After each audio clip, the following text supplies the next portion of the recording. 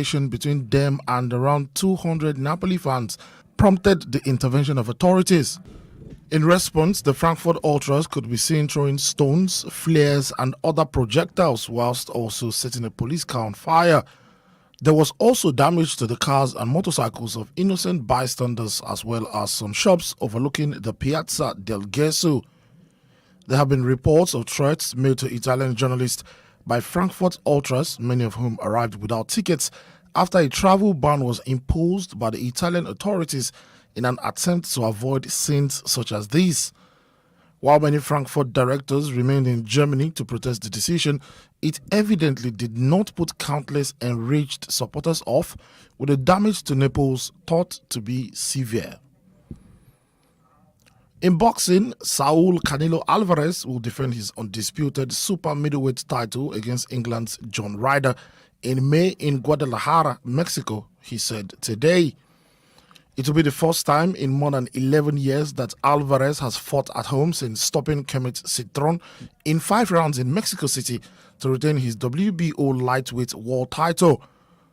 The Mexican retained his undisputed crown for the second time by defeating bitter Kazakhstan rival Gennady Golovkin in their trilogy clash in Las Vegas last September before undergoing wrist surgery in November. The 32-year-old 4-weight world champion will make an emotional return to his hometown for his 63rd career fight as he approaches his 18th year as a professional.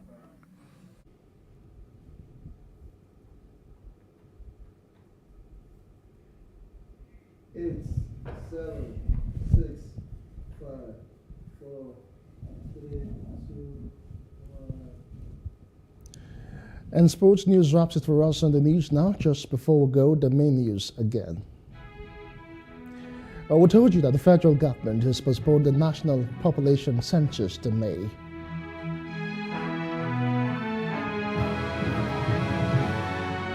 The Benin National Electoral Commission, INEC, has begun the distribution of sensitive materials for the governorship and state assembly polls.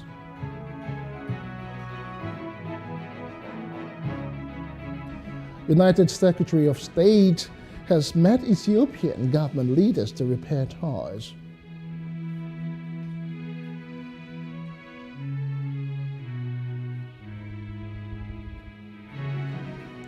And United States said Russian fighter jet hit American drone over the Black Sea.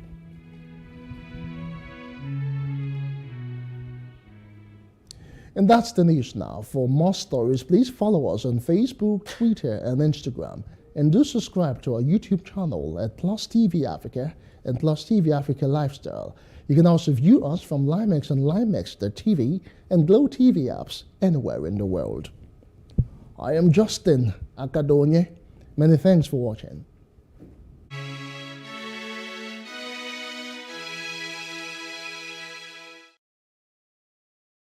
An African girl somewhere is sitting at home, accompanied by dreams that seem so far away. Africa is one of the continents with the highest out-of-school percentage in education, and girls are at an early disadvantage. The sub-Saharan Africa records about 18 million out-of-school girls. This gender gap extends to the tech space with a projection of only a 33% global female workforce representation in tech firms for 2022. Let us help change the stories and numbers. Africa Agility's Project Train a Girl campaign is working to help train African girls in tech. You can donate as little as $2 or 2,000 naira to help a girl in tech get her heels in the door. Visit www.africaagility.rallyup.com/PTAG to donate.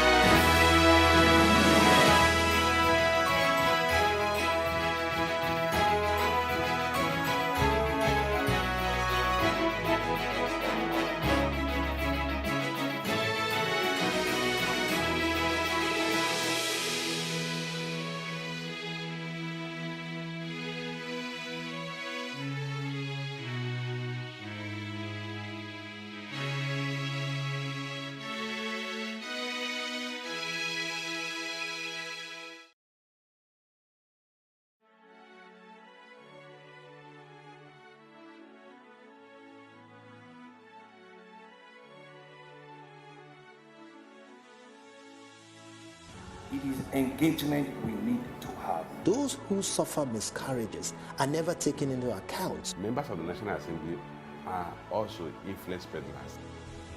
You are sitting on Nigerians' money. From the barbing, I pay my rent.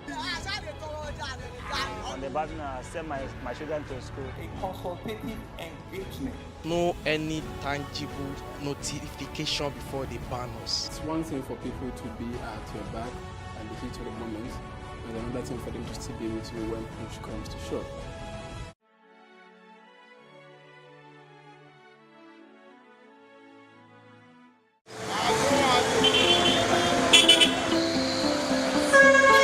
Nigeria is witnessing an increase in entrepreneurs, startup companies, and small and micro-scale businesses. Economists say one of the major reasons for this is a problem that has plagued the country: unemployment.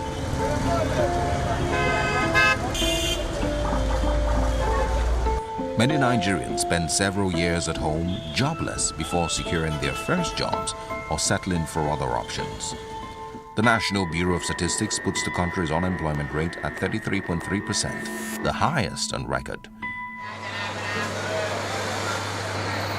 Rather than sit at home and complain, more young people are becoming innovative and turning their hobbies into businesses. Olayanwaju sold clothes in his undergraduate days to make extra income. He now does the same thing, but this time around to make a living. It came as a motivation for me since my university period, because I actually went into selling of NYC kits, selling all these basic minor clothes. Then after a while, after going to service, it occurred to me that the kind of set of people I roll with, this is what is going on in town. This is the fashion store. This is the brand. And I've been known as Roger Wears. So why is Roger Wears still selling this? Why can't he just move up from this business into the main industry? Samuel Joy learned to cut hair during her days of unemployment. It's now what she does for a living. Actually, it hasn't really been easy though, but a lot of challenges ahead of it, and some I've faced though, and it's cool. But I love it being, I was once a tomboy. That's when I learned barbing. And ever since then, I think I've been able to convince people to believe my skills. Unemployment and poverty also forced Willie to be a barber on the streets of highbrow Victoria Island in Lagos. When I was growing up, father actually wanted me to do something good. He wanted me to go to school, wanted me to have a good grades in school. Well, you know the system in the country. When after the school stage, you come back, you graduate from school, you still don't have good jobs out there.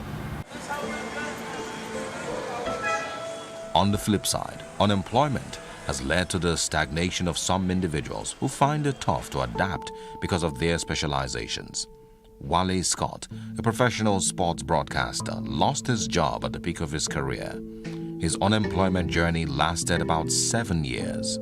Moving on and getting another job was more difficult than he had imagined it would be.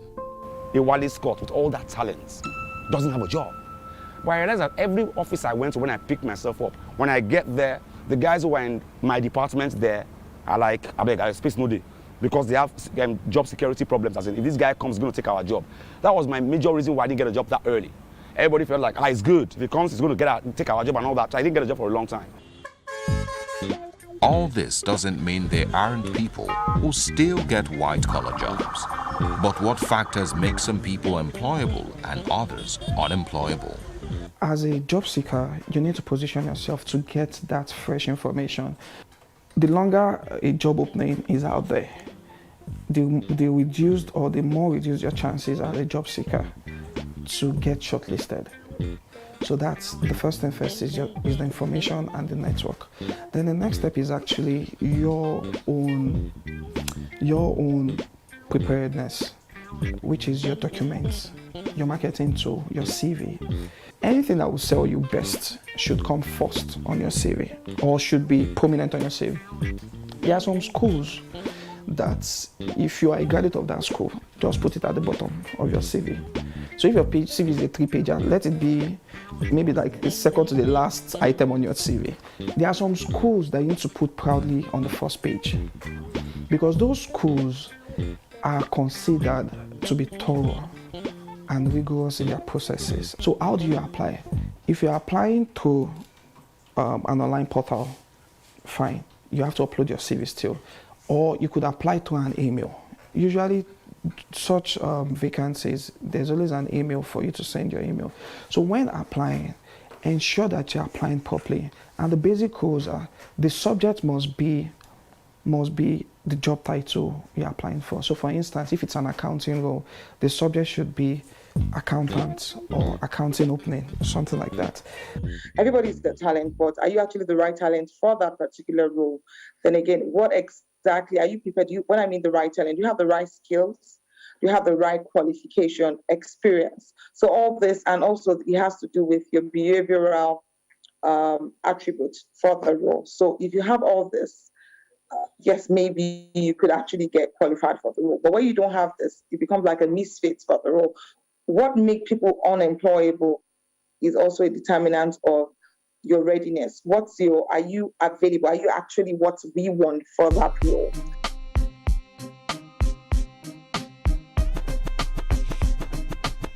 At a point in my life, I actually did consider it. And I was back in school. I did consider going into Yahoo Yahoo. All right, so what changed your mind? It's something that when I tried to, I felt this adrenaline rush of being scared of being caught, being scared of sitting in jail. It's something that I did try for like a week, not even, it didn't take up to 2 weeks, just a week. And within that week, it's something I understood that, no, this is no way for me. Because, for example, there are a lot of youths that are just like me in the same markets that were into this business. And I've seen a whole lot of them that have bought cars just from this business, that have gotten a house just from this business.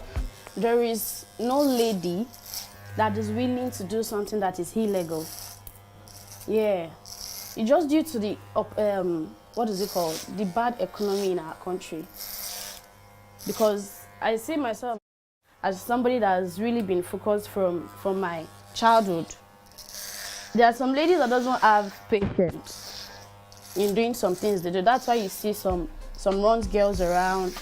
Our Nigerian youths won't try because go easy. At the kind of primary, from primary to secondary. Secondary, most of them are university, not graduate. After graduation, on the serve, if you have a year, a year to be served. So one serve, most of them want to say federal, one serve the federal, and one can serve the states. Instead of your country, me one, síbẹ̀, one that will go on less. So I'm going to quickly most of them want online business, non she. The bad one no agency, and our youth not quite in business than say. So I feel a lot of people actually have this mindset of they want to go into legal ways and make it out of legal ways. So one day they can always say, back then I never had it, but today I have it because I set my mind into this market business and not the other shady business, because no one knows tomorrow.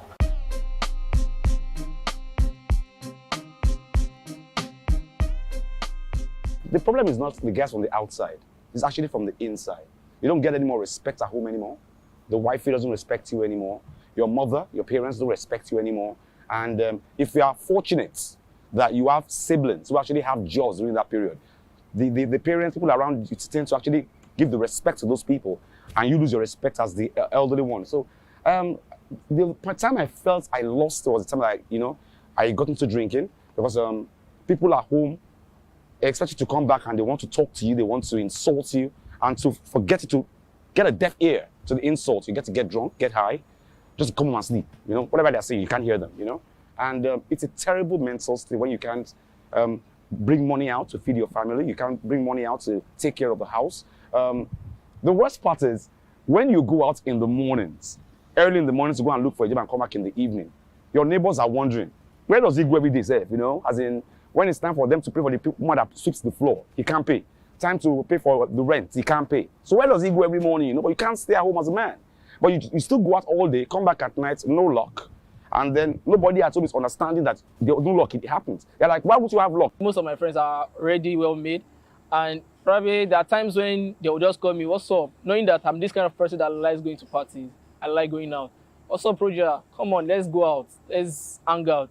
But due to the fact that I'm jobless and probably have no cash on me, I will just respectfully decline the offer.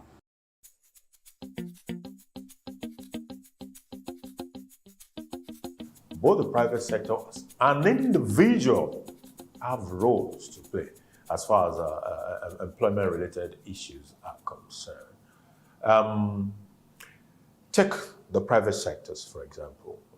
Private sectors, or private sector rather, not sectors. The private sector have they have to help to drive the public sectors in every area where it is failing. I give you a very good example. In the ongoing pandemic, the government of Nigeria has not been able to take to life any vaccine. Not because there are no researchers, not because there are no research institutes, but there were other factors that go into that space to make it happen. One of it is funding of research.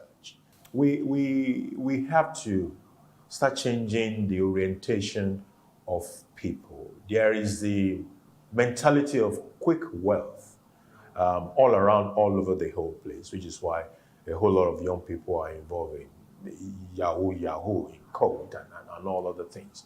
And when you speak with them, they tell you, oh, it's because there are no jobs. That's why I have to go that way.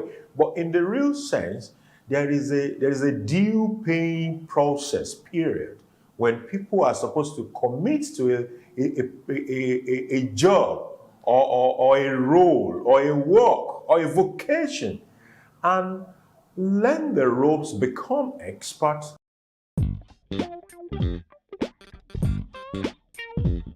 Everybody has a skill. Yeah. But it's just sacrificing the time and creating the time in making that thing grow in you.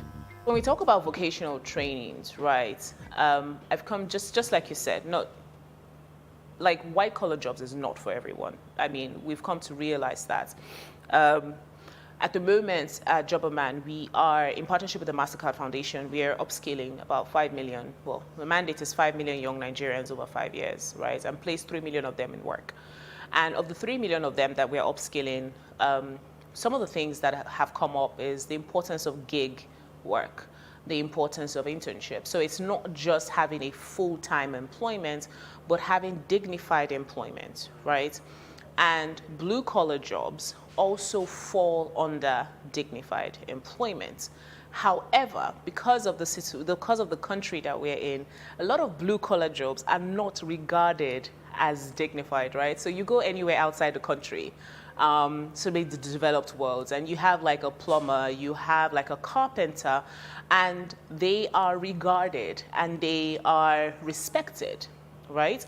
However, in Nigeria, you have carpenters, you have plumbers, and most times those professions, although not white collar, are not regarded, right? So what we really would love to do is to make these blue collar jobs dignified. And how do we make them dignified? By teaching these people, or teaching people who are going through vocational trainings, the necessary skills that will make them stand out. So yes, white collar jobs are not the only answer when it comes to employment.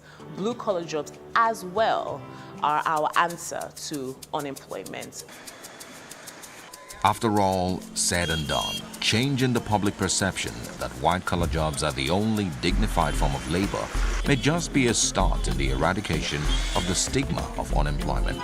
More people are building businesses from their talents, passions, and hobbies.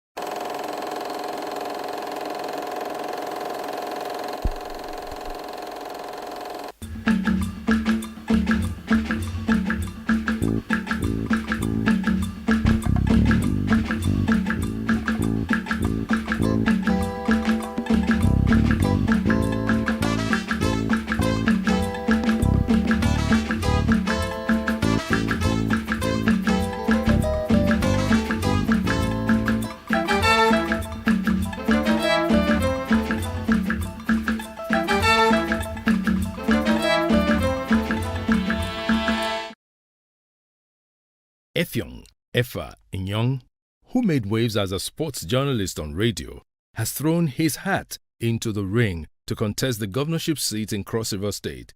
He is running under the banner of the African Democratic Congress, ADC. His mission is to rescue the state from what he calls the current sorry condition.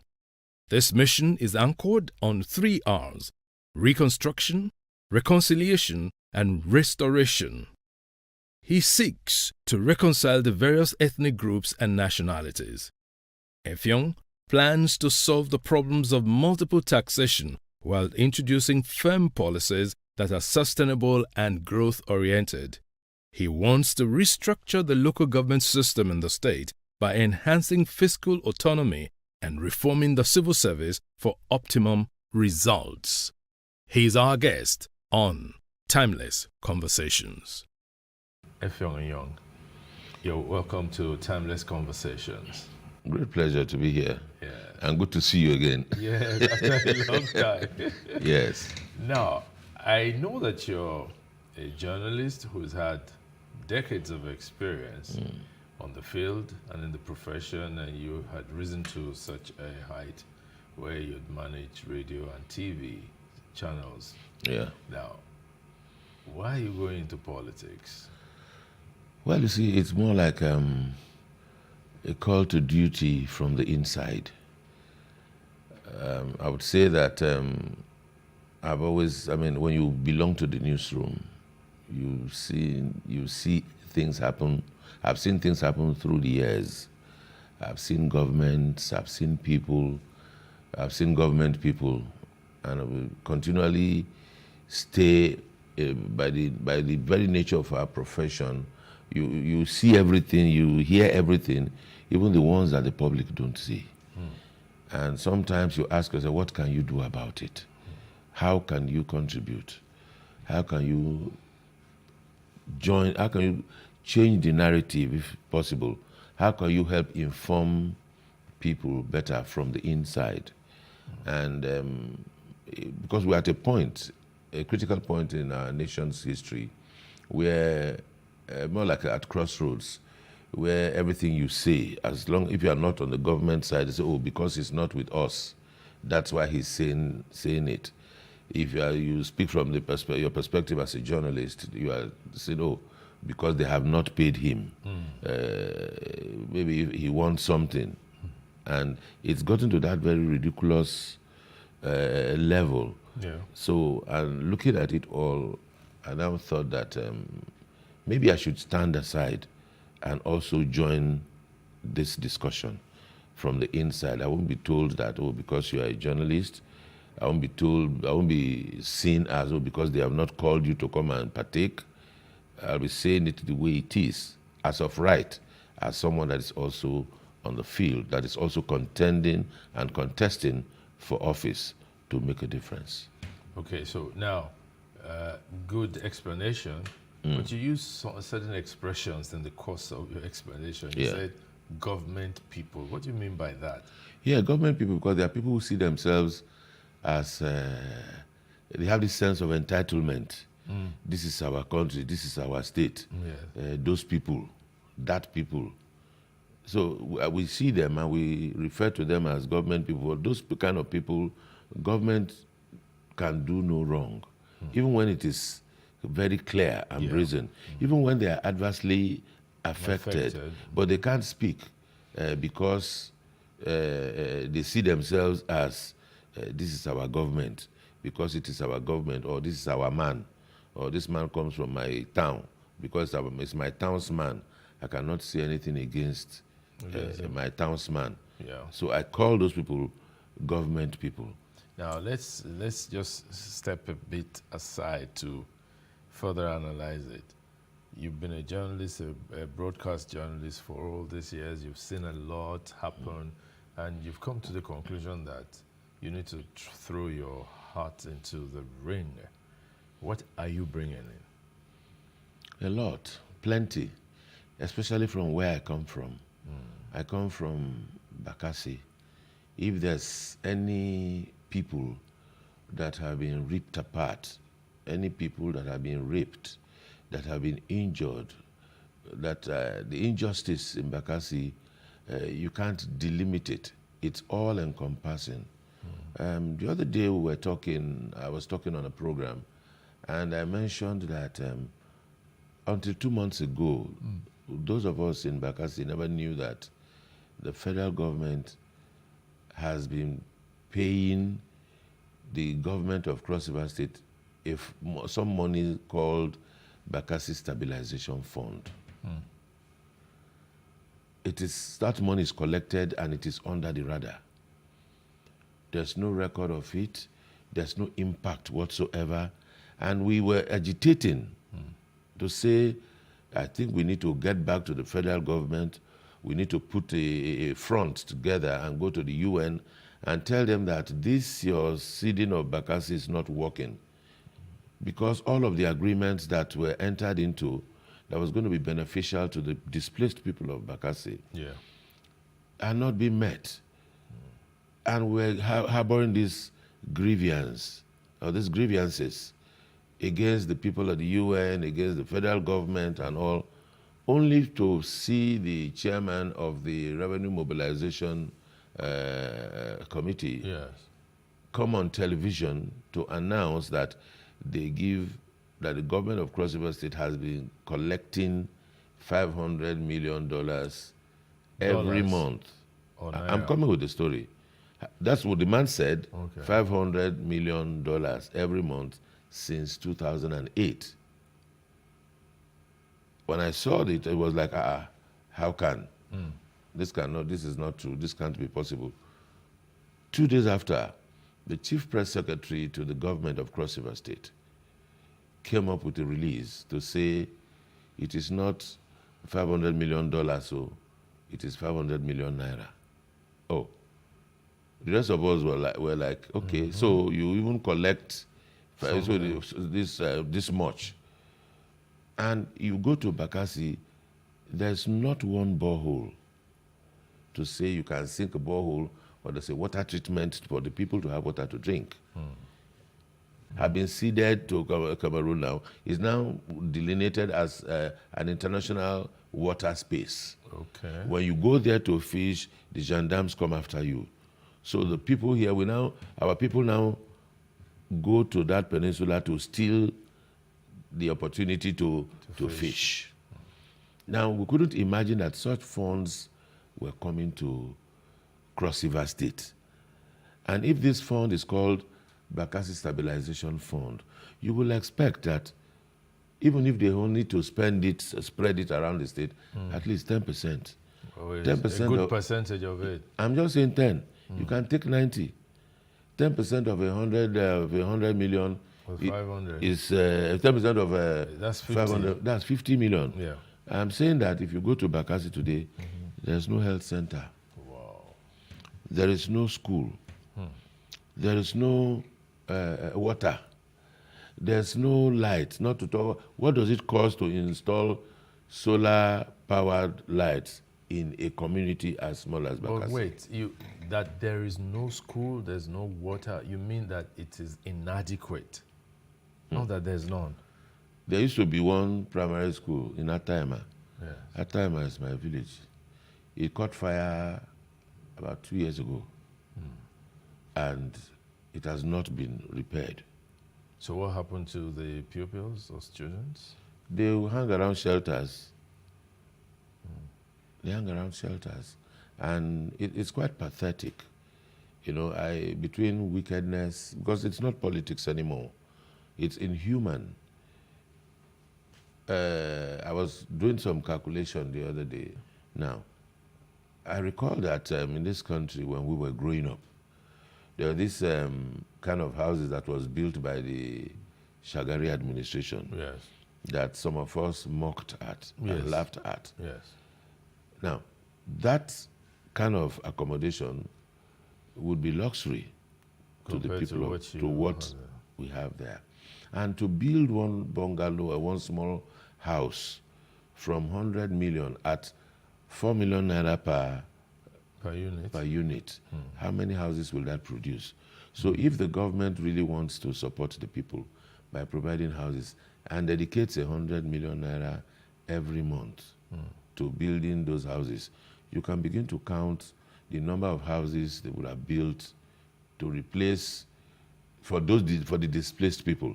And but the displaced people, their situation is quite unique because they are scattered all over the Niger Delta, but majority of them are in Cross River. Okay. You find them in Akwa Ibom, you find them in Bayelsa, you find them elsewhere. Because after the seeding took place, they had no home. They now had to start to drift and travel. Today, what's happening is that they are scattering, they are finding their ways to survive. Okay. Because the bulk of the people, the land that is there cannot hold the numbers that we have. But that's Bakassi. Yes. Now, if you find yourself in government, what are you going to do? Permit me to speak Yoruba here. I will do 10. Maybe you should say it in Efik. We don't have that expression in Efik language. Okay. Yes, I would have said it in Efik. Okay.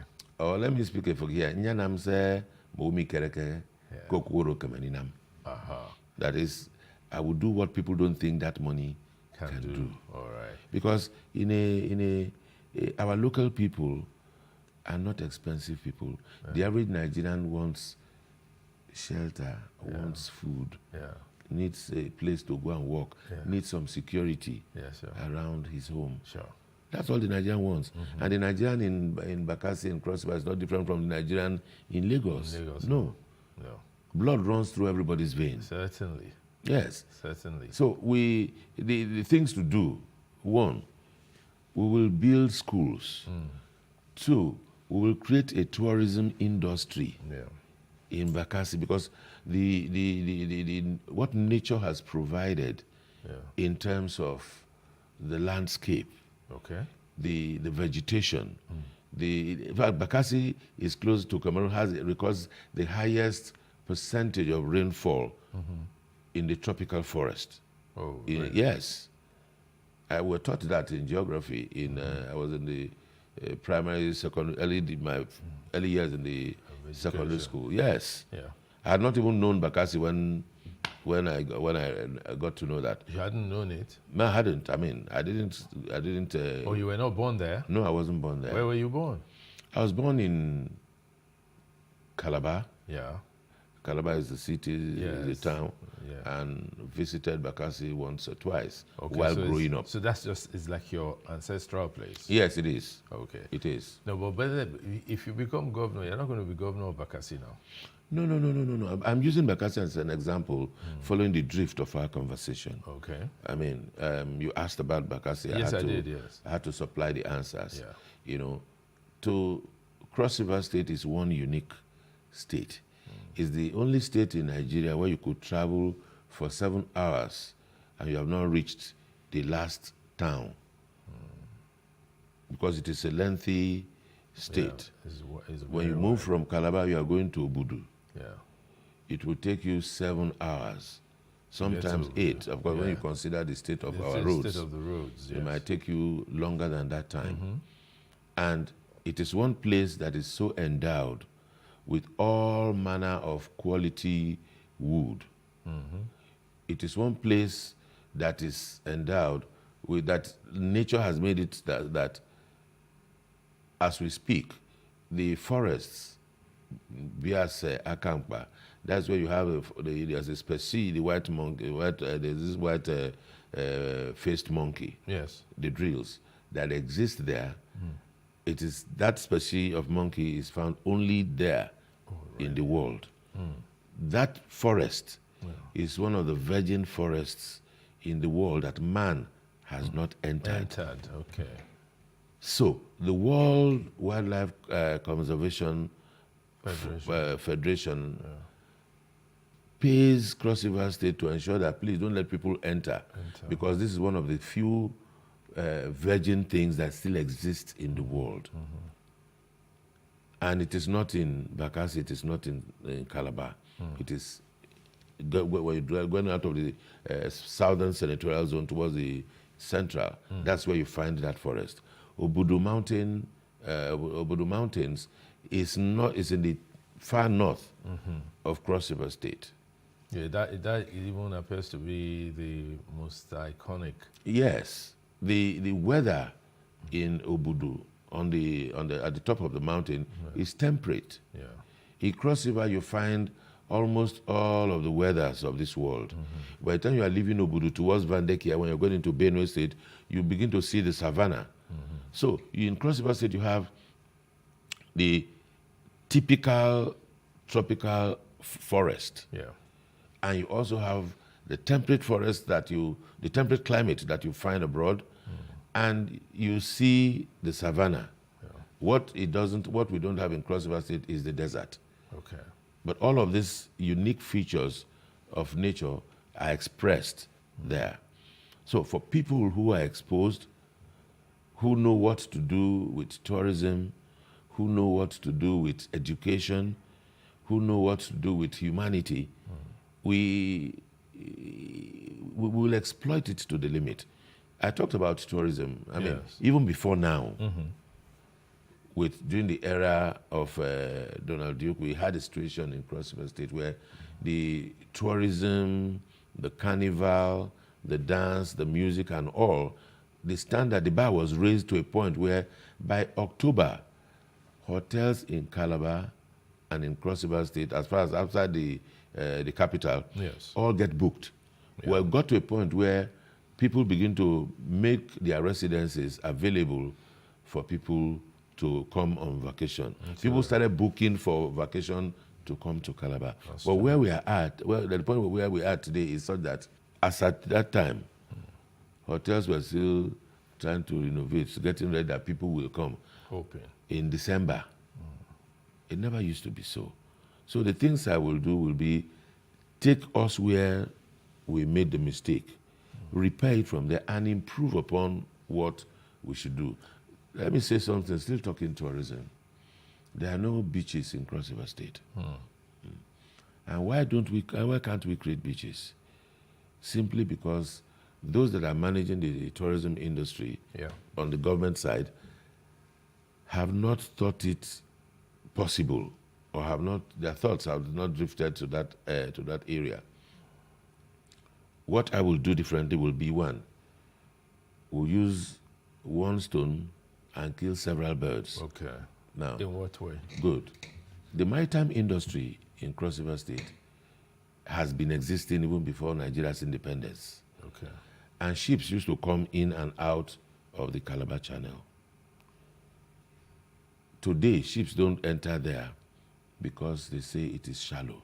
Okay. And when they dredge this seabird, what they do is they pump that same sand back into the ocean. It's like taking it from here and pushing it some kilometers away. Then when winds blow, it drifts back and the channel remains blocked. So it remains a business for some people whose business is dredging.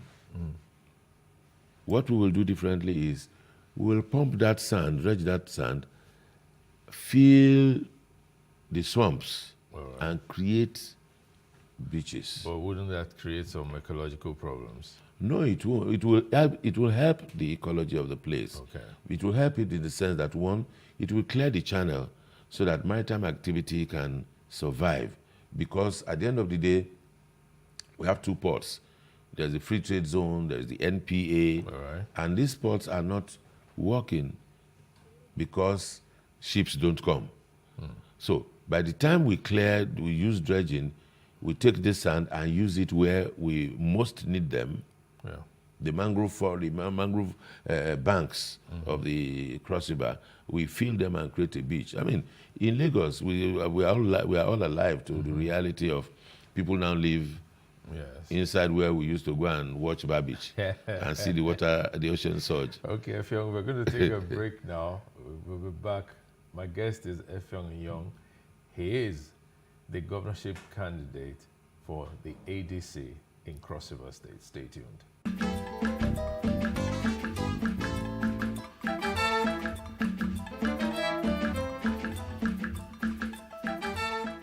Welcome back to Timeless Conversations. My guest is still Effiong Young, ADC governorship candidate in Cross River State.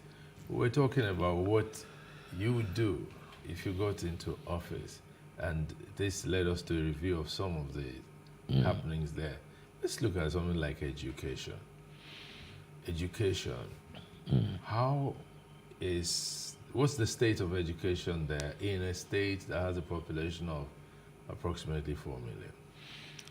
Well, I would say that the government today has displayed so much ineptitude in management, in terms of managing infrastructure, managing the people, and even managing the pupils, even its staff.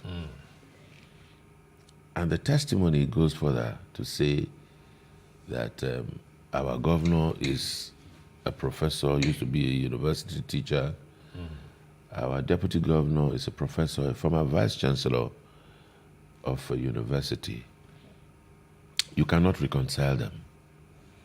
Even as I speak here, I cannot reconcile why these academicians hate education, hate library service. I can't reconcile it.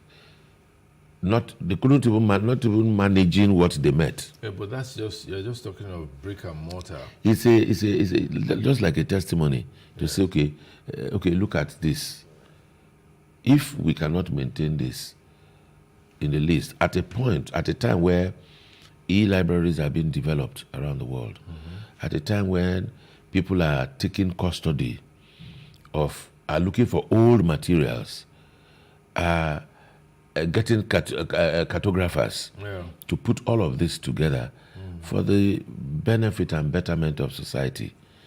But we find persons who are in the saddle deliberately, in quote, destroying things that would edify young minds and edify society.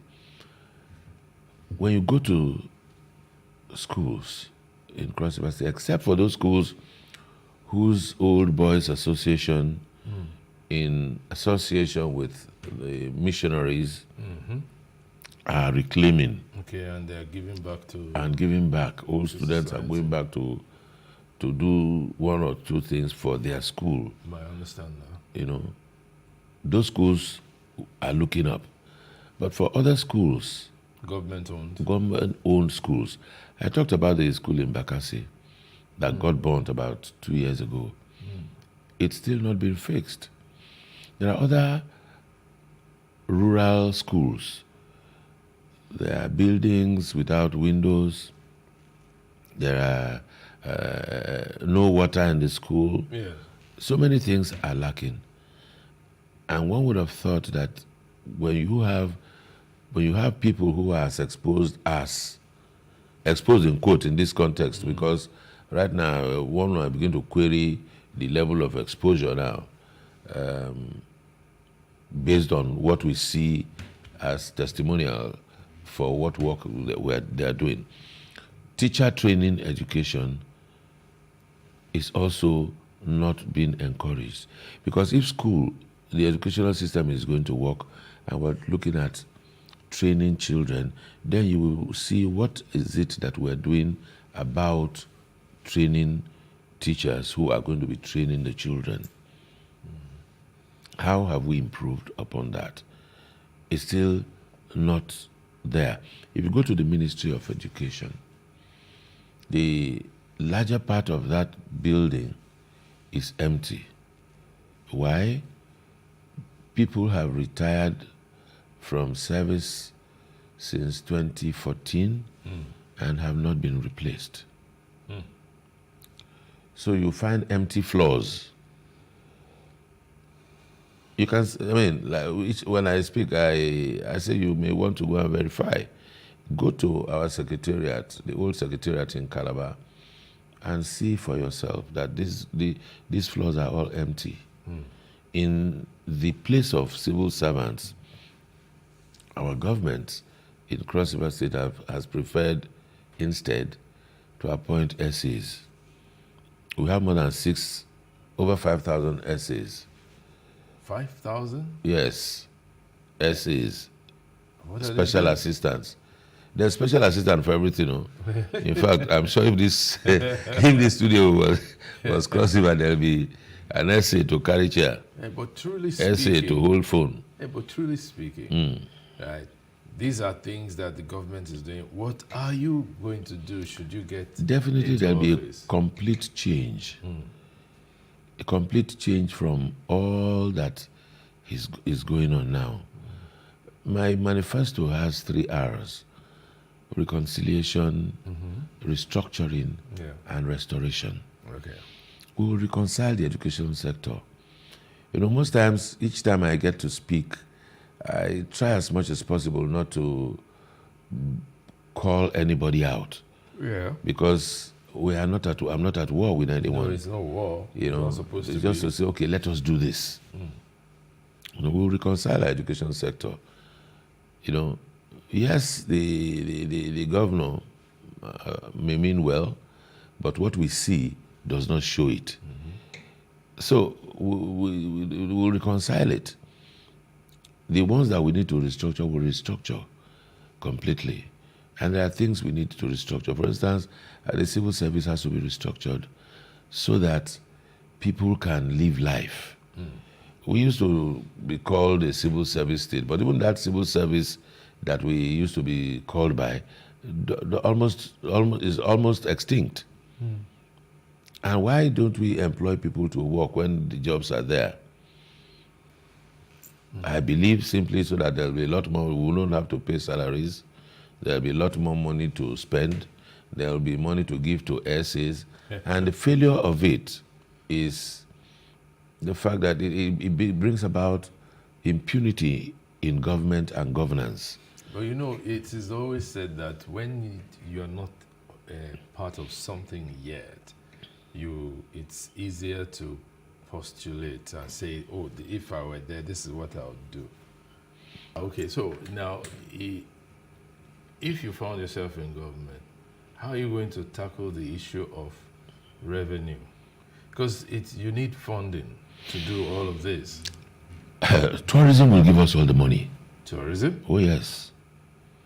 There are so many things government will do with tourism that it does not have to pay, but the money doesn't have to come from government. Tourism, for instance, if it's tourism you're talking of, in the past few years now, like 2-3 years, there's not been the regular Calabar. No, it's going on this year. It's going on this year? Yes. Okay. The carnival. If I am governor or I lead government in Cross River State, it will not just be the Calabar carnival in December. Okay. We'll have a 12-month tourism calendar. 12 months? Yes. In Cross River State. How do you hope to sustain that? Fantastic.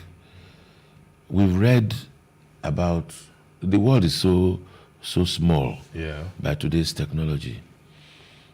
In 2015, the Bahamas received, 2019, the Bahamas received 7.2 million visitors.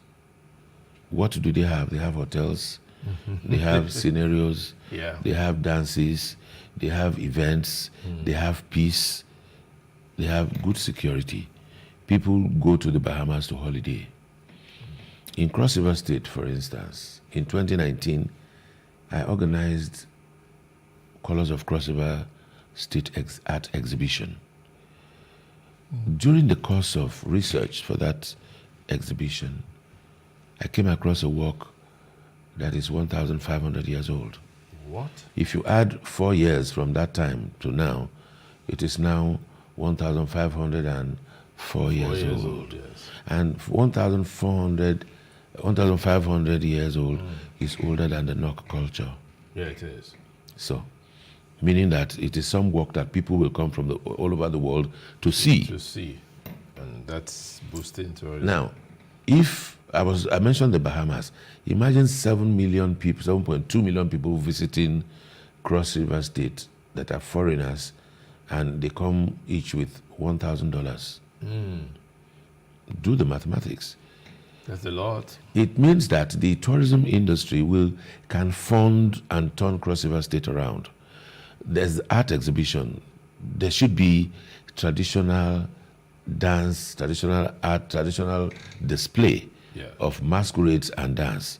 The whole of Nigeria know Cross River State. In fact, when they talk about masquerading, they call it Ojuju Calabar. That's true. Ojuju Calabar. That's very true. Ojuju Calabar, in the Southern Senatorial District, we have more than 120 masquerades. Different types of masquerades, different design, different dance, different attire, everything different.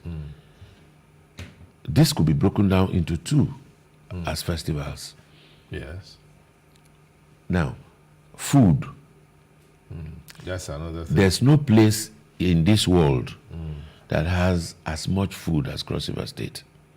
That sounds like an exaggeration. I say this because I've had the privilege of travel. And I know where I come from. If you take egusi. Yes. In Cross River State, we produce egusi not less than 6 different varieties. Yes. If you take the ogbono and okra, we produce them in at least 6 different varieties. Yeah. If you take this rice meal, rice is prepared in at least 5 different varieties. If you take plantain, that we do as boli. Yes. If you take plantain, we do the roasted plantain that is boli. We do the one, they mix it with, they call it ukang ukom. There's the one that they do it, they chop it into small bits. Yeah. There's also, they now make the flour from plantain. They now pound it. 5 different ways. Okay. And all of these different ways of preparation are unique and each different from each other. So if, for instance, cocoyam, cocoyam is also produced the way the Ijebus prepare ebiripo. We have our own version. And that's your ekwan cocoa. Ekpan cocoa is one variety. Really? The one that comes like ebiripo, that is done like ebiripo, is different. The one that they cook as ikokore, is also different. And other varieties, cocoyam is produced in at least 5 other different varieties. Okay, we'll take a break. I like food, and I think you like food. So we'll come back and continue talking about food, agriculture, and all that. Please stay tuned.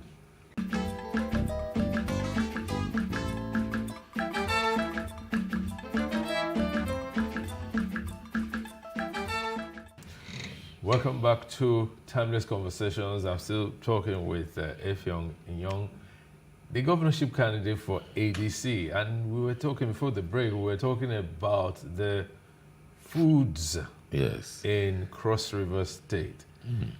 You were describing the foods and all that. Yes. But what about the production of the food, like planting, like agriculture? Fantastic. Yes. Yes.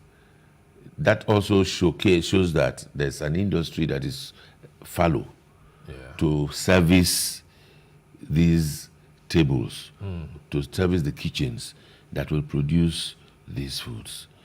And I was still talking tourism when we talked about food. I've not mentioned Edikan Ekong. I've not mentioned Afang. Those ones have been taken over from you people now. Those ones have become national foods. Yes, I'm trying to say that there are various ways of producing that Edikan Ekong. It's not just one variety. No, not just one form. Not just one form. Oh, yes. So by the time you do a breakdown, maybe this will encourage me to write a book on cookery. Please, right. And state all of these varieties.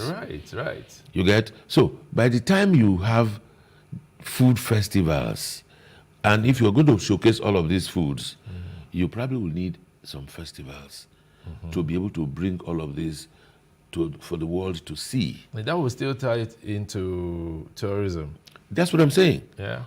And we were talking about the tourism calendar. I said we'll have a 12-month calendar. Now, all of this I've described does not include the new yam festivals Now, the New Yam Festival is not celebrated in the southern part. When you go to the middle, the central and northern part of Cross River, you have various New Yam festivals. Really, name those places in the. There is in Ugep area. Ugep, okay, Ugep, Obubra, Banliku, Goja, in Ikom, in Boki, in Yala. Yeah. In all of this, in Biase, in all of these places, they have their own, each community or each people have their own way of celebrating the New Yam Festival. The most prominent about it is the Leboku Festival. Okay, what's that? It's a New Yam Festival. It happens around Ugep, and that has got to a worldwide acclaim at some point. All right. Got massive sponsorship. Europeans and other nationals from outside Nigeria have been coming to celebrate the Leboku Festival. Okay. And for some years now, the Leboku Festival is run as if like any other small backyard thing to do.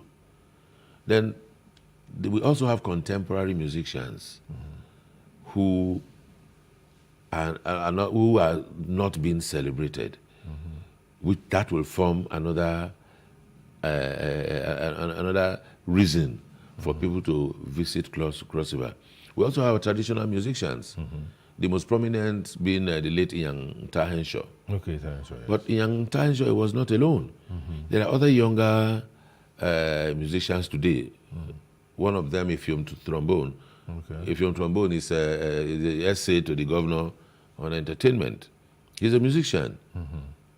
We also will have that. So by the time we break all of this down, yes, you will have more than 12 months on your hands. Then don't forget also that the old residency, where the then Governor General of the Southern Protectorate of Nigeria used as office, is still there. Okay. His table, their office is still there. Preserved. Yes. Then the prison cell, that kept Werawe of Benin after that invasion, that cell is still there at the old residency, a little bit underground. Then you also have the Slave Museum, which credits to former Governor Donald Duke, refurbished, and the chains, the shackles they used, some of the things pertaining to the slave era period, yes, are still there. That museum already exists. All of these are focused on tourism, lifting yes, the economy through tourism. Yes, well, because you must create a reason. Yeah. Then security will be taken care of. I asked a question about agriculture. Yes. The state should naturally be an agrarian society. Yes. What would you do to improve agriculture? First, I will revisit oil palm. Uh-huh. A lot of work is being done now by some Chinese company that bought some large expanse of land, and they are planting the modern species of oil palm, and it's doing well. But the larger part of Cross River State, that gave Nigeria that #1 position as a world's leading oil palm producers, are still having that very tall trees. Very, very tall trees. Tall, yes. old trees. Yes. Some of those trees, I'm sure they're older than my mom, my late mom. We have them in my mom's village, in a Kriobio in Akpabuyo. Akpabuyo is largely a plantation. Okay. In those days, Akpabuyo used to be referred to as Inwang Akpabuyo. Inwang meaning farm. That's where most of the plantations were. And those plantations are still there. What happens today is that some rich person goes to a village, pays them rent, maybe 50,000 naira a year or 100,000 naira a year for I rent this expanse of land. And that money means that for every palm that is harvested belong to me for that season. Wow. So people pay such rent, and some pay for 5 years, some pay for more, some pay for less. We will begin to replant while paying the owners of the land not less than whatever monies they were. And in fact, we'll give them more money than whatever these businessmen are giving to them, and begin to, in phases, begin to replant, these crops. So we will not take it away from the owners. Okay. Because one of the things that I have noticed over time is when government wants to do anything, they will take it over. Yeah. And now hand it over to new owners. Then the real owners will lose it. We will ensure that the real owners of the land still retain their property. We support them. What government will do to provide and build mills at strategic locations, so that the harvest can be better refined and maximized. Because even the jute that comes from the oil palm is some raw material. Yeah, it is. The palm kernel oil is a prized oil. Yes. And all of this, businessmen just take and they just leave without dealing with them. We will try to bring back the old produce boards. Okay. Because the old palm produce board that existed was such that they were empowered to buy off the proceeds from the farmers. Pay them their due, take it over, process. The ones that are for export, they export. The ones that are to use locally, go into the local market. And everybody was happy. But you see, government came in, especially after when the military came in, they took everything over. They scrapped the palm produce board. There used to be the cocoa board. Yes. So that the quality testing was done by the board. And there's so much cocoa in Cross River State, around Ikom, in northern Cross River. There's so much rubber in Cross River. Palm oil used to supply Dunlop, Michelin. They used to produce from here. Yes. But of course, as some of the things that have happened to Nigeria as a country in the last 10 years, Dunlop has left, Michelin has left. A lot of them have left. And they had to leave because of the harsh environment. Yes. But if we have the opportunity to get into government, we will I and my team will make Cross River State a model. Because the people that made it happen are still there. The people that worked with Donald during the tourism, the boost of tourism, are still there. They are Cross Riverians. A lot of them are very young people. Yeah. And all of these people are around. Yeah.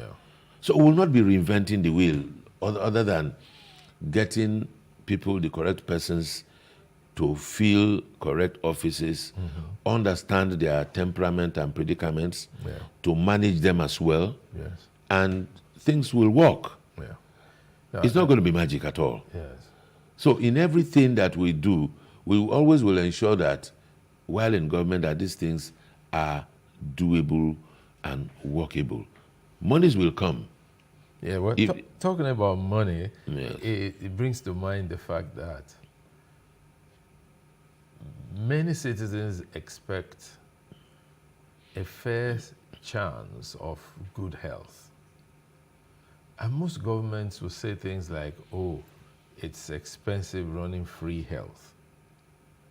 So they're going into the area of health insurance so that they can guarantee for people the access to health. What would you do about health? You see, mentioning health now almost want to get my spirit vexed. Because my immediate younger brother died in September this year. Oh, I'm sorry about that. We buried him on the 15th of October, and over a health issue or a mismanagement or a fault in the healthcare system. Oh. He had crisis at about 9 p.m. By about 9:30 p.m., we took him to the first hospital, a teaching hospital in Cross River State. There was no doctor, there was no light. Was there a strike? No strike. The people were not just on duty. Then from there, they said, oh, you guys go try General Hospital. And they rushed to General Hospital. No light, No doctor. Found a few auxiliary nurses hanging around. From there, we went to the Navy Hospital, which is supposed to be a reference hospital. No light. No doctor. We found a few nurses there who said they need to call the doctor to come. That this one said, okay, let's use our phone to call. They say, no, you can't use your phone. That if you use your phone. What a pity. You can't use your phone. Okay, let's transfer credit to your phone so you can call. Okay, in short, this thing no go work. By this time, it was approaching 11:30 to 12. At night? Yes. We now moved my brother to Asiupo. Asiupo is a private hospital. By the time we got to Asiupo, and it was raining. By the time we got to Asiupo, wheeled him to the emergency unit. He died. Please accept my condolences. Yes, and that is a picture of what our healthcare system represents. Not because it's me, because I consider myself privileged. Yeah. Because all of these movements we're making in the night, we had a car. We had a car and a backup car, but the two vehicles were running around in the night. You just picture what could have happened to some individual or individuals who didn't have a car, and it was drizzling. How were they going to hire a taxi or hire an ambulance and be running around in the night? That in a nutshell describes the state of healthcare in Cross River State. Okay. From how it happened to me. And that further reinforced the reason why I believe very strongly that we need to change things. Enough of praise singing, enough of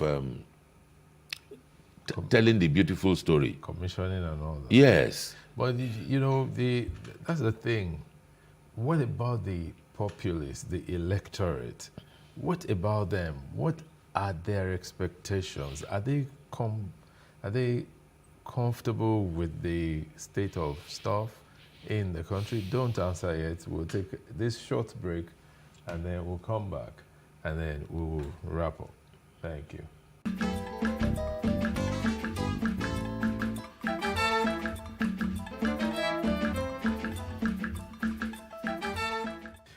Welcome back.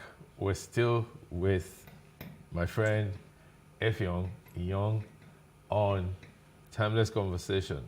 He is the ADC governorship candidate in Cross River State. Before we took a break, I was asking you this question. Tell me, what is the role of the electorate in all of this? How fired up is the citizenry in Cross River about having a change, desiring a change, and all that? I wish I can speak for them. I've always maintained that it's about choices. What has happened to Nigeria is about what choices we've made in the past. And what will happen going forward will depend on the choices we make now. In Nigeria as a country during the 2023 elections, and also in Cross River State. The important thing for me is to sell my manifesto, tell them what we can, educate them on the things that are wrong, and also tell them that these things that are wrong can be repaired. And I expect that they will listen, they will buy into it, and so we can have a better Cross River State and a better Nigeria. Because if one state is able to stand out, others will be able to look back and say, yes, we can do it, so we can also do it. I recall still talking tourism when the Calabar Carnival was at its peak. We had other cities, other states coming up with their own carnivals, wanting to emulate. Copying a good thing. Yes, but since the Calabar Carnival started going down, I don't hear of other carnivals. So we'll do things to make sure to be certain that it is doable, and it is the electorate that we need to see. I need to say that as part of the things we will do to create employment in Cross River State is to say that we'll create more additional we'll create council development areas to support the 18 local governments that already exist in Cross River State so that development can be spread across the state. We'll ensure that we will support independent business people by ensuring that they get facilities, still talking tourism here now, and ensure that hotels, resort owners and builders get minimum interest rates so that they can get facilities to expand on their facilities and structures to encourage employment and boost the tourism industry. We also will support, like for instance, the export processing zone, the premier free trade zone in Calabar, where they have 3 power turbines. All the 3 are broken down. Although I must also say here that I am aware that it's been repaired. But before this time, the government of Cross River State could have joined hands with the Nigerian Free Trade Zone to make sure that power stabilizes in that zone. 37 industries working at less than 20% capacity. If those industries work, they have the capacity to employ a minimum of 2,000 each. And 2,000 jobs times 37 gives us 74,000 jobs that could have been available for young people. We'll do security very differently, collaborating with all of the military, paramilitary security agencies in Cross River State.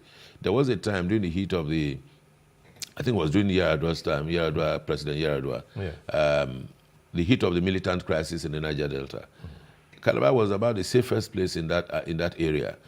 Because all workers were living in Calabar and going to work in Akwa Ibom, were living in Calabar, going to work in River State. But today, it's not happening. What happened is simple, that the government of Cross River State today simply neglected it. And not paying attention to security definitely will drive every other thing aground, like the tourism that we're known for. People, I mean, you cannot decide to go touring a place where kidnap can happen any moment. I mean, anything can happen, where there's so much darkness. Why would we be not support the production of solar energy to light our villages, to light up the rural areas, to ensure that people get the places lit up? If the place is lit up, the night economy exists. And of course, the business of tourism and hoteling and resort enjoyment, a lot of it happens at night. And if there are no lights, everywhere is dark. The moment it's 7, 8 p.m., everybody goes home. The industry cannot thrive. The economy cannot thrive. And if the economy is not thriving, you cannot make money, you cannot get tax, you cannot get people to pay tax. And when people are not able to pay tax, the government will not have money. So all of these things are interrelated. And it's simply that we have always taken ourselves for granted. So I ask the electorate of Cross River State, look at this situation. Let us change it. We can change it for the betterment of everyone. Going into government, if you look at me, you definitely know that hunger is far. So it's not something that I want to grapple because there's one point I want to prove. I'm not hunting anybody, I'm not fighting anybody. The businesses of Cross, the other thing that has affected Cross River State adversely is that every government that has entered Cross River State they decided to do things on their own. No continuity. So I talked about reconciliation. We will reconcile all of this, please, and make sure that there's a link. The ones that are good, we will take and improve upon. The ones that are not good, we probably will discard. We also will not be haunting anybody. I always said this because people feel that they say, oh, this man is doing this so that they will protect him. This one, who is protecting who? We will ensure that people, if you got money to do contracts and you didn't execute the contract, you return the money. Yes. If you got money to, if you are not competent to do a particular business, we'll relieve you of that opportunity because there are a lot of people that want to get things done. Okay, so let me wish you the very best. Thank you. That's come March. Yes, I will invite PlusTV to come to Cross River State and see for themselves. Yes. And when we start work and see how it's happening. Come and still talking about the time is up. Time is up. I just wanted to throw something into the media to say we have a CRBC and TRBC TV, and all of the news is about government said. We'll break it down and ensure that Nigerian Chronicle, or some of the foremost newspapers, is returned to a full commercial printing, full commercially minded printing press. And the broadcast situation will be that we have more channels, not just one news channel. There'll be a movie channel. You can imagine us doing carnival. We'll go and pay some agencies 200 or 350 million to broadcast our carnival. When that money is enough to set up a TV channel and run. Cost of DTH is not a DTH license no more than 10 million naira. So you can count how many stations we can set up and get functional. I thank you for this opportunity. You're all fired up. Let me wish you the very best. Thank you so much. For coming. All right. I'm grateful to you. I'm grateful to Plus TV, and let's hope for the better. We hope for it. Thank you. Hope for it. It's been timeless conversations today. My guest has been Effiong Young, the governorship candidate for the ADC in Cross River State. Until next time, take care.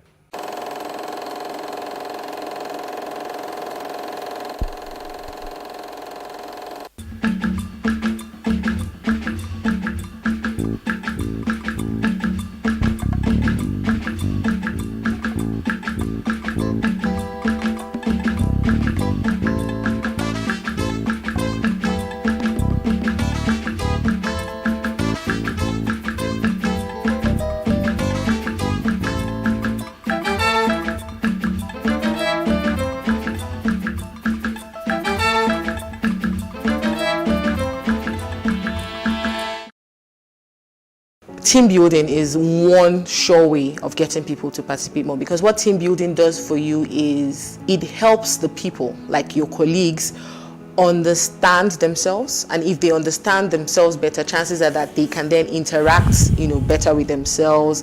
HR is supposed to be your friend. I don't know how it operates in most other organizations, but that is really how it's supposed to be.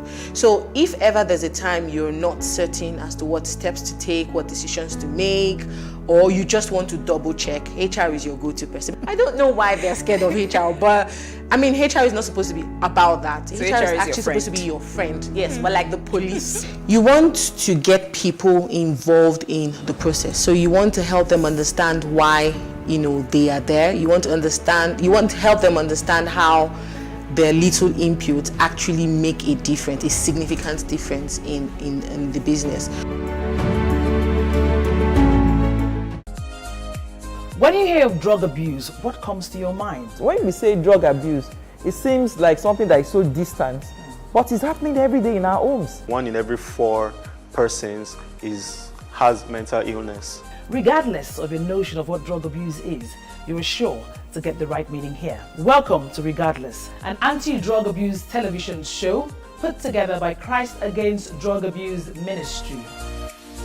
Regardless, the anti-drug abuse show, airing on PlusTvAfrica every Tuesday at 5:30 p.m. Hello and welcome to Space and Style, a property show designed to connect various stakeholders across the property value chain. We can also provide realistic solutions and deepen your knowledge about the interesting world of real estate. We shall showcase architectural design, interior design trends, lifestyle and real-time property news updates, and the right way to navigate through property development and investment. Join me every week on this channel as I take you through an exciting journey in the world of real estate. Space and Style, 6:30 p.m. on Saturdays and 5:30 p.m. on Wednesdays.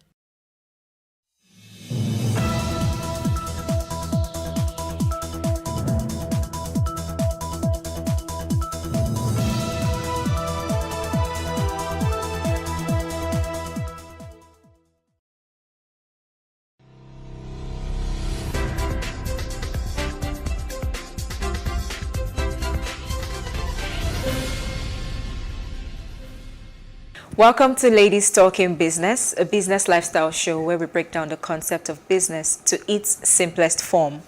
I'm your host, Marimi Akonwu. On today's episode, we will be talking about building the right team in business. And discussing this with me in the studio is Rita Uzo Unebu. Rita graduated with honors in international law and diplomacy from Babcock University, Ogun State. She is an associate member of the Chartered Institute of Personnel Management and a member of the Nigerian Society of International Lawyers. She holds a diploma in French from the Nigerian French Language Village.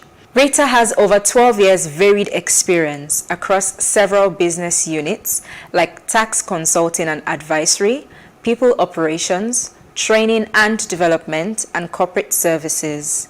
Rita started her career as a consultant with KPMG Professional Services in the tax division and later moved to the training and development unit where she consulted for a wide range of clientele across the public and private sectors.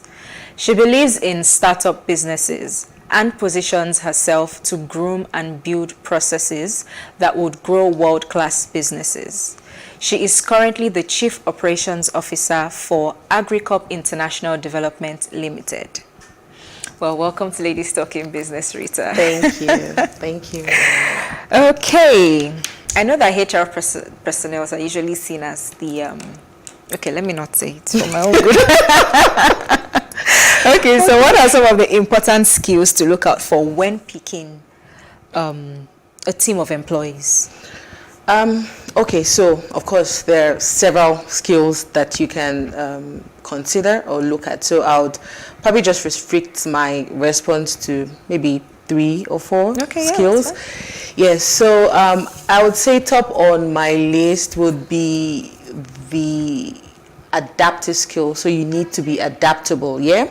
So, of course, we know how businesses start or how they go in today's world. You start something and then, well, due to environment or the economy or something, you know, it doesn't quite go the way you've planned it out. So there is a need to change or tweak certain things. Yeah. You want to equip yourself with, you know, individuals who are easy to adapt to those changes, such that this change may not necessarily have, you know, a huge impact on productivity at the end of the day. So your adaptive skills, very important. I mean, that's one skill I'll be looking out for individuals to join my team.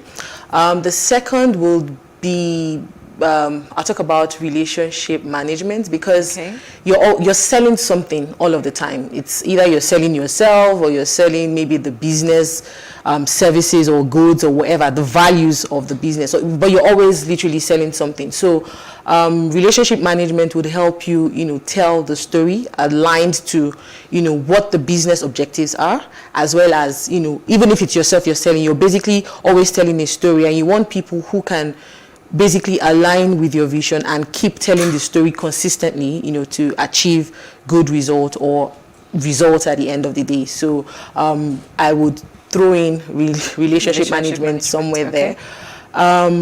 Oh, yes, I would also talk about resilience, drive and resilience. What do I mean by that? So more important than starting something is also the ability to end it and see through it, you know, to the end. So you want to equip yourself with people who, you know, will drive through the process with you and ensure that the end is, you know, you reach the end or you achieve your goal or you achieve your result. So equipping yourself with a resilient person or someone who has the drive is something that you don't want to overlook, because you start off something, you need people. We all need people to be able to achieve results, yeah? So you start off something, you need people who would help you drive these results to completion. What some organizations will do would be to, you know, create a balance. So maybe not everyone has the ability to end a process, but you can then have people who are good starters, so the start of the process, and then somewhere in between, those guys who can literally see it to completion, take over, and then you have a complete process. But if you don't have that process, very importantly, you want somebody who can end the process, because you don't want to start off a project and, you know, not see it to completion. So yes, I will throw in resilience as part of the skills to look out for. That's 4. Do you have that's the 5th one? 3. No, so that's actually 3. Drive and resilience 1. We have adaptive individuals. Yes. Drive and resilience. Yes, and then we have relationship management. Relationship management. Yes. Yeah. 3. Okay. Do I throw in one more? You can throw one more. Okay, so and the last one. Yeah, I'll talk about initiative. Yeah, so you want to equip yourself with people who can take initiative. So yes, it's it's a lot of work, having to start a business, putting everything that you need to put in, think for the business so it can grow. I mean, it will do you a lot of good if you can equip yourself with people who can also take that initiative, so that people are thinking through the process and helping you, add value to the system. You may not have seen, the end from the beginning, but if you have people who are visionaries and can take initiatives, they would help you, and then together you're building, I think that bit about initiative is quite lacking nowadays. Well, I may be wrong. Well, I think it's an important skill. It is to look out for, important. in your people. Okay, so how can businesses encourage optimal participation of employees in the workplace? Like, what do you think they can do? Okay, so I would say to engage, as simple as that word is, engagement. So what does that mean? You want to get people involved in the process. So you want to help them understand why, they are there. You want to help them understand how their little input actually make a difference, a significant difference in the business. So you're engaging them, you're telling them the story, you're giving them roadblocks, you're giving them the roadmap, and you're also giving them the what's it called now, milestones as they achieve. They understand what is going on. So you're basically engaging them, so that they understand that, okay, this is where the business is at this time. There's a change, or what do we need to do to, make sure that we still don't lose out of what the end result is. They understand these things, and in which case they're better able to apply themselves to, be present and participate fully. You don't want people who, at the beginning, this was what you set out to do, and maybe, for example, we talked about change earlier, right? Yeah. There's a change and they don't know what this change is, and they're still stuck in the old way. So you need to engage them. You need to help them understand that, their input is very important, and it goes a long way in ensuring that the business meets its objective. So yeah, I would leave it as simply as that. Yes, get people involved in the business as much as you can. I agree. We'll speak more on this shortly. We will be back for more conversations with our guest right after the break.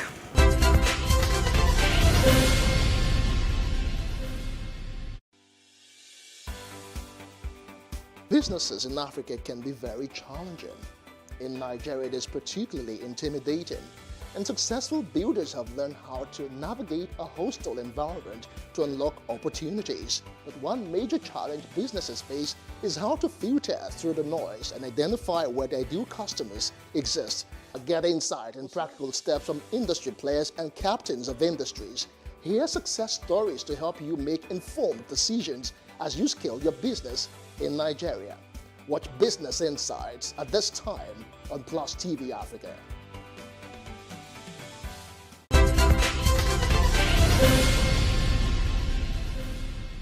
You are still watching Ladies Talking Business on PlusTvAfrica with our guest Rita Uzo Unebu, an HR consultant. Okay, Rita, so in your opinion, what are the key positions required in a startup? So, like I said, startup. Just me, my small business. Yes. But what do I need to feel? Of course, barring all biases, I would say you need somebody who understands people. So HR. That would have to be the small business. Yes. It's just yes, I understand. So it can either be the fact that somebody that can help you or support. You don't need the HR person in-house, but somebody that would basically advise you on, the right people you should get that would fit into certain roles that would help you achieve your results. So yes, it doesn't have to be somebody in-house, but at least you're talking to the right person who would help you achieve that, or get the right people, because that's what you want at the end of the day, right? So sorry, I had to lead with that. I think we're very important. You also need somebody who understands numbers, finance, or the accounts guys, because you're getting funds, you're pushing in funds into the business. You want somebody who understands how these funds are gotten, how to use the funds to be able to get more money. That's why you're in business, right? So you need somebody who understands numbers. So I would say a finance or an account I'm expert. I don't have money to pay people. I'm just a small business. You just so do you want to work alone? No, you need people. Okay. You need people to grow. And again, it's not. So the good thing about it is there are a lot of small. What's it called? There are a lot of things you can actually get as a small business from people who understand the scale of your business, and then you're working with them to help you situate or establish a business that can stand the test of time. This is me assuming that you're not just starting the business for the sake of it. You want something that would literally even outlive you, yeah? Mm-hmm. So whatever you do from the beginning determines how great or how big you want to grow. And that's why I'm calling, these people. Now, these guys may be you at the end of the day, but just know that at some point you would be overwhelmed. And then you need people to, take these little tasks of you so that you can literally focus on the core business, so to speak. So if you're an individual who can do all of this, perfect. But, the advice is always to, diversify or get in not as many people, but the important people that would help you. Yes. Okay, so you need a finance person, you need an HR advisor. Yes, an advisor, exactly. Even a finance advisor too. Okay. They go both ways, yeah? You need somebody, so again, because I have assumed that the business is here to stay, you're selling something, right? Either goods or services. So you need somebody who is going to help you tell the story. A marketer, exactly, a salesperson, business development person that would help you push, the value that you are as a business to the world out there. Of course, that cannot be overemphasized, right? No, it can't. So a lot of times the owner of the business takes on this responsibility, but yeah, if you can do it perfect, like I said, but again, you're just one person. So you need somebody who understands how to, go about getting in businesses for your business, in which case you're growing. Basically. That's the bottom line, right? Okay. So those are the 3 areas I would look at. Of course, as you grow, you would need so many other things. Yeah, then you probably can start affording, maybe your operations guy who understands processes and procedures and help you, align efficiency to what the business wants to do at the end of the day. We can talk all of that later as you grow, yeah? As you grow, yes. Okay. So let's talk about the importance of team building to a business. Okay, so this is proper HR. So funny you brought this up because it's also, you asked a question earlier on how you can, get people to participate more. Yeah. Team building is one sure way of getting people to participate more, because what team building does for you is it helps the people, like your colleagues, understand themselves, and if they understand themselves better, chances are that they can then interact better with themselves, and as such the work becomes easier because you've more or less created an enabling environment for work to happen. So team building, I would say, cannot be overemphasized. You need to be deliberate about it, what you do, the kind of activities you come up with, and you're not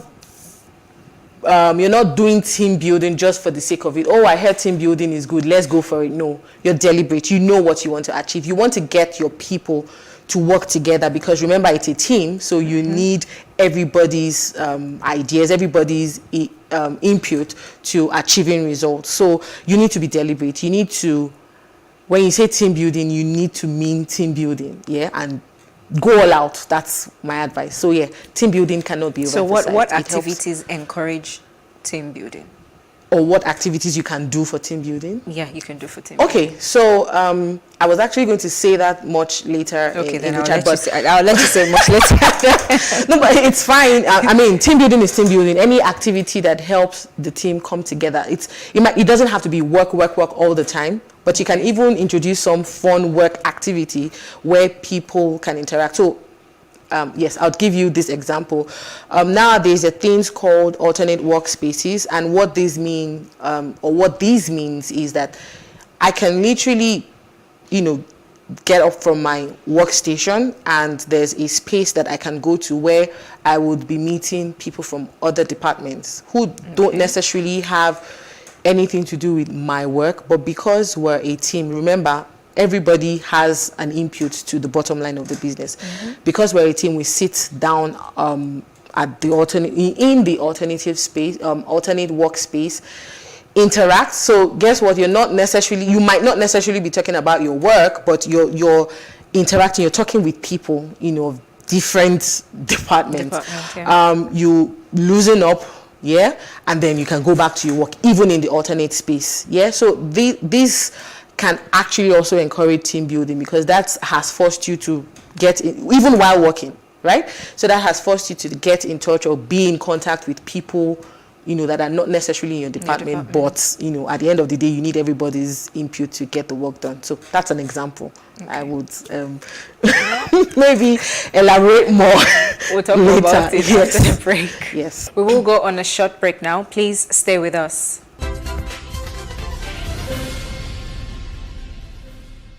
How can we have peace without justice? Plus Politics. It's not just another political conversation, it's about keeping you in the know. The relevant interviews, asking the tough questions to those that matter. Get the answers you need.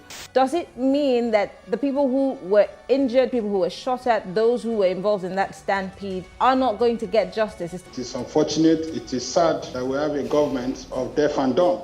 Analysis from top experts. The last election was not really an election. We feel that Obasanjo has a very special place in his heart for hating Ijaw people. I think it really boils down to two things. One, trust and accountability. Plus Politics, every weeknight at 7 p.m. on Plus TV Africa.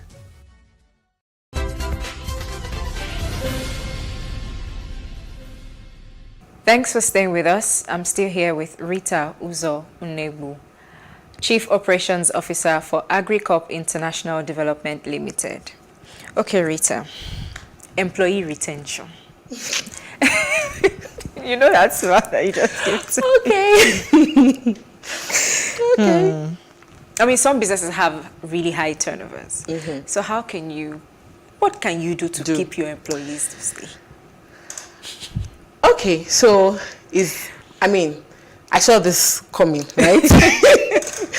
You're an HR person, you see it coming. Of course. So at the risk of overflogging the team building conversation we just had, I would throw in team building as something you can do to encourage retention. Also, I had spoken earlier on about engagement and helping people understand why they are where they are and how their input matters into the operations of the business. If you can marry these two well together, I think that to a large extent. Now it sounds very simple because I've said it in plain English, and it just feels like, oh, is that it? Of course, there are a lot more that you can do. I just mentioned this too.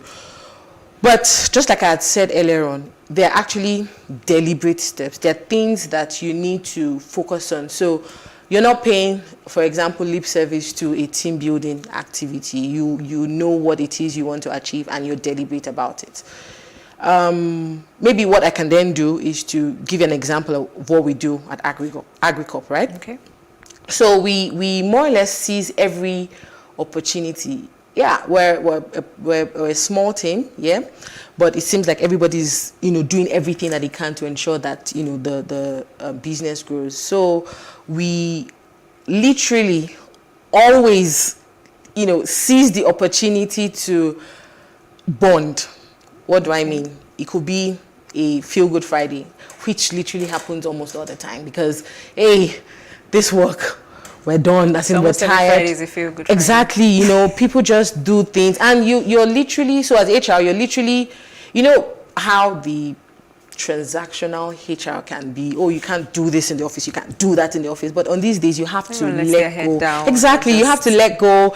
Let people be themselves. The truth is, they spend a lot of time in the office, so you want them to be as comfortable as possible. And these are the guys who are going to give you the results. So you want them at their, would I say best? Permit me to use the word best all of the time, yeah? So these are some of the things. In fact, it's almost for birthdays, for example, it is somebody's birthday. It's almost like we're not all going to work that day because we're looking forward to, there's always birthday activity. Where's the cake? Where's the drink? Everybody feels like it's their birthday, even though it's not their birthday. Yeah. So we're using that opportunity.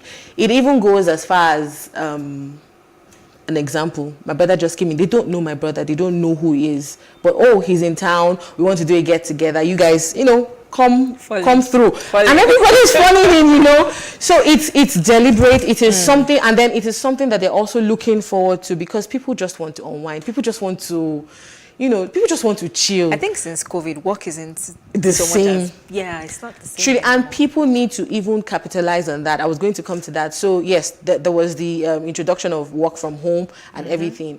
We've seen that it is possible. We've seen that your business, your business would not necessarily lose out if you do work from home. Yeah. I know that businesses have started to come back since the whole lockdown thing and all. What we have encouraged at AgriCorp is to maintain a hybrid. So yes, there's some days you would come to the office. I mean, just because we know we're at work, I mean, we have an employer, we need to show that level of, seriousness, permit me to use that word. But then again, there's also the work from home policy that would help you. I mean, you're working, but you're doing it at a relaxed pace. So that's also something you can throw in. So yes, team building would help you, ensure that there's retention. I can tell you for free that since inception, we haven't really recorded any cases of resignations or all that. So it means we're doing something right, basically. Yeah. So it means you guys are doing something right. We're doing something right. So someone once said to me, women need to keep their emotions in check in the workplace. And that was a lady that said that to me. Oh, actually. Wow. Yeah. So what are your thoughts on this?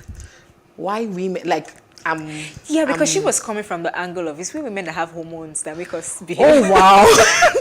Okay, well, it's a good thing I'm a woman, so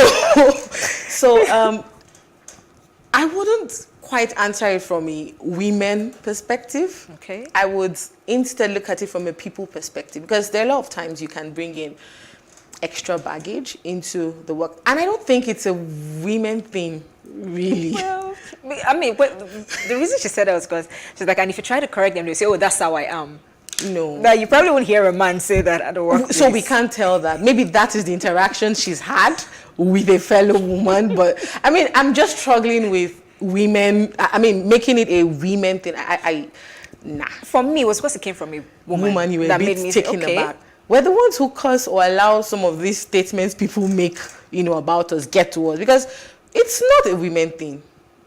If you say so. I refuse to make it a women thing, right? It's more a people thing. And to answer that simply, there's no point bringing in extra baggage into the workplace, right? So it's best to deal with the situation, emphasis on the situation, and not the person, so that, work goes on smoothly. So yes, be you a woman or a man, as the case may be, don't introduce extra baggage, because it just elongates the whole process and would possibly cause conflicts that you don't want in the workplace. So you're better off just, leaving out extra baggage in that might be introduced. So I want us to talk about HR. Okay.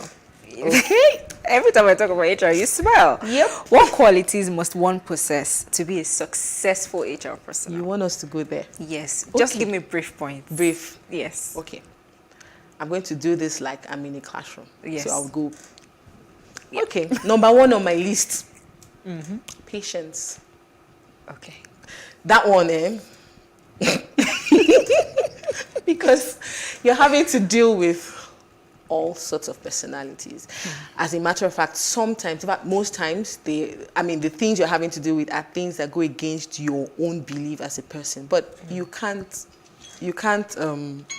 literally just push yourself out there to, make people feel like, okay, this lady doesn't like me. So you need to be patient, hear them out, try to understand what it is that they're saying, before you can interact. So patience is very important. Yes. Yeah.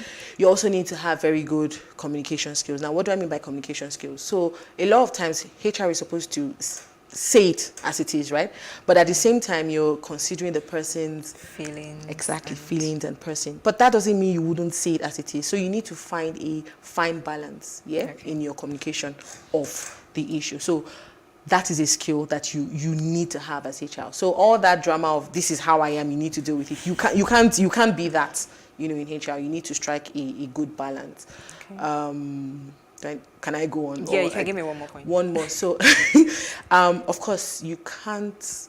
It goes without saying. People management. You need to love people for people. You need to have the flair of actually working. There's some people that just leave them on their own. They will do the work, get it done, and move on. Yeah. Mm-hmm. As HR, while that may look like it's a fine thing, you want to also have the skill to be able to deal with people, because you can't do everything on your own. Yeah. So it goes without saying, you need to have people management skills to be in HR.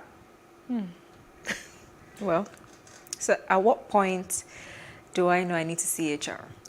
Very quickly before I let you go. Okay, so HR is supposed to be a partner. HR is supposed to be your friend. I don't know how it operates in most other organizations, but that is really how it's supposed to be.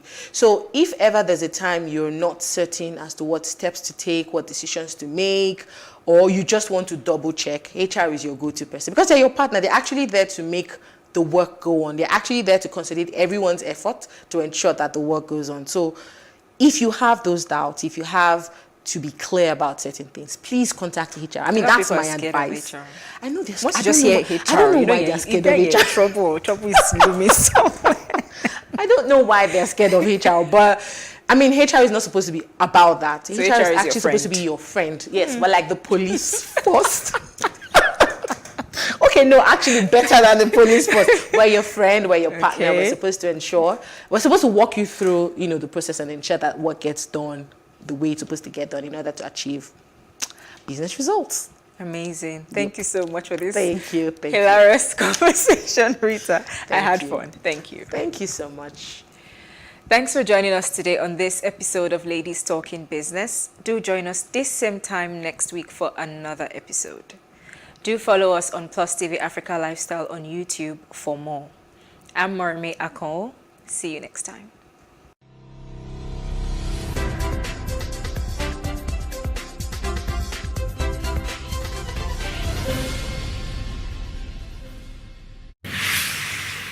So what are the top decisions that the United States considers necessary that Nigeria must take? I like to think of my interactions as conversations, not interviews. And that's why I say asking questions is both an art and a science. Everyone says in Islam you are allowed to have 4 wives. Is it mandatory? The right question enables answers that educate, inform, clarify, and help you, the viewer, to better understand the issue before making up your mind. Our goal is to reduce from 10 to 2 days the time it takes to register businesses in Nigeria. Join me every week on this station, PlusTvAfrica, and gain exclusive access to my conversations. I'm Angela Ajetumobi. Hey, what's up, guys? You're welcome to another edition of Plus Event, and I remain your host, Ifeoluwa Oshuke. Your absence isn't an excuse anymore, as Plus Events is all you need, as we bring you the glitz, the glamour, and loads of fun. Oh, definitely, right? No question. He's a living legend.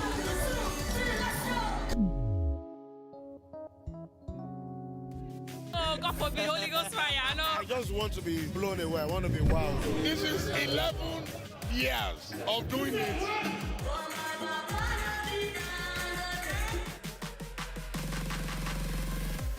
I'm surrounded by so much positivity. No, it's okay.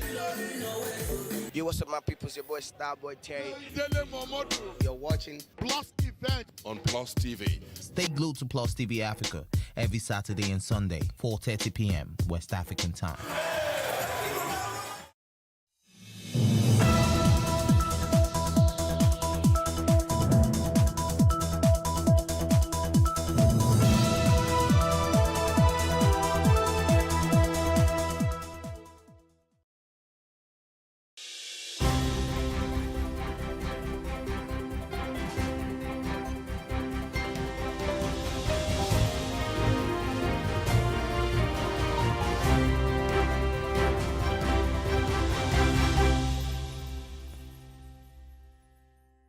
Today on The Breakfast, INEC set to release 7,778 documents required by the Labour Party to prosecute its case challenging the outcome of the presidential election.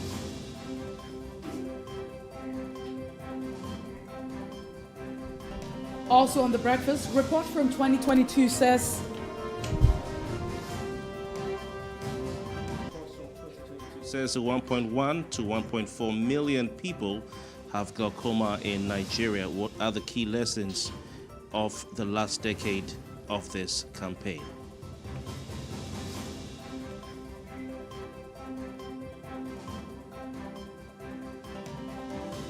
And don't forget, we'll also be looking through today's newspapers, analyzing the biggest stories of the day.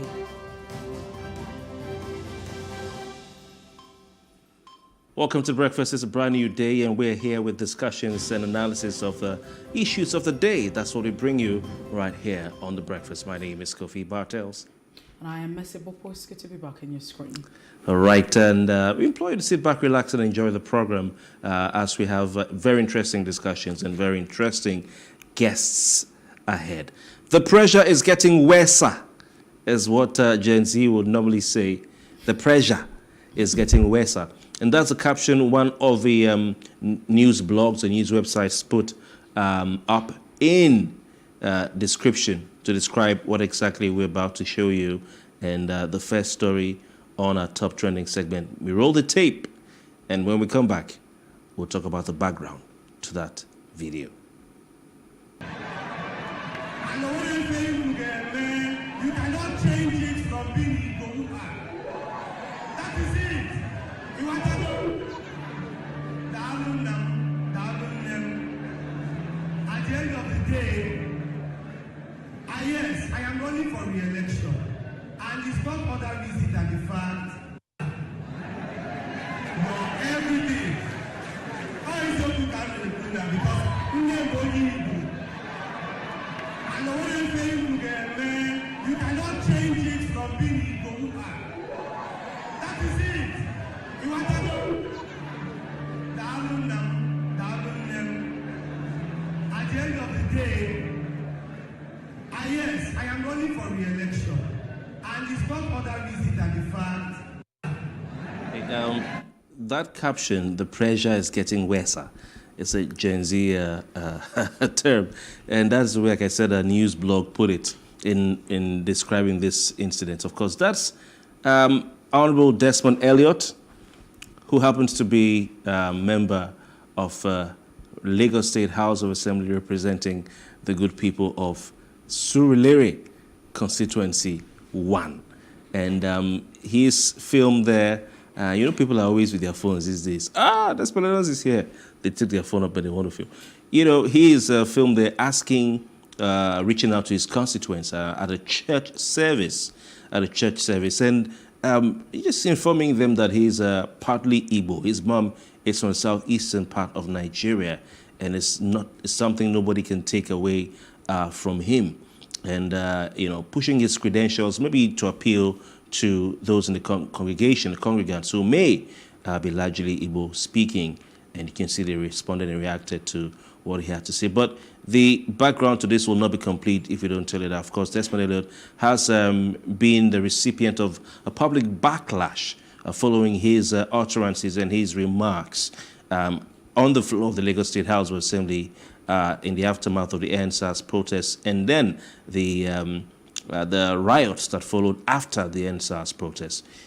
So this is the background. Desmond says he is running for election again. This is the third time he's going for that seat, and he's telling the congregants who are possibly members of his constituency that his mother is Igbo from the southeastern part of Nigeria.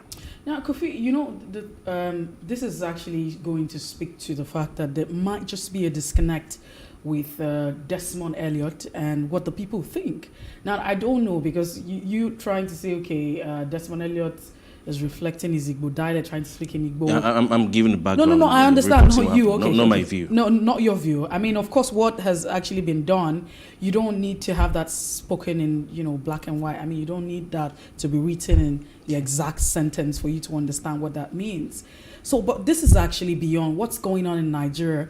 It's beyond, it's just beyond tribe. And that's what the people are failing to see, or the politicians, or those who are... What is beyond tribe now? So what's actually going on? It's beyond tribe. You see, the reawakening, you see the level of involvement of the people in the politics. It's not about whether you speak a certain dialect or you don't speak a certain dialect. That's actually what, is going on. Now, but, the narrative that's also been pushed out over time is that a certain tribe seem to want to, be on top of the situation. And maybe that might just be the reason why you have this, him, going out there trying to speak Igbo and say, hey, my mom is that, just to get the sympathy. But if you look at the consents of Lagosians and those who have been speaking, a lot of issues, there are too many issues. For instance, there's a bridge, I'm not sure we have that picture or we have a video of that, somewhere around Surulere or, somewhere around, there's a certain bridge that was constructed. And way back, a lot of Nigerians also remember what happened during the NSAS protests, where Nigerians took to the street across, different parts of the country, talking about ending police brutality. And the statement that, Desmond Elliot made following all of that. Now, people have moved beyond that kind of politics, whether you're from a certain region. We're not saying that that's entirely the whole fact, but if you look at it, looking at some elections, you'll find out that the tables are really turning, and it has nothing to do whether you speak a certain language or you're from a certain tribe. It feels like people are moving towards individual and their capacity or how they have performed over time. For instance, Kofi, you're very conversant with Cross River State and Calabar. A certain Esina has been in power for almost 24 years. When I say 24 years, from 1999, where he was chairman, and then after the period of being a chairman of Calabar South local government, he's been in politics, active he's been in active position for 24 years. He was chairman of Calabar South local government, around 1999 when Donald Duke was governor. And then afterwards, he was there in power. Then he moved to the House of Reps. He's occupied that office up until 2023 when the people decided to take a different turn. What they call him is Isantam.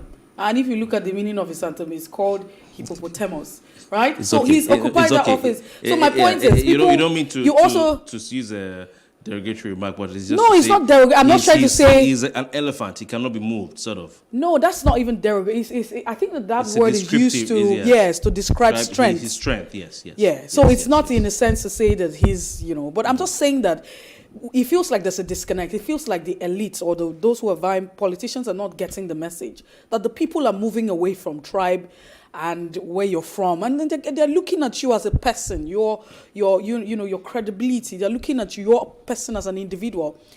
Did you tell lies? What have you been up to? How have you treated your family? People are beginning to move from, all of those rhetorics that we know about and, to the real issue, which they think. So people are not even voting, along, as much as we see others, but it seems like a lot of people are voting just along what they believe. They're looking at individuals. And that's why you find out that in that particular state, look at, the governor of Cross River State. I'd like to use Cross River State as an example.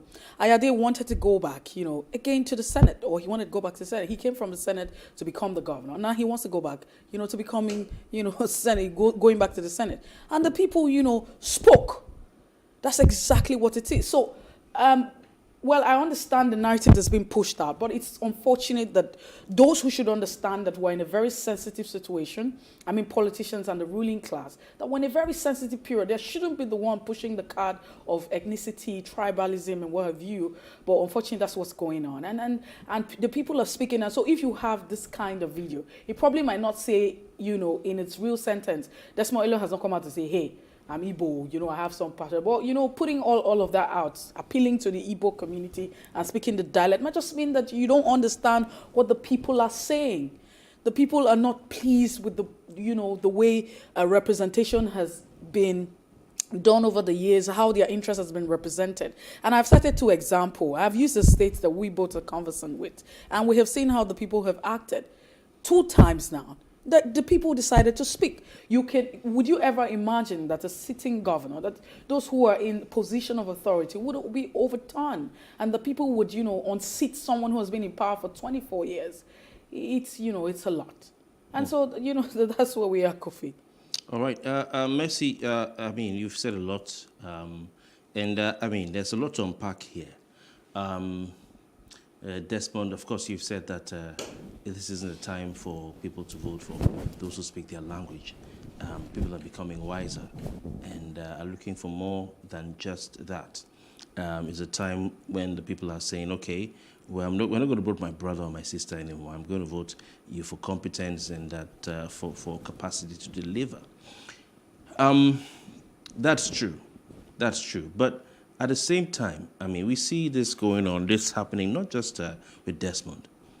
We see it happening all over the country, where we see the Igbo-speaking communities in different states of the country, and the Southeast as a zone, rising up to really get involved in this election.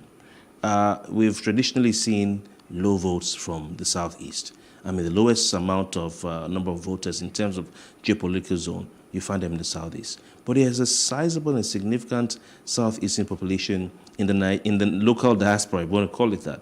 So you go to the north, you look at places like Kano State and Sabongari. You go to places around the south, like River State. You have a sizable Southeast population. You come to Lagos State. Some of them are in the House of Assembly. There's even one who is a House of Representatives member. Okay, so it is, there's a sizable voting bloc. Now, politicians always appeal to bases. All over the world, politicians appeal to bases. They appeal to religious base, they appeal to ethnic base, they appeal to tribal base, they appeal to, even sexuality base. You don't talk about maybe the same-sex community. They appeal to nationalistic base. Those who are right-wing, those who are left-wing, they appeal to those bases. And I think it's becoming increasingly evident or clear that the Southeastern Easterners, those from the southeastern part of Nigeria who reside in different parts of the country, are a bit more interested in this election than in previous elections. Why? Because there has been a high possibility to have a Southeasterner as president. However, it must be said, Messing, you are right, that people are voting now because, especially younger voters, because of capacity. And if you look at those who are supporting Peter Obi of the Labour Party, a sizable amount of them are not even from the Southeast. You have people from Nigeria, Southwest, South, North Central, and partly even the North supporting him. So that's absolutely true. But as a politician, what do politicians do? Politicians are always politic. You try to do everything you can to appeal. You try to do everything you can to reach out. And I personally will not blame a politician for being a politician. That being said, the backlash Desmond Elliott faced after the NSAS protests, Mercy, is something to be talked about. I've seen a lot of videos and pictures. They said Desmond Elliott has done nothing as representative of Surulere Constituency 1. He built only one wooden bridge across one. He put a picture. He built a public toilet, which isn't a bad thing if you build a public toilet. Public toilets are unnecessary. They showed it, and people lambasted Desmond. He provided hand washing basins for the COVID-19, sanitization and all that. People lambasted him. But the thing about this is that, these are all not also fair to the man, because he has done a lot more than these things as a member of the Lagos State House of Assembly representing Surulere Constituency 1. Recently, he donated 8 transformers to Surulere. What I thought was that they were donated at once. But from what I gather, they've been on this project for some time. For some time. It wasn't just in a day. He donated those transformers. Okay. So he's been on for some time. Some people said, is it because of election you're donating transformer? Yes, but from what I gather, he's been doing it over time. It wasn't. You can't install 8 transformers in one day. Okay. I also hear he's embarked on what do you call it? Health outreaches to his community. But the important thing for me You see, Nigerians want to see legislators do things that they can see with their eyes. But I think that is a distraction. You see, what legislators are meant to do is to offer effective representation, okay? And there are a lot of things that come under effective representation. First of all, you're meant to protect and defend the interests of your constituents. Okay, you're also meant to interact with them to know their needs so you can push their interests on the floor of the House. You're meant to sponsor bills that will protect and promote the interests, not of your constituents, but of Lagos State in general. If you're a member of the Lagos State House of Assembly, you're meant to perform oversight function in a way that will benefit Lagos State, including your constituents. So the most important thing for a legislator is not the physical things that he brings. It is effective representation. Talking about lawmaking, you're talking about passage of bills, you're talking about oversight function, okay? You're talking about lobbying, you're talking about influence, using your influence to attract development to your area. I don't need you to build a road.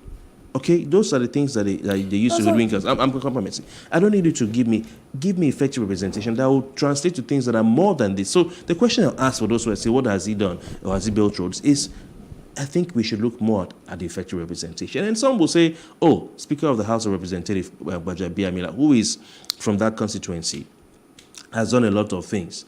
Has donated cars, has donated buses. But we need to understand that, first of all, a member of the House of Assembly or House of Reps is not given any money as constituency allowance. What they do is they are allowed, probably because of their influence, to nominate constituency projects, which the government carries out. What some have accused them of doing is they always want to corner it. Some of them want to corner to their own contractors. But they're not giving any money. Okay, so for people to compare Desmond to Gbajabiamila, I think they need to understand that Gbajabiamila is the fourth citizen of Nigeria after the president. 1, 2, 3, 4. All right, and the access to the funds that he has or influence is greater than Desmond. So for me, Judge Desmond on effective representation.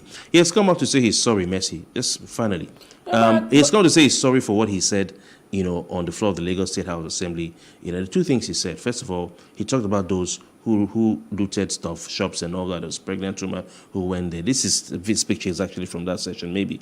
He also talked about youth who went to destroy things.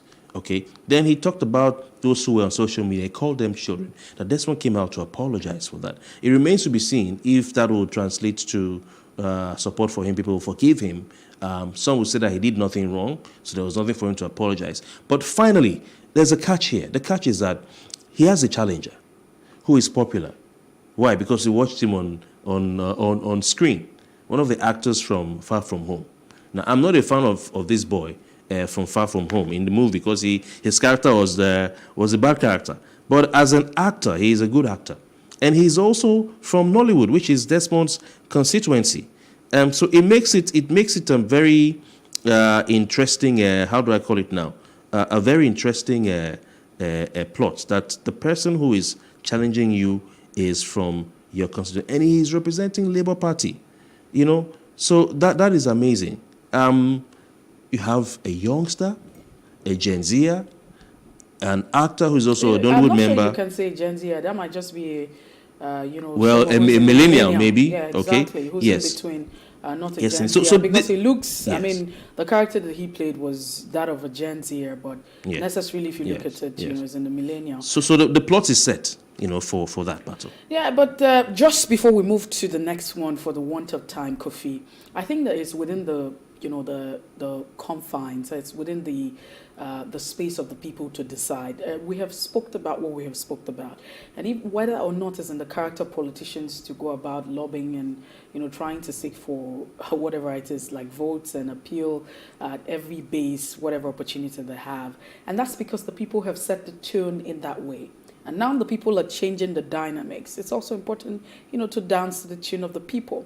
But for me, I think that there seemed to be a disconnect when you don't understand what the people are saying and what you are saying, because what he's saying and what the people are saying are quite different. And yes, I understand that this issue of representation, I mean, there's, as a House of Representative, a member of a House of Representative or whatever it is, your duties are quite different from what a governor should be performing. But however, At the end of the day, it's the interest of the people. And we say at the end of the day, how many legislation? I would always like to make reference to the part where we are very conversant with. We have lawmakers at the state and at the federal level. Do you know up until now, the Calabar-Odupangi Road is a federal road? And Kofi, does it not shock you that, because if politics is about lobbying, then how many times have you had those at the federal and state level lobbying, pushing for? You have people who are representing. Calabar-Odupangi was very critical for economic development.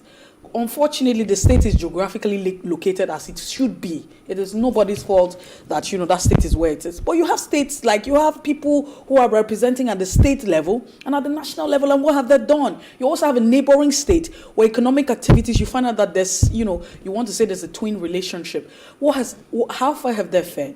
Now, these are some of the issues that the people are speaking to. And so let the people express their concern and, let them go. The music is actually changing. I rather think that politicians should be dancing towards the tune of the people, because that's what it should be. But Kofi, quickly, the next one that's also very interesting is that the NLC is urging President Muhammadu Buhari and Emefiele to end the cash scarcity. Now, let's not also forget that there's also been a directive prior to the ruling that happened on the 3rd of March right here from the Supreme Court, asking that the old Naira note should be remain valid up until the 3rd of, to the end of the year. That's 31st of December 2023. We actually waited, because when I say Nigerians, it feels like I'm excluding myself. We all were waiting to hear, even though arguments have been as to should we have waited for the NLC, to wait for the president himself or the CBN, whether as a body or as the CBN governor, to make a statement to that effect. But however, there's been a directive, from the CBN asking that, hey, there should be compliance with the Supreme Court ruling, allowing the 500 Naira and the 1,000, among others, to be a legal tender. So that's what it is. But the NLC is still, without that ruling, is saying that they're giving the federal government and its agency under it, including the CBN and other banking institutions, 7 working days to address the cash crunch. And if they fail to do so, at the expiration of 7 working days, the Congress is directing all workers in the country to stay at home. So yes, that's what the NLC is saying. And as yesterday when we had a conversation, I remember asking the guests on the show if this ruling and this directive would actually earn the scarcity of the Naira. But one of the things that I have observed, Kofi, so far is that people are already collecting the old notes. So there was also some sort of withdrawal or resistance as to collecting the old 500, the 1,000 Naira note. But that's also been accepted now by, some persons who are in business rendering services and those who are also buying and selling. So it might be a plus. I really don't know if that's going to trickle down to having the cash crunch being taken off. Having cash being available, but fingers crossed, and let's see how that pans out.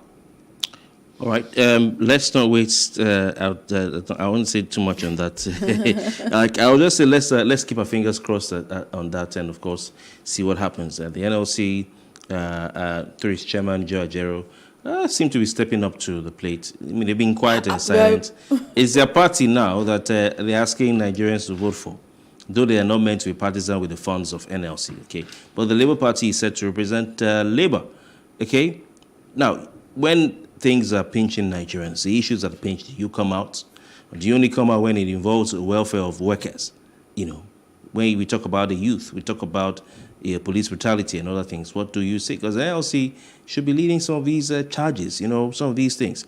So anyway, there's one thing they talked about, which for me is very important. The clandestine, Nicodemus increase in electricity tariffs. Nothing Judge Ajero talked about.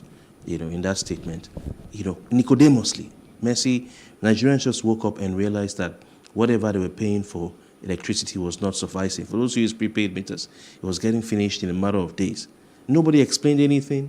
Nobody called the people. Nobody put out a statement. Till now, Nigerians don't even know how much they're paying per kilowatt hour of electricity. It's baffling, really. Well, they've said that they won't take it again. It happens next time.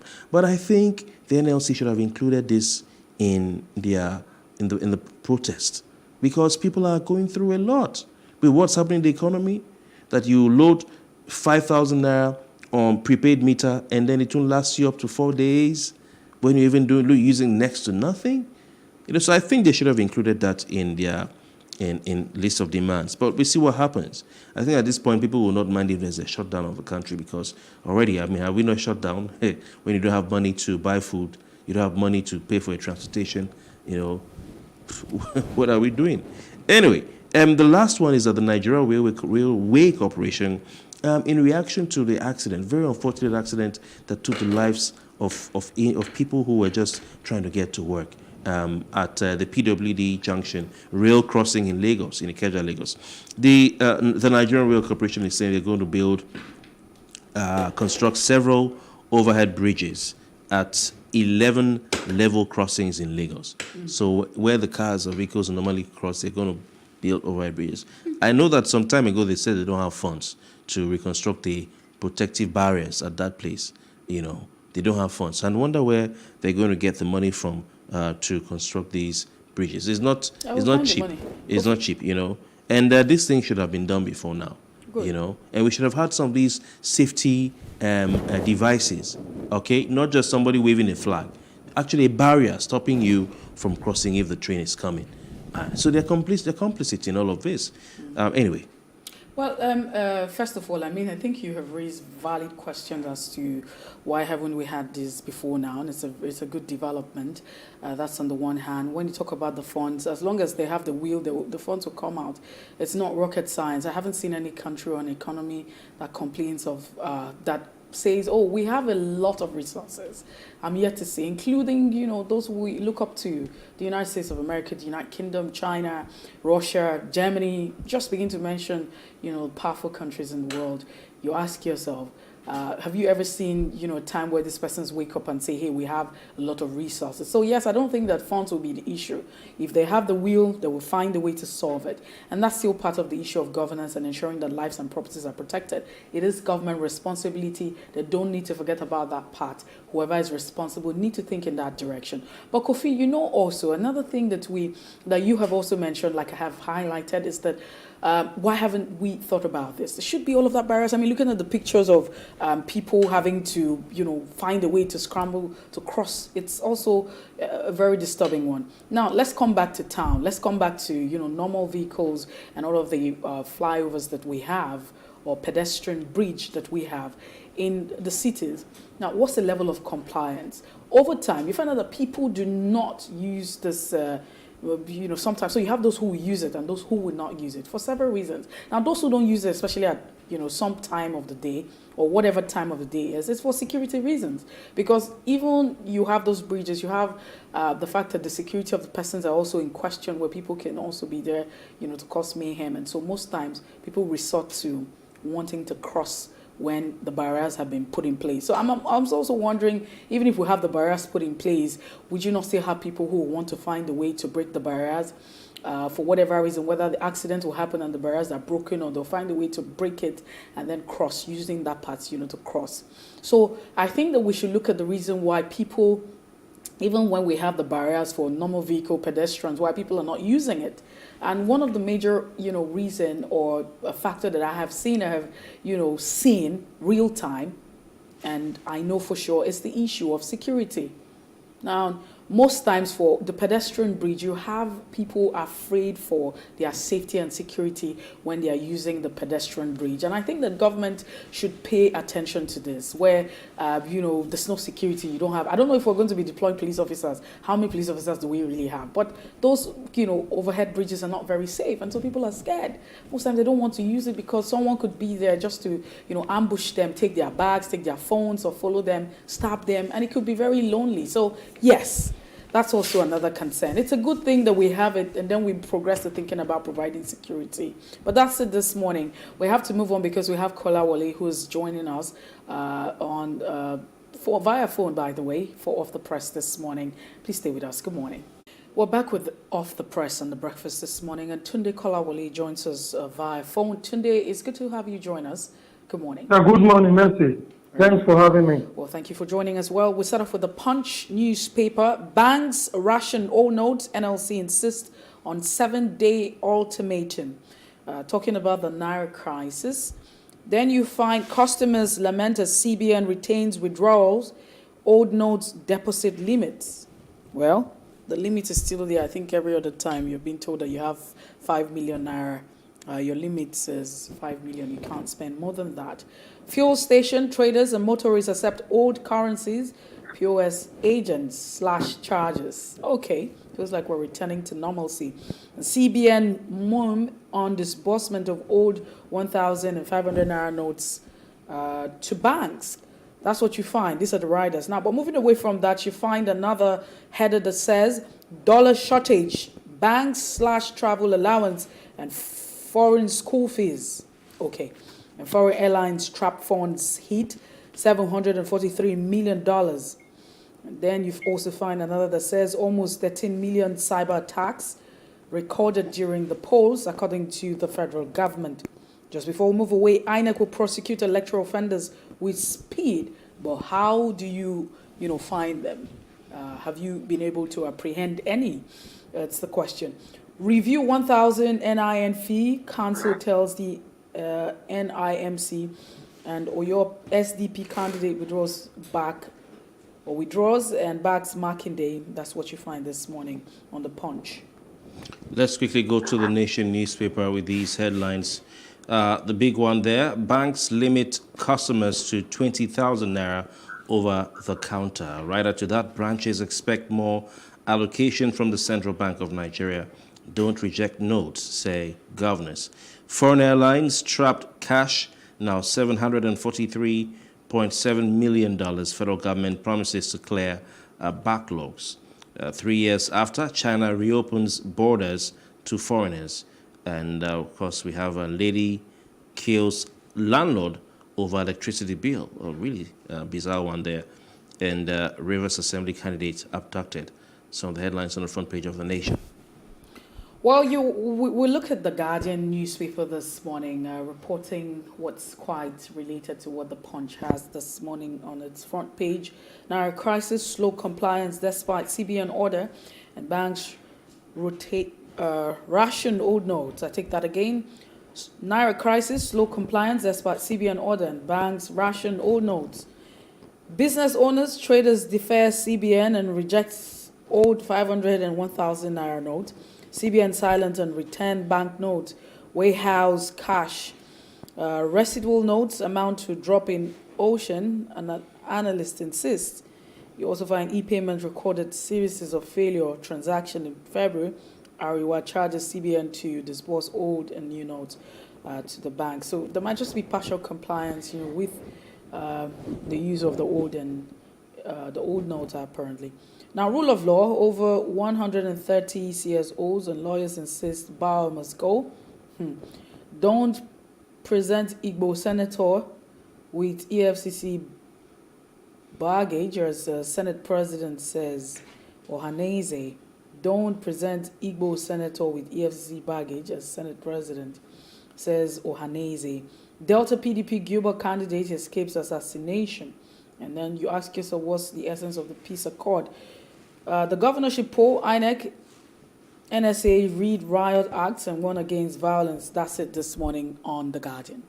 All right, an addition, a new face on of the press, Nature News. This seems to be an environmental publication. The lead story there, AFDB okays €362 million funding for Yobe Basin Trust Fund. And you have a bit of other very nice stories on the front page. We won't waste time. Let's quickly go over to Tunde Kolawole. Tunde Kolawole Esquire, let's start with the story that I think the papers are all interested in this morning. And of course, kudos to those papers who have been able to capture the picture on the front page of Nigerians going through what they go through every day recently, which is to queue at ATMs for nothing more than 3,000 to 5,000 naira for hours. We're told that the banks are rationing the old notes, like we saw in the Punch newspaper, like we saw in the Nation newspaper. They are not giving more than 20,000 naira over at the counter. In your opinion, has anything changed?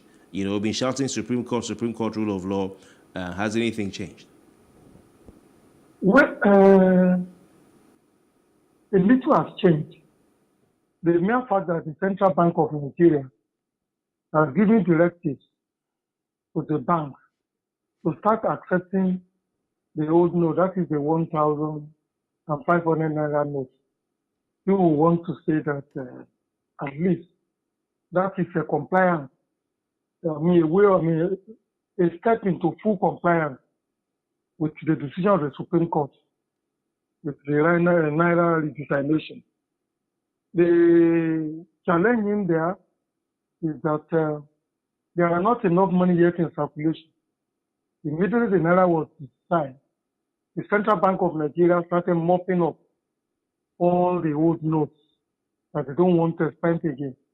But that when you even get some of these old notes now, they're looking so ragged and very unsightly.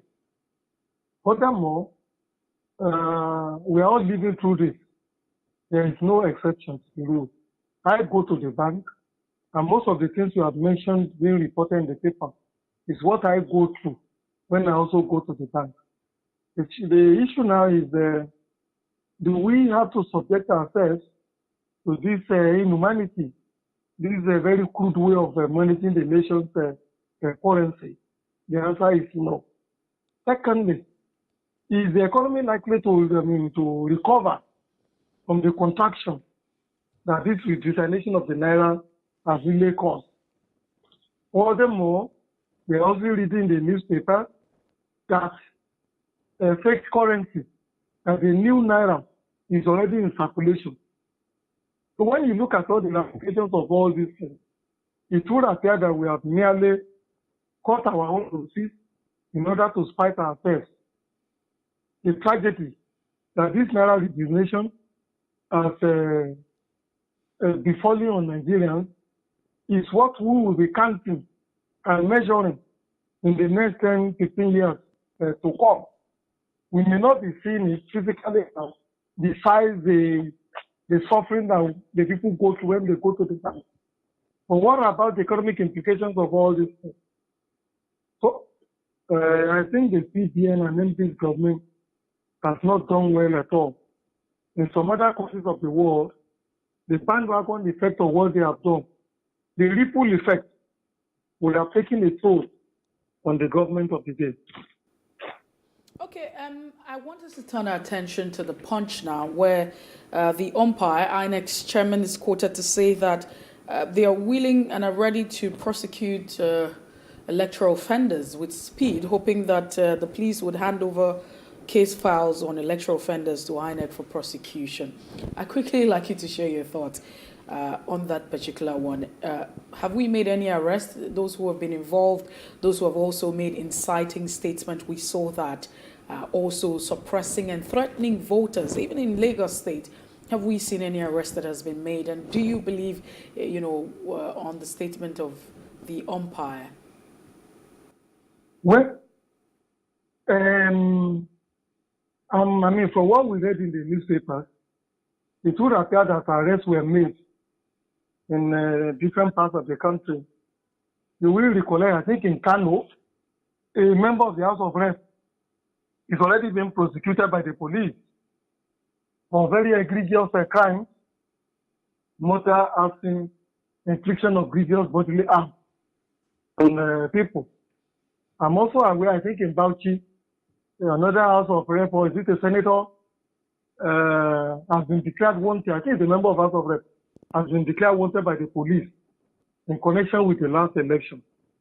But what I want to say is this, like I've always said, INEC does not need to sit in Abuja and start saying that they want to prosecute an electoral offender. I have always said, times without number, that we don't need any commission to prosecute an electoral offender. All the offenses that are being committed when elections are being conducted are what the local DPO in the different police stations in Nigeria can handle. People will commit arson, they will destroy public property, they will engage in murder and all manners of crime. If the DPO in the respective places that are close to a ballot box are alive to their duty and empowered to do the work, all they needed to do when anybody try and go somewhere to compromise the integrity of the election, they arrest the person and prosecute the person. By the time you start establishing an electoral commission and then put especially them in Abuja and asking them to be prosecuted electoral offenders in about 176 polling booths all over the country. We are never likely to get good results from them. You and I will see. We established the EFCC to be policing a country of about 200 million people. Has it worked effectively? The answer is no. We are IICPC. Have they been able to cover the ground effectively? The answer is no. Let us jettison this idea of having an electoral offensive commission and then prosecuting people from Abuja. The local DPOs, if they are not compromised, have the wherewithal and the law empowers them to prosecute anybody who engages in any of the infractions that are usually associated with the Nigerian election. For me, centralizing this is like not ready to do anything. Interesting. The Nation newspaper gives us an update on the situation between the federal government and foreign airlines. If you remember some time ago, some of them suspended their services because of their funds that were trapped in the country. Yes, and the paper is now telling us that now the money has gone to $743.7 million, and the federal government is planning to clear the backlog. The International Air Transport Association, IATA, has gotten involved because they are the ones that made this revelation that the foreign airlines have that amount of money, $743 million, trapped in the country. In December, we're told that it stood at $549 million, but it rose to $662 million in January, is what we hear. The amount is contained in a letter titled Special Appeal on Airlines Blocked Funds in Nigeria, signed by the area manager of West and Central Africa for IATA, Dr. Samson Fatukum. This is surely embarrassing, Tony Kolawole. Would you say that? Well, when I read that in the newspaper, my heart skipped some of it a bit. Why do I say this? When the international community begins to raise this kind of issues, it is sending the wrong signal to the rest of the world that the economy of Nigeria has become a bankrupt. It is a nation like Lebanon, like Tunisia, like Ghana, that are unable to meet their foreign obligations to their business partners. And when a nation begins to fail in its financial obligations to foreign partners, foreign businesses and institutions and all that, that means there is a fire on the mountain. You know, when these issues first arose, I think the presidency stepped in and then some of the debts were cleared. And then it has now accumulated again. Rather than make arrangement at the Central Bank of Nigeria, that as soon as this money is accruable, it's matured to be paid to all the foreign airlines operating in Nigeria, you remit their money to them. You don't have to start lobbying or start writing letters and go to the presidency to beg before Nigeria begins to meet its foreign obligations to some of these international agencies and bodies. And you know what? Just as it is happening in the airline industry, they are also challenging in so many other areas, like the education area. Some of our children who are schooling abroad are already complaining that they are finding it difficult to get their school fees paid in some of those places. Some state governments are finding it difficult to remit the scholarships that they promised or that they gave to some of their citizens who are studying abroad.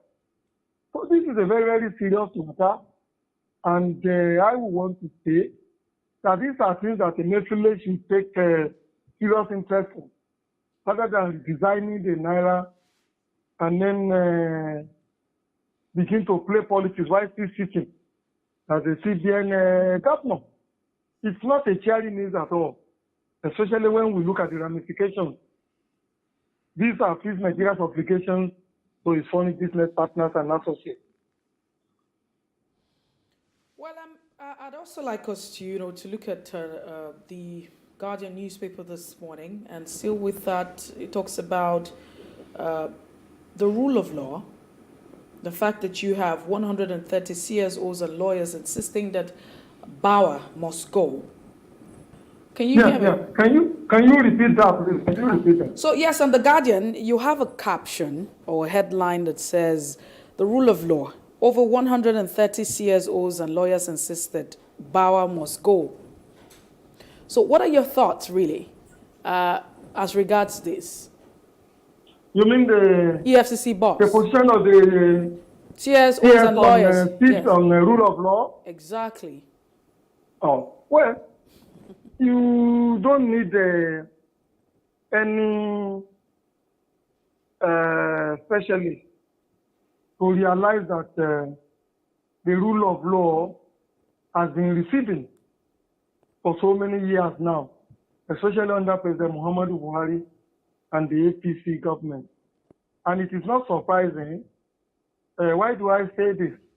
When you look at our history books and the rules, the antecedent of President Muhammadu Buhari, vis-a-vis rule of law when he was head of state, between 1984 and 1985, you will remember that he is somebody who is not too disposed to all these niceties about the rule of law. For him, if it were possible, he would do away with the justice system, and then you probably would just even have, and even the legislator, you probably would just have only the executive arm of government. But good societies are not managed that way. Let me give you two examples. There was a young man and a lady who were said to have criticized President Muhammadu Buhari's wife. And you recall what happened to those young people? The DSS and the police went and kidnapped them in their respective places, and they were taken to Aso Rock, where they were alleged to have been tortured. It was the outcry in the newspapers. And then the stand of National Association of Nigerian Students that compelled the government, or that treated the arm of government to release those people. The mere arrest of those people, taking them to Aso Rock, which is not a police station, is enough. So, in some other jurisdictions, to bring down the government. But Nigerians are very tolerant people. They take all manners of things from their leaders, whereas it shouldn't be that way. It should be able to put the government on its toes. The rule of law is not just meant for the lawyers. It's not meant for the teachers or the media men. Every segment of society, every person that lives in society benefits from the rule of law. Even President Muhammadu Buhari himself had in the past benefited from the rule of law. He went to court several times when he felt he was cheated or the integrity of the election was compromised. That is rule of law. But I don't start engaging in self-help. Furthermore, so many other people are complaining of being arrested or being tortured or being dehumanized by different security agencies.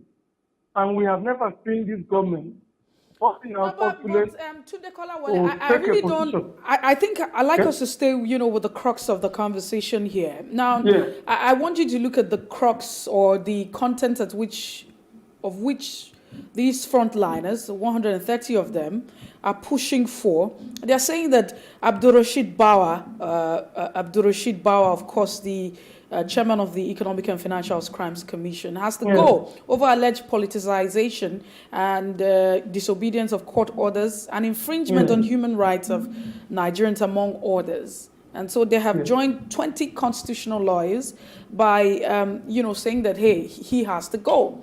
And prior to this time, don't forget there's also been some ruling from the court as to his disobedience to court orders. So I'm asking your thoughts on the fact that we have to have civil society pushing for his resignation and his sack. Yeah. We saying the same thing. Why do I say this? You will remember that even the Inspector General of Police was convicted not too long ago for disobedience of court orders. There has been times too. I think it was one of the speakers of House of Representatives, I can't remember him now, who was also convicted by our court. And then the man refused or did not obey the court order. And nobody was able to arrest them and take them to the custodial center as the court have ruled. The challenge we have always had in those areas are this. When a court convicts a high-profile public official, or government official, a politician, it is the executive arm of government that should enforce that conviction, because the court doesn't have the coercive power to really enforce its own decision. So if the executive arm of government refuses to enforce that decision of the court and all that, there is nothing that the judiciary can do. In fact, in some other crimes, immediately Bauer was convicted by the court. He would, on his own position, resign his appointment without being told by anybody.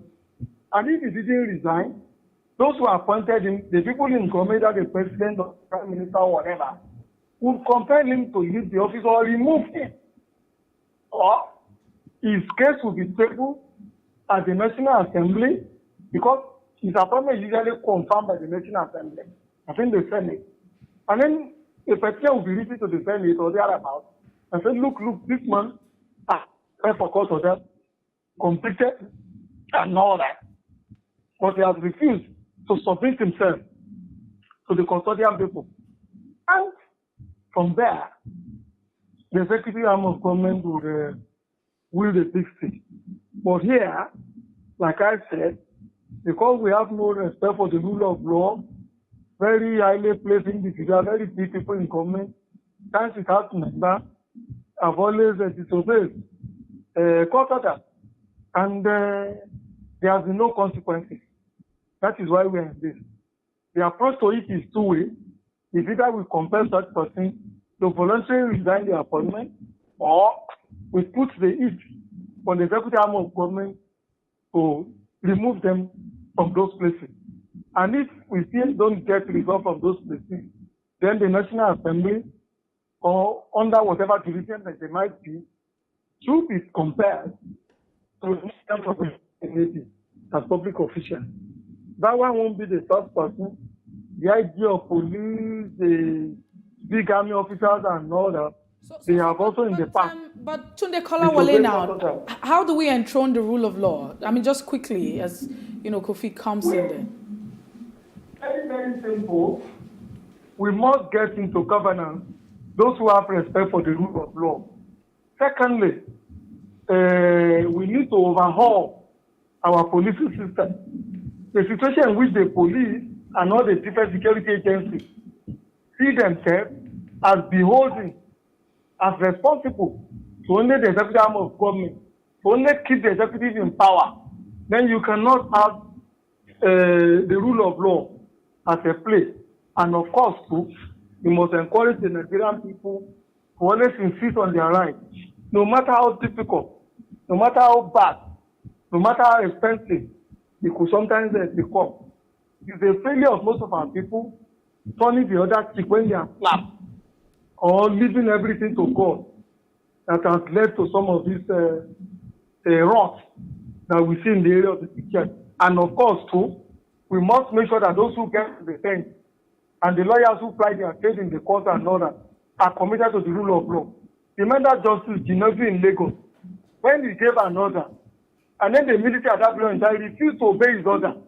Justice Ginevi said, look, I have no business continue being a judge in Lagos State if the executive of government, if the army or whoever is in power will not obey whatever orders I gave. And the man resigned. He resigned as a judge.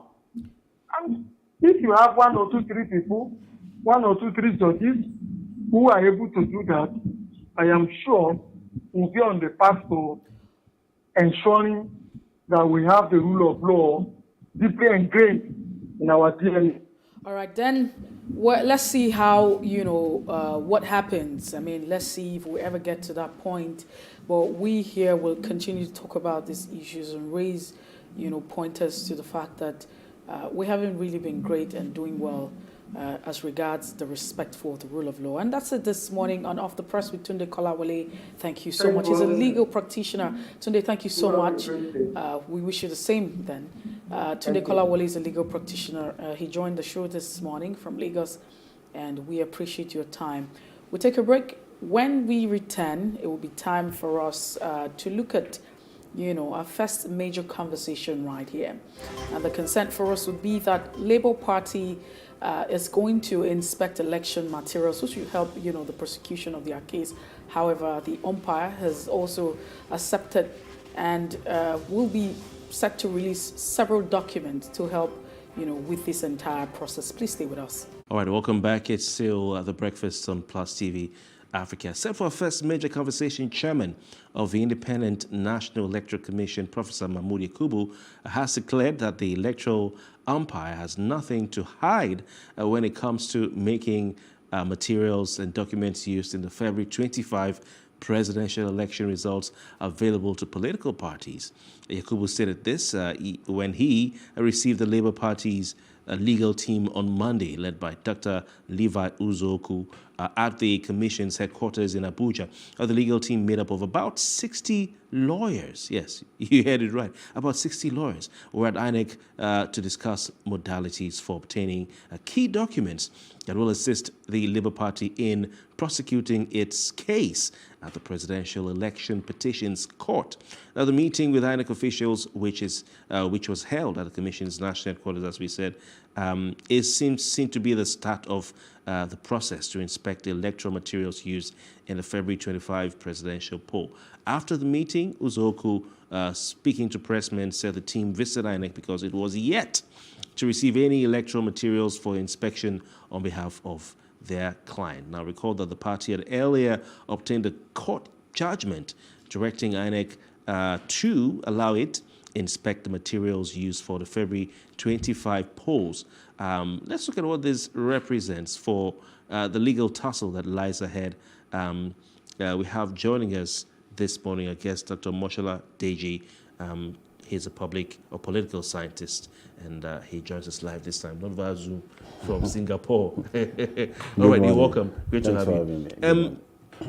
What exactly, the confusion is still out there. We're having discussion of it before we came on. What is INEC going to give to the legal team of Obi and the legal team of Atiku? Are they giving them the result sheet copies? Are they giving them copies of ballot papers? Are they giving them access to the data from the beavers? What are they getting? Well, the order of the Lord Justices at the Presidential Election Tribunal says that they should release election materials. Now, that has a wide definition. Election materials means that both the ballot paper, the result sheet, even the beavers, anything that has to do with the election, anything at all that pertains to the election could be regarded as an election material. So for the other political parties to now begin to determine what INEC will release to the Obi's legal team, definitely that is not permissible, because the order of court says election materials. So the Obi's legal team will now ask for what they want. Election materials varies. It takes a lot of materials for you to organize an election. So when they say election material, a lot of things is involved. Mm-hmm. So it will now depend on the legal team of the Labour Party presidential candidate to now ask for what they want. So if I have an order of court that says that, okay, I can inspect this studio, the onus now lies on me to determine where I want to inspect, what I want to inspect. But the order of court says election materials, which covers both the ballot paper, the result sheet, and every other thing that has to do with the election itself. Well, but let me also, add this. It's a major concern, and it's that, do you think that the legal team need this to have a comprehensive review of the process? Don't forget that, Peter Obi had mentioned that he's not looking at the outcome, but he's looking at the process that led to the outcome. I'm just wondering if you can, the process is what led to the outcome, and let's not even talk about that. Okay, I'm asking, okay, all of this that you're asking, do they really need this to review the process? They need to review the process because the process... Do they need it, this? They really need it because the process was what led to the outcome itself. And I think the presidential candidate of the Labour Party is being smart in the sense that he says he doesn't have any problem with the result being declared. He's only challenging the process. But we all know that legally... He doesn't have a problem. He's not challenging the results. But he's challenging the process and that the led declaration. And the declaration. Yeah, now, it came out on Twitter. We all know that if the process is wrong, then the result itself will be nullified. Just like we have recently in Kenya, whereby the process that brought about the emergence of the candidate that won the election was faulty. It wasn't followed according to the guideline. And the Supreme Court of Kenya was bold enough to say that, oh, you didn't follow this guideline, the process is faulty, thereby the declaration is also nullified as well. So I think it is a clever move by the presidential candidate of the Labour Party to question, to query the process. And another reason why he needs to query the process is that it has to do with the electoral body itself. That is not quite good for our democracy. We should have a situation whereby politicians will query their own actions and inaction.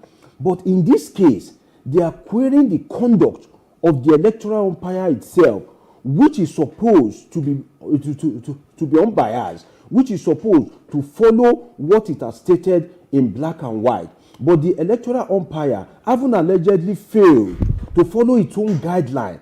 That's why you see that a particular candidate is now questioning the process, saying, hey, you said you were going to do this, now you've not done it, and now I am going to court to challenge the process. That is quite commendable on the part of Peter Obi, but I think it leaves much to be desired on the part of INEC itself, because most of the cases that we used to have in court is the political parties challenging the actions of each other. You change result, I didn't change result. You sent talks, I didn't send talks. Those were the things that we should perhaps be seeing at the Presidential Election Tribunal now, or the conduct of the people at the collation officer, not INEC itself. And when we now say INEC, not the INEC of a state, 2 states, 3 states, the national body of INEC itself. So that leaves much to be desired for our democratic system. Right. The Independent National Electoral Commission has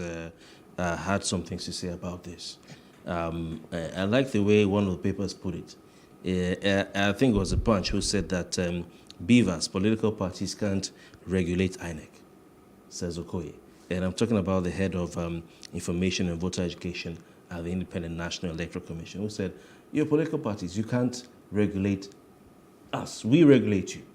So you can't come and tell us what we should show you. We are going to determine what we reveal to you. People have hopes that the parties will be, who have approached the court, namely PDP and LP, will be able to look at the beavers, for instance. And that's why when INEC applied to the court to reconfigure the devices, there was a lot of, there was a furor and uproar. But what INEC is saying is that political parties cannot serve as watchdog to the electoral umpire's activities. And Professor Okoye also said that the brain, things like the brain of the beavers will not be accessible to the political parties. He also said something like the result portal of the commission will not be accessible to the parties. This is information they can't be given. Even the ballot papers, the parties can have access to that. Well, INEC has right to regulate the parties, but let me just use an example. You can decide all your life to say you don't want to give birth. It's your right. Nobody will come and force you that, oh, you must give birth. But once you give birth to a child, you don't have the right to kill it. You cannot murder that child. You've gone against the law. So INEC regulates the political parties, but INEC itself is regulating the political parties according to a particular law. INEC is not the law. INEC is subjected to the law as passed by the National Assembly via the Electoral Act, first the Nigerian Constitution, the Electoral Act, and INEC guideline itself. So if you say you are going to do this, because even I watched a video, I think in November 2022, where the INEC chairman restated that the election result will be transmitted electronically. And I am disappointed. I am ashamed that a professor of political science, I as a political scientist, in any organization I find myself, somebody like Professor Mahmoud will be my boss as a professor. But I am ashamed that we can have a professor of political science conduct such a shabby election that is very disgraceful, because you said it is clear that, okay, electronic transmission first, manual second. That's what you promised. We didn't force you to bring this electronic transmission kind of thing, but once you have introduced it and you have stated it in your guideline, you have to stand by it. But can the parties now, this is about the beavers. You know, parties like Labour Party have been saying they want to go monitor how INEC is backing up the information on their server. You know, and the commission is saying you can't come and monitor what we are doing. We are independent. You know, these are probably, you know, sensitive things that the party, the commission will want to keep away from the public, looking at how we are backing up, looking at the brain of the voters or the biometric information of voters. They're saying that you can't come and then tell us to give these things to you. We are looking at maybe some compromise of, you know, of their information. What INEC is saying is like a citizen and a policeman that has a search warrant. The policeman has gone to court to get a search warrant to search your home. Once that policeman has the search warrant, you won't tell the policeman that, no, don't enter my kitchen, don't enter my bedroom, just search my sitting room. But as at that time, it's beyond your powers, despite the fact that you are the owner of the home. So the order of court says election materials.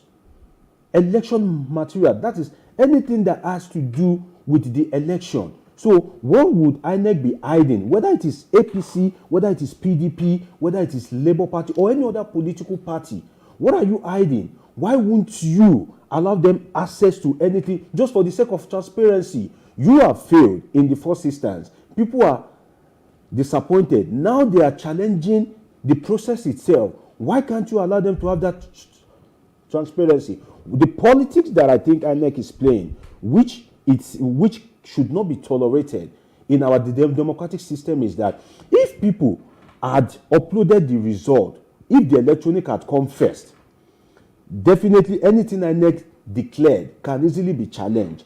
But now that the manual had come first, INEC will now work, and maybe the tech guys will now work from answer to question, in the sense that INEC has already made a declaration. So if anybody now sits down at the back end and starts inputting the figures according to what INEC declared, now how do we verify that? So INEC has messed up in terms of the transparency itself. So having failed as regards the transparency, what you can do is to now be transparent as regards the materials in your possession. But when you are not transparent as regards the material in your possession, definitely you will cast more doubt on your credibility. That's what I think. But I'd like to also ask if you don't think that INEC on the 25th of February acted within her capacity. And the first time the results were protested was during, at the Coalition Center, the National Coalition Center. We saw agents of political party mentioning the various discrepancies that had happened. And we saw the likes of Dino Milaye, amongst other political party agents, that stomped out, of the entire process. And I also remember vividly, as one who was involved in reportage and coverage of that election, seeing someone who was also questioning, who was also saying, hey, INEC is acting in accordance to her capacity. So it was within the ambit of, or was it in her jurisdiction to whether or not go on with the election collision of results and the announcement. So again, I ask, was INEC not acting within her powers? The powers that they had the right to stop or continue with the process, and they decided to proceed. Good question. They have the right to stop or proceed. Now, under the circumstance that we found ourselves during the election, logical reasoning should come into the process. But that's not law. Logical reason. Now, the law permits you to go left or right. Then logical reasoning has to come into play that, okay, it's best for me to go left than right. Now, under the circumstance, in an election whereby the three major candidates are from the three major ethnic groups of the country, an election that people are so much interested in the outcome, I believe that if the law gives you option, logical reasoning that will favor the electorate, that will favor the credibility of the institution you represent, that will boost the image of the Nigerian state in the international community, should naturally prevail, even if you have other options. And what should have prevailed, to the best of my knowledge, is logical reasoning. So even if there are itches, you could have said that, okay, we are expressing this technical itch, but we are trying to fix it, maybe give us few hours or few days. That will still kind of like boost credibility in the process. But on the part of INEC, the danger in the election is that INEC portrays itself as if it is an extension of a particular political party, and that's the problem. So now, even if INEC was acting maybe the way it thinks best, the outlook itself doesn't show. If the election result were being uploaded in some states, maybe we have 36 states and the FCT, maybe it was successfully uploaded in 25 states, then we can take. But a situation whereby it wasn't uploaded instantly in almost across the federation, that's more like a clear sabotage. No, but apart from the fact of uploading, there were also other issues that were, I don't know if we seem to have forgotten. There were centers where elections didn't hold because these elections were disrupted by, criminal element, thugs, and what have you. And the law is also very explicit as to, these issues. I really haven't heard that where we know that they had continuation of elections. But there were some centers, even in Lagos and across other parts where elections didn't hold. People had complained that elections didn't hold and results were declared.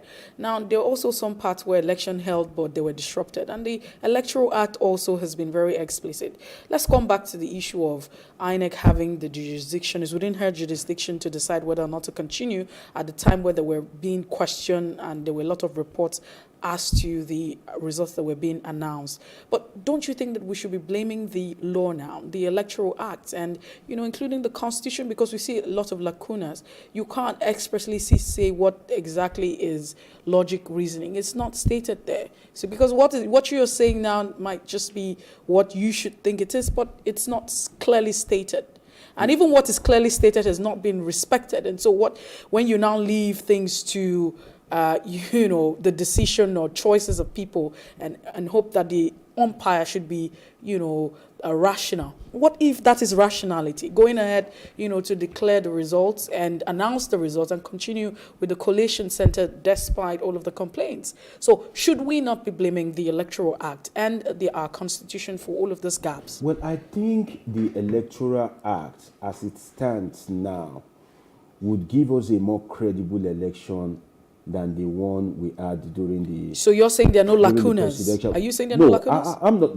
There's no perfect law. But the one we have, is it that bad that the election should have gone that route? No. I believe that the Electoral Act, as it is now, should have given us a more credible election than we had if the people that are going to...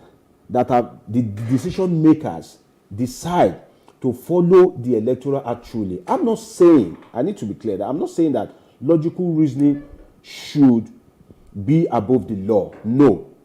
I said when the law gives you options to do A or B, then logical reasoning should prevail as regards who you are representing or who you serve. INEC in this case is serving the Nigerian people. But how do you define logical reasoning? So what if the decision to continue with the announcement of the result is logical for the chairman of the umpire because he went ahead? And so what if that was his logical reasoning? Well, So I'm saying that because the Constitution has not expressly, for the fact that you allow, the umpire to decide whether or not they can continue, is within her, powers to continue or not continue. I mean, use her discretion to go ahead.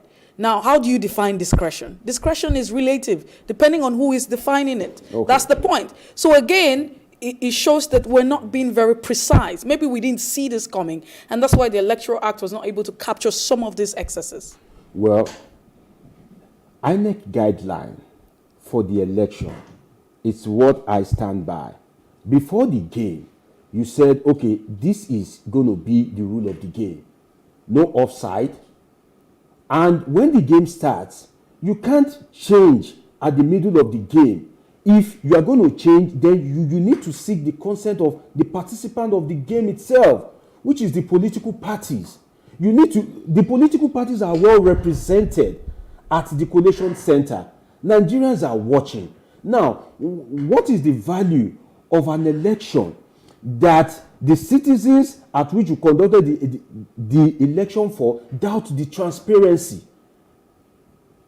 Oh, what is the value of that election itself? What we would have if is a situation whereby the court will keep deciding. Because, okay, now, at the end of the day, people have died because of this election. Nigerians have spent money because of this election. They have wasted their time to register, get their PVC. And at the end of the day, now, the beauty of democracy is for the process to be so transparent to the extent that when the winner is declared, at least the transparency alone gives you the joy to have participated in the process even if you lose that election. But in this case, the transparency, not because you state that you won't be transparent. The INEC guideline shows a lot of transparency. But at the end of the day, you told us, one server and one IRF, you couldn't upload the result. And at the end of the day, I was listening to the PDP chieftain in Lagos on a sister channel, Chief Bode George, saying that one of the tech guys at INEC is a former commissioner in Lagos. Imagine that. And the presidential candidate of the APC itself is a former governor of Lagos State. And we know, it is a matter of public knowledge, that directly and indirectly, he has been in charge of Lagos State since 1999. Okay. So you shouldn't take steps that will question the transparency of the process itself. Right. You should at least do your part, because you said you are independent and you promised A, try and deliver A. So not that you will now say that, okay, you want to proceed when there are options that you can take that can improve the credibility of the process itself. So I think that independence and credibility, but we may have to do some more investigations to know if more about this person. No, I gave you reference. Yes, it's not my word. It's the word of Chief Bode George. You've said that. So that's why I gave you reference. Yes. But in order not to conduct a media trial, but what do you expect? The likes of the legal team of Atiku and Obi to do when they get to court. We've said that they deserve and they have the right by the order of court, the highest, the Presidential Election Petition Court, to get anything they want. And I keep saying, no, you cannot come look at sensitive information in like the biometrics of the voters, the brain of the beavers, etc. The cloud server and all that. You can't look at that. We're simply going to give you the result sheets and all that. And which by law, actually, in the Electoral Act, you are anybody, you can apply for it. They will give you a printout. But going forward, if they're to make a case, what do you expect the legal teams to say, to the court? Do you expect that we can see something on the screen here? This is Sam Amadi, former commissioner for NEC, Nigerian Electricity Regulatory Commission. And he's talking about the Obiakpo federal constituency, the Obiakpo local government elections, the presidential elections. And there's a claim going around, I think Reno Mokri has also done a video about this, that in what you see from the result sheets that the party agents submitted, and Festus Okoye said the agents themselves the party's agents have the result sheets. So there's nothing they need from INEC, really. He says that hail INEC free and fair election. Obiakpo results. They're saying what they saw on the portal was APC 80,000 plus LP just about 3,000. But the result sheets that the agents have, they are claiming that they have 70,000 and APC 12,000. Now, if we see these discrepancies on the INEC's IREV, okay, do you think the parties will be able to make headway by presenting such as evidence? Okay.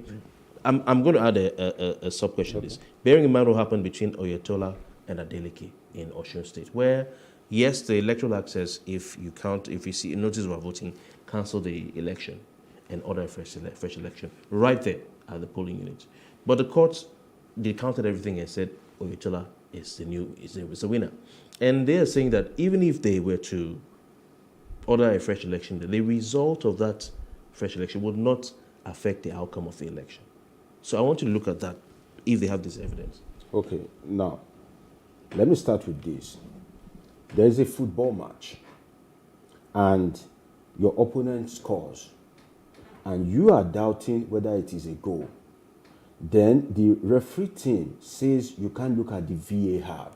You can send your team to the back to check the screen through slow motion to determine whether it's a goal or not. How would you feel?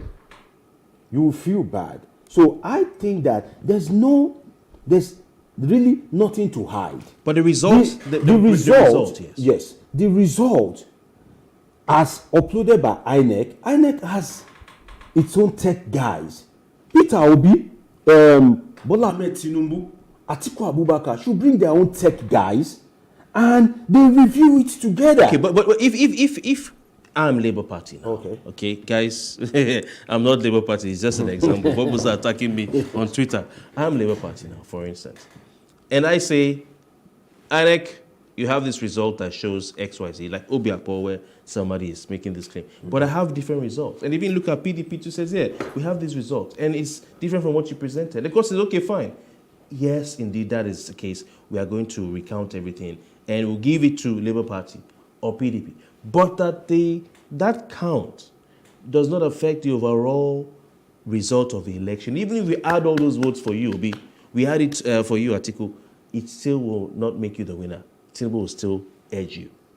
So we can't do anything. Our hands are tied. It means the case is dead. Well, no. One thing such case would do is to strengthen the electoral process and the law that will emerge thereafter if there's going to be any amendment to the Electoral Act.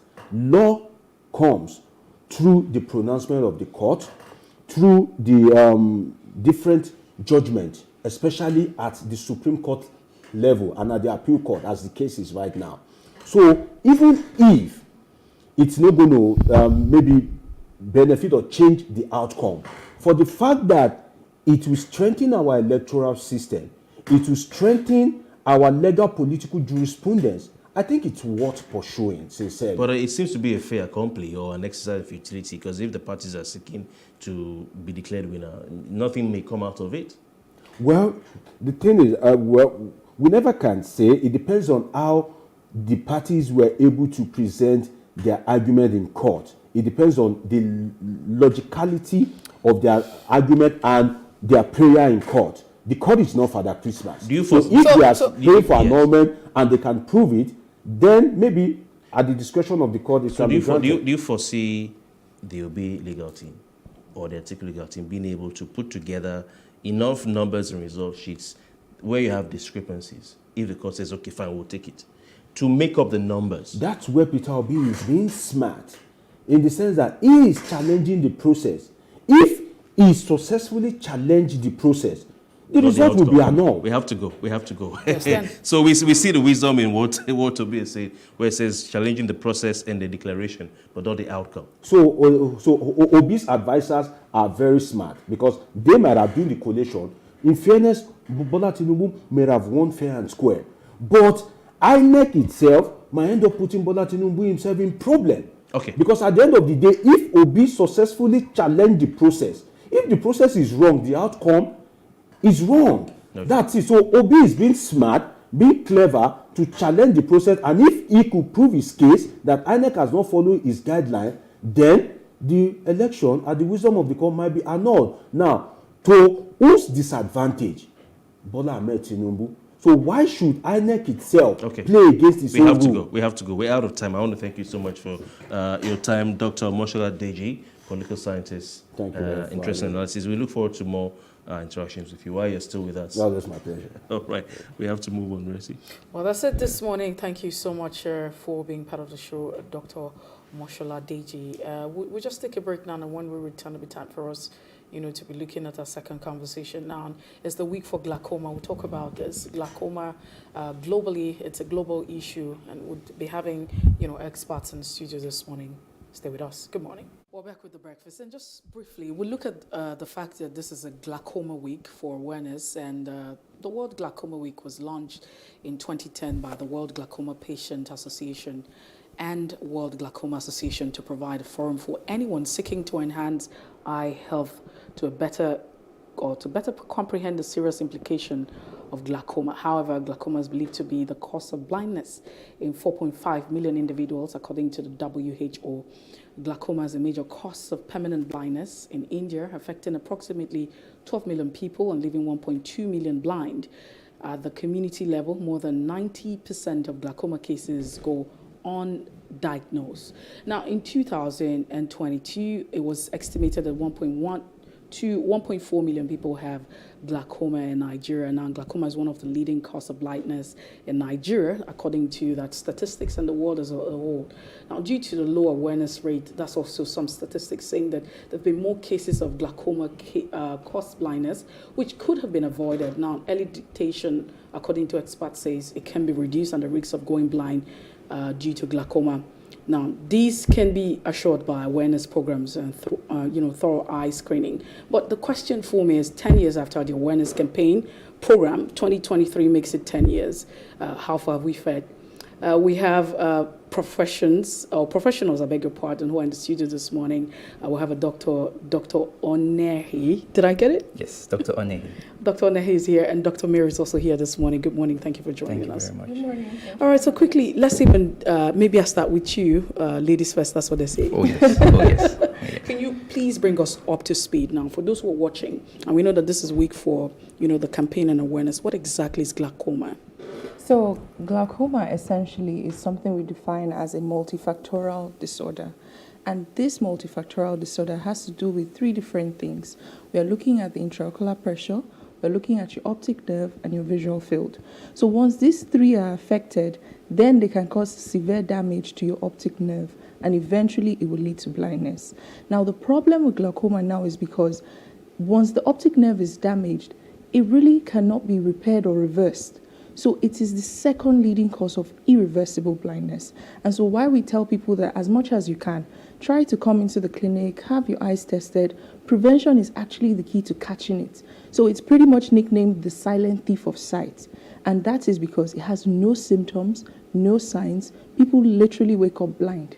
So what we try to advocate for people is check your eye pressure, check your optic nerve, and as often as you can, check your visual field as well, because there are certain factors that could predispose you to having all of this. Some of that being that glaucoma is very hereditary.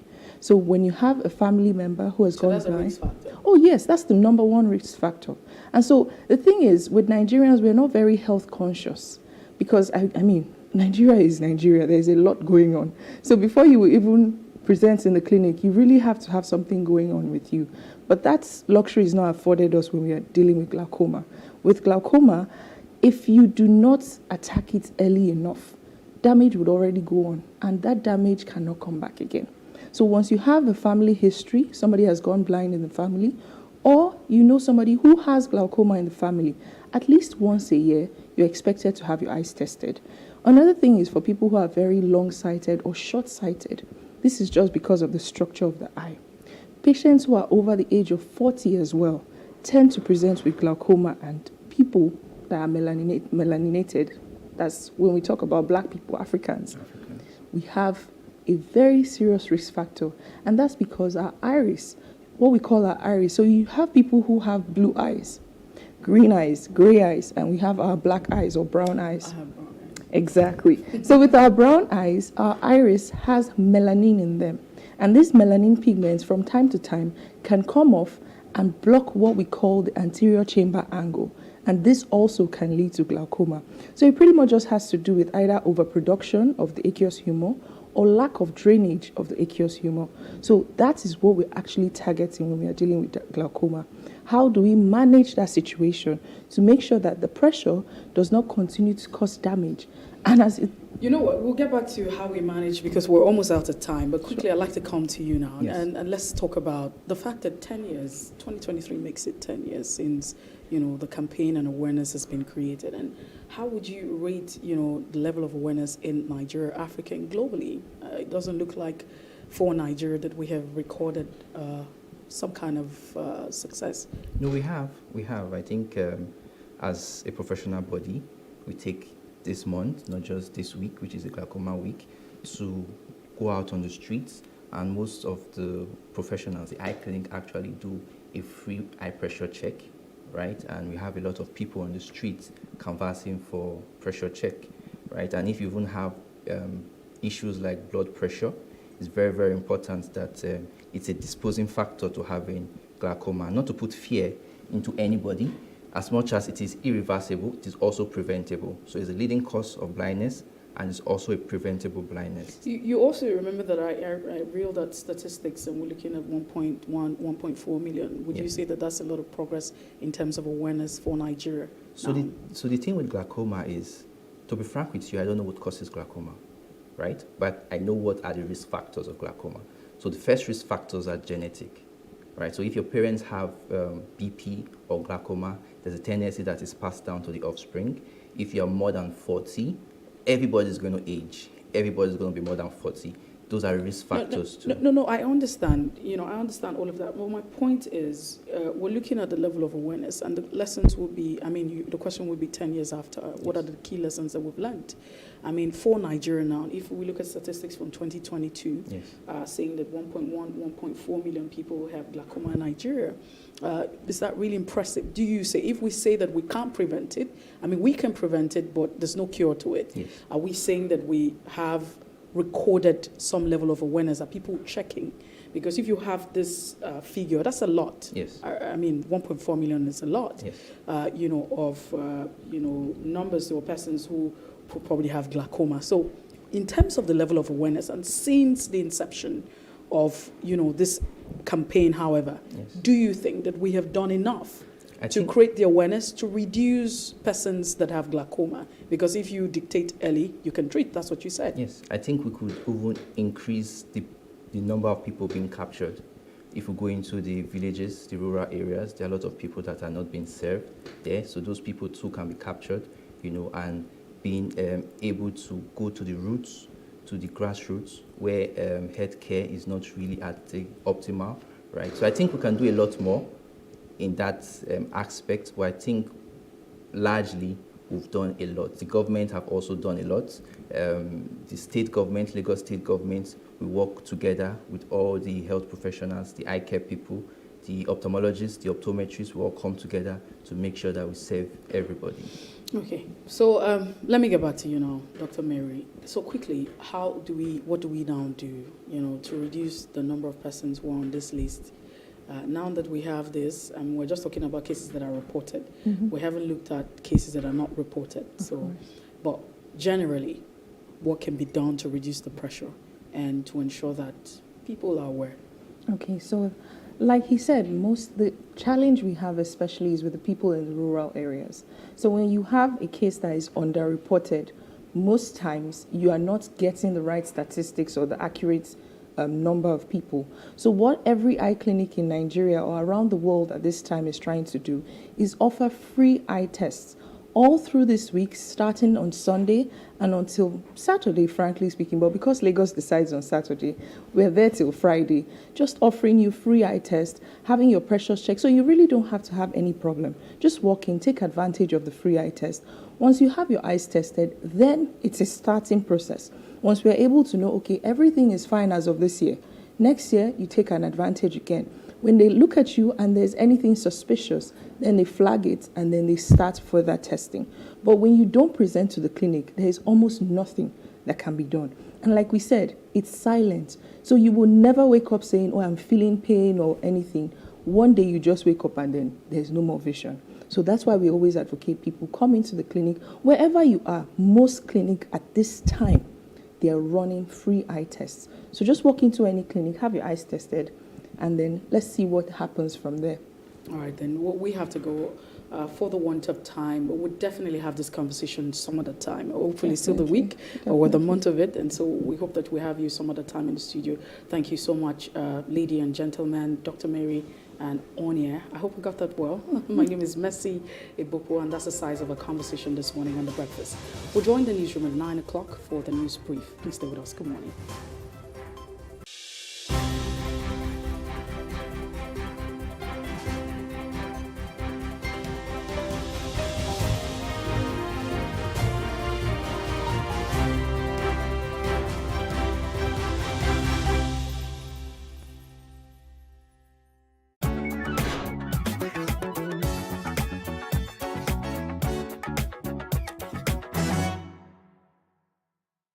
I have not come across a blind person who have become sighted. Unfortunately, I've come across too many sighted people who have become blind. I stood for like maybe 2 or 3 minutes, was like, a blind individual writing like this. Even a typical human being cannot do most of what he is doing. They are pushed aside. They look them as perpetual beggars. And it's not supposed to be. Some of us, we are learned. We don't need pity. We need opportunities. We need encouragement.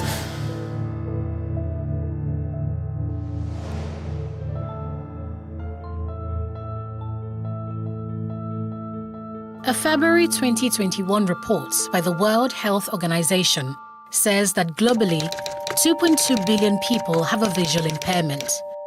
Of that number, 64 million people suffer from glaucoma, the leading cause of irreversible blindness in the world. It is projected that by the year 2030, 95.4 million people would suffer from the disease. Being a black person is a risk factor.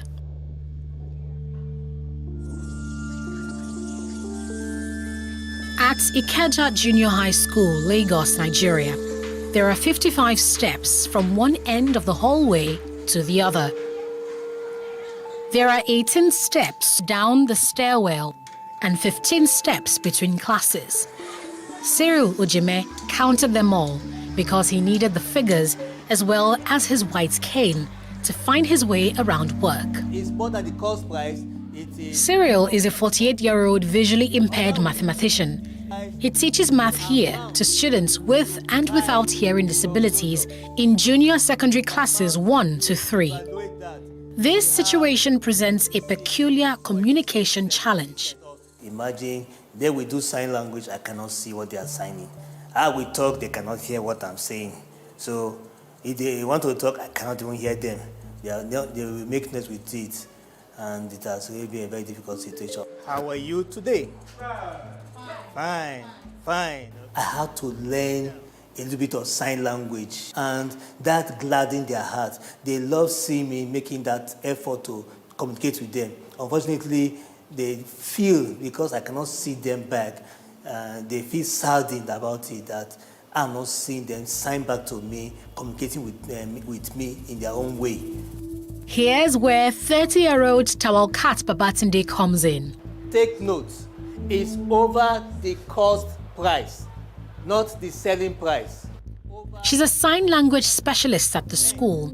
She works with Cyril to coordinate and communicate math lessons to the class. I'll make sure the class is being arranged. Okay, keep quiet, watch what he's saying, explain. When he's explaining, I'll demonstrate. You do give them classwork and homework. I will mark it, distribute it to the students. Honestly, the first day we worked together, I stood at just for like maybe 2 or 3 minutes, was like, a blind individual writing like this. Even a typical human being cannot do most of what he is doing. So I was amazed. Cyril Ojeme is a 1996 graduate of Pure and Applied Mathematics from the University of Ilori, Kwara State. He's also an award-winning math and further math teacher with experience spanning 11 different schools in 5 states across Nigeria since 1999. Cyril recalls a childhood experience that motivated him to take up teaching as a career. I used to have a math teacher. He would just put some problems on the board and I would just be smiling. We would not be able to solve it. So in my mind, I said, I want to be a teacher whereby I will make math to look simpler than what this man is doing. That resolve made in the early 80s still nudges him to demystify math for children today. However, in 2012, Cyril was diagnosed with glaucoma. This almost put paid to his life ambition of teaching math. When I first of all found out 2012, it was like a shock to me. Because as a then, in my family, the extended family, we only know for maybe eye issues such as myopia or long distance issue. Then maybe it was cataracts, but nothing like glaucoma.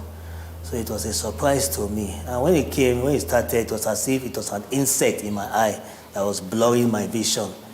So when I was told it was glaucoma, I went to Google it to read more about it. When I learned it was white blindness, I got a bit scared at first. But I said, okay, let me see what can be done. Dr. Adiola Onokoya is a professor of ophthalmology at the Lagos University Teaching Hospital, Luth. She throws some light on Cyril's condition. Glaucoma is the commonest cause of irreversible blindness. It's a disease of the nerve of the eye. That nerve is like a cable that connects the eyeball to the brain. In glaucoma, what happens is there's some damage, inside the eyeball where you have those nerves originating from that we call the optic nerve. They are damaged. And what damages them? Well, it's either there isn't enough blood flowing into them, or because there's a lot of pressure inside the eye. And once those cells in the eye die, even the eye is opened, is looking at whatever object, but there is no connection. There's a disconnect between what the eye sees and the brain. So the eye looks normal, but no image processing is taking place. What causes glaucoma and how can it be treated? Nobody knows the cause. And if the cause of a disease is not known, then there's no cure. It's commoner in blacks than in the Caucasian. There's just an inherent, risk for us to develop glaucoma, being blacks. And then if you have a family history, because genetics is at the basis of glaucoma, really. And then if that pressure is high, that's eye pressure, intraocular pressure, if it's high. And then people who have severe hypertension, people who have very low blood pressure, even people who are using low blood pressure medication but they are overusing it. Management of the glaucoma, we can give eye drops. And if the eye drops are not working well, then you may have to go to surgery. It's a lifelong disease. But suffice is to say that once you have lost vision from glaucoma, it is not recovered. Cyril was in the prime of his career when glaucoma struck. He was deputy head of the math department, mathematics coordinator, and was vying to be head of senior school before he began to have challenges with his vision. The new reality devastated him. He began to struggle with tasks that were once easy. Then, to be moving around, it was difficult for me. There are times I would just miss my way when going to a class. I would not really know the right class that I'm going to until I therefore come back and count my steps again. Some of my colleagues will be assisting me in typing, to be marking that I'm going through a phase. And I thank God for my colleagues then who rallied around me to see that I was not failing. You know, being a private institution, they are not looking at whether you are going through a phase or whether you are going through a medical situation. There was for you to be effective, no matter what it takes. Be effective. Don't go down. Don't relent in your effort. So I was trying to meet up. He sought medical help in 2012. However, the doctor's strike paralyzed healthcare services for 6 months. In that time, his eyesight worsened. For 6 months, when they were on strike, I could not get medical attention, and that was when the eyes deteriorated. Thereafter, when they called back the strike, it was a bit late. The pressure in the eyes became very high and uncontrollable. Despite eye drops and medication, it just skyrocketed. If the doctors were on ground, I would have been able to get the proper medical attention on time. I would be able to at least know the right eye drops to take to preserve the vision. And I'll be able to at least, if it was not becoming better, at least the doctors would have been able to refer me to Lutz or even to another institution entirely for me to get proper attention. Indeed, the lack of a reliable healthcare system in Nigeria does jeopardize the health of citizens. Additionally, glaucoma does not show symptoms. Therefore, Cyril only began to have signs of visual impairment in the advanced stages of the disease. We usually advise that we should get our eyes tested regularly. Once you are above the age of 35, you should make it a point of duty to get your eyes examined once in 2 years. But if you have a family member who suffers from glaucoma, or you have a family member who is blind, you don't know why, you should check your eyes for glaucoma. So regular eye examination is the way to detect it at the very early stage. And once it is detected, treatment is started, and we can then slow down that rate of progression. As Cyril's eyesight was deteriorating, his work at Olashere Grammar School in Osun State was failing. In March 2015, he made a decision he never imagined he would take in his early 30s. Cyril Ojemen resigned. I had to meet the HOD, my supervisor, that look, I cannot continue like this, that I don't want to be a burden to the students, members of staff, and especially my immediate colleagues. It's best for me to quit while the ovation was still loud. Nothing prepared him for the challenges ahead. He was about to face trying times due to a deteriorating vision and a lack of steady income. 2016 to 2018, I will call those 2 years the worst period of my life. Number one, I stopped going out. 2, feeding myself, my family became difficult. 3, paying for children's school fees stopped.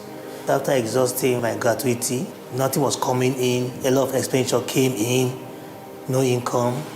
So everything was just dry. And I felt for my children because it was something they never expected, never wanted to experience. My wife did all she could to support, but it was all to no avail. She became more or less like a beggar, asking people around for assistance. Myself, I started calling people, calling my brothers, calling those that I know, those who I don't know, to see what they can do to help me out. I got almost to a stage of depression, but my wife and my children, they stood by me, they encouraged me that it's not over. Just when the nights got darkest, some lights shone through.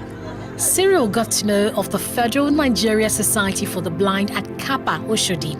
It's a special rehabilitation center for the blind.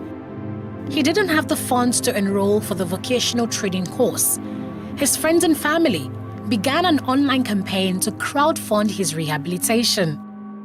The help started with my classmates, Federal Government College Kano classmates. They came in. At first, they helped with the surgery, but after a while, they stepped back to take care of their own personal issues. But by the time I now raised the voice again in the wilderness to say, please, I need help, They came again, sent one or two things just to keep body and soul together. My elder brother came in, then ex-students, those that I taught, came in as well. And they rallied around, helped me out until I graduated. With his fees paid, he began a one-year process to rehabilitate for his new life. I did braille reading and writing, did rehabilitation and mobility. Mobility is by means of how you move around without being aided with the use of a white cane. This is a white cane. It's a white cane. You just put it on the ground and you just be feeling around. It guides one, a visually impaired person, to move around freely without any fear of falling down. Then I learned how to operate the computer using keystrokes. My students from Ikeja Junior High School. So I'm going through their scores. Gradually, I started getting used again to the laptop, something I felt I could not do again. And what really helped me was the application that was installed in the computer. It's called JAWS, Job Access with Speech. On the phone, we have what we call TalkBack. So that is the way we started using handset and the computer in general. The experience changed my life and my way of seeing life in a new perspective. In 2019, Cyril graduated as the best student at the rehabilitation school. Thereafter, he enrolled in another course by Sight Savers, an international non-governmental organization dedicated to empowering the visually impaired with digital skills. Sight Savers really helped me out in terms of how to replan yourself, how to organize your career, how to work out your CV to make it to be a one-page document, how to prepare for an interview, what kind of questions to expect, how to do follow-up after an interview, then preparing for the work environment, and it gave me that boost and that confidence to be bold, to be self-confident, to be to have that charisma, to have that character, to move on. So Sight Savers did that for me. Despite all this training, he was not quite prepared for the challenge of getting back into the labor market as a person with disability. Luckily, an old connection came through. The person's name is Mrs. Grace Egbobi. I will be grateful to her. She got in touch with me and said, there's an opening in the public sector. They are looking for a maths teacher, and she's going to submit my name, being that that's my course. And an interview was conducted, and today I was employed. I was posted to Ikeja Junior High School. When I first of all met the principal, Mr. Safiu, he said he's not going to reject me because he sees in me something that will be of benefit to the school. He gave me a brief interview in my office, and he told me that he will be able to handle mathematics skillfully. So I said, let me give him a try. And since then, I've been watching him. What I noticed about him is that he has great passion for this job. You will never see him coming late to work. He's always front in the class, and he does the work with passion. I'm happy his decision of accepting me is paying dividends now. And ever since I stepped in here, I've been putting my best, and I believe the best is still yet to come. Just when he thought getting a job was hard enough, commuting to and from work as a visually impaired man became a tough road to travel. When I leave the compound, I stay at the gate side. The person that do help us at times, he comes in, he will take me to the bus stop. I will enter a bus going to Oshodi.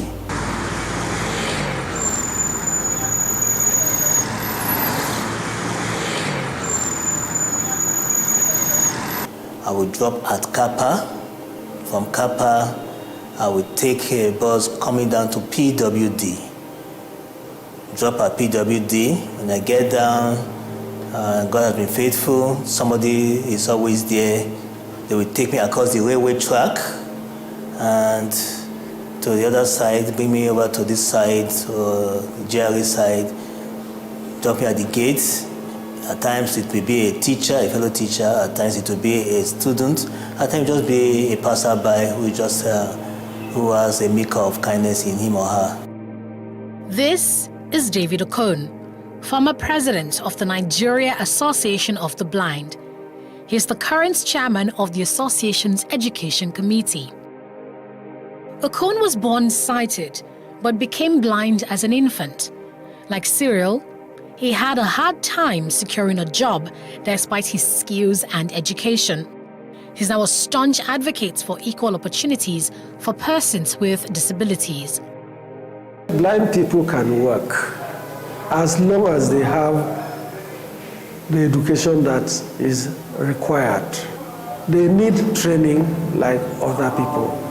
It might be some specialized training, but honestly it doesn't cost the price of a rocket. They need equipment that will make them function appropriately. That might cost a little more than what you give. But every employer should think this way. Okon also analyzes the role that the Nigerian society has played in perpetuating the belief that persons with disabilities are outcast. The society is yet to come to terms with the fact that a blind person or a person with disability is a member of the society.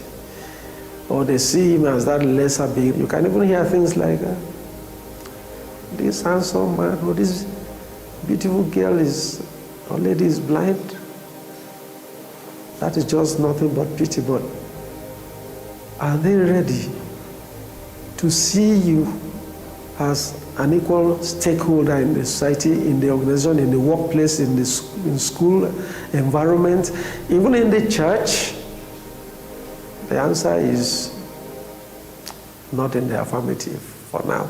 A blind person would have ordinarily not been so disadvantaged if the society was more enabled. The environment, the road networks was not built with me in mind. And even when the government even did some walkways, pavements that you could walk and not be run down by moving traffic, you find out that that is not possible because the walkways have now become markets. The bike owners, the ones we call Okada, park their bikes on top there. And so I now it would then be as if I'm more handicapped than I should be. Drawing from his personal experience with disability discrimination, Cyril makes a passionate plea for an inclusive society. Those who have physical disabilities, they are pushed aside. They look them as perpetual beggars. And it's not supposed to be. Some of us, we are learned. We don't need pity. We need opportunities. We need encouragement. Those who are lacking education, they need to go to school. Those who need employment, they need to get employment. Those who need to even start their own crafts and their own little business, they need such help. Every 6 minutes, someone is told they're going blind. Leading medical journal Lancet Global Health projects that global blindness will triple by 2050 to 115 million. Okon speaks to these figures as he calls for a paradigm shift in how society views and treats persons with disabilities. I have not come across a blind person who have become sighted. Unfortunately, I've come across too many sighted people who have become blind. The question then is, why don't you think of making the society a better place? In case it will be that person you know, or even you, because there's nothing that says that it cannot be you tomorrow, so that will not join us in the cry and lamentations that we're going through. In January 2019, President Muhammadu Buhari signed the Discrimination Against Persons with Disabilities Prohibition Act.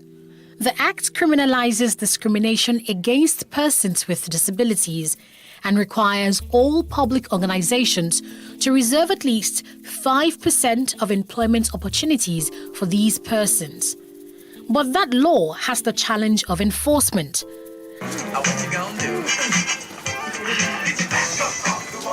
As for Cyril Ojimen, he has found a job that pays him 2 times Nigeria's minimum wage, and he plans to retire in the teaching profession.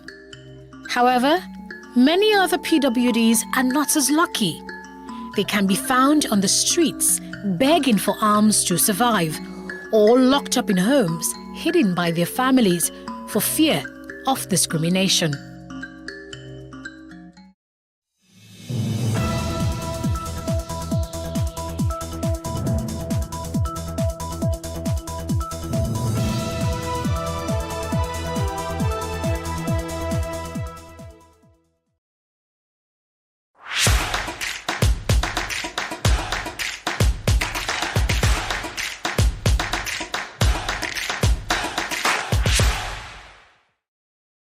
Furniture is one of the most important home accessories.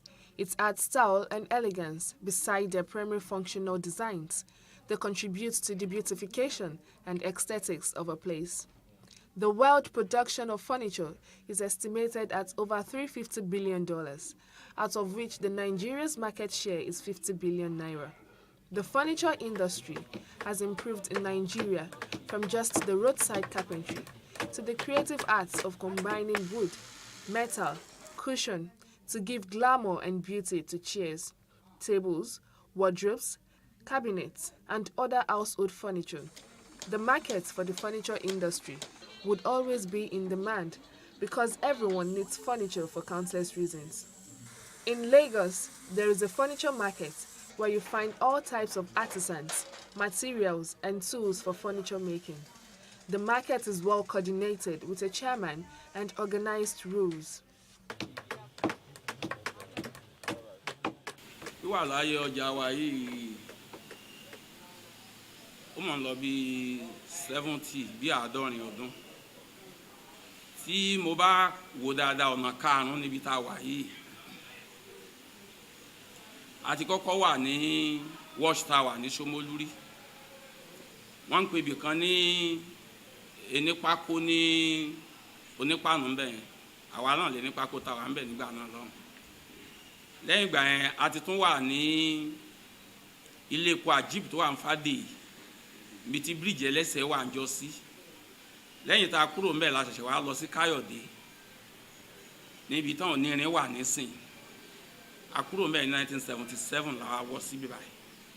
Ká tó wá dé bíbá yìí ilé kiri pé kí ọjà ó dìgbà tó bá ń yá kán ní ká kúrò lórí ilẹ̀ àwọn ọlọ́dani tó fún wa ńlẹ̀ tàbí ẹbí tó fún wa ńlẹ̀ ló mú kí àwọn bàbá wa àgbà náà lọ́hùn kí wọ́n gbé ìgbésẹ̀ lórí ká gba ilẹ̀ lọ́wọ́ ìjọba ìpínlẹ̀ Èkó láyé LSDPC.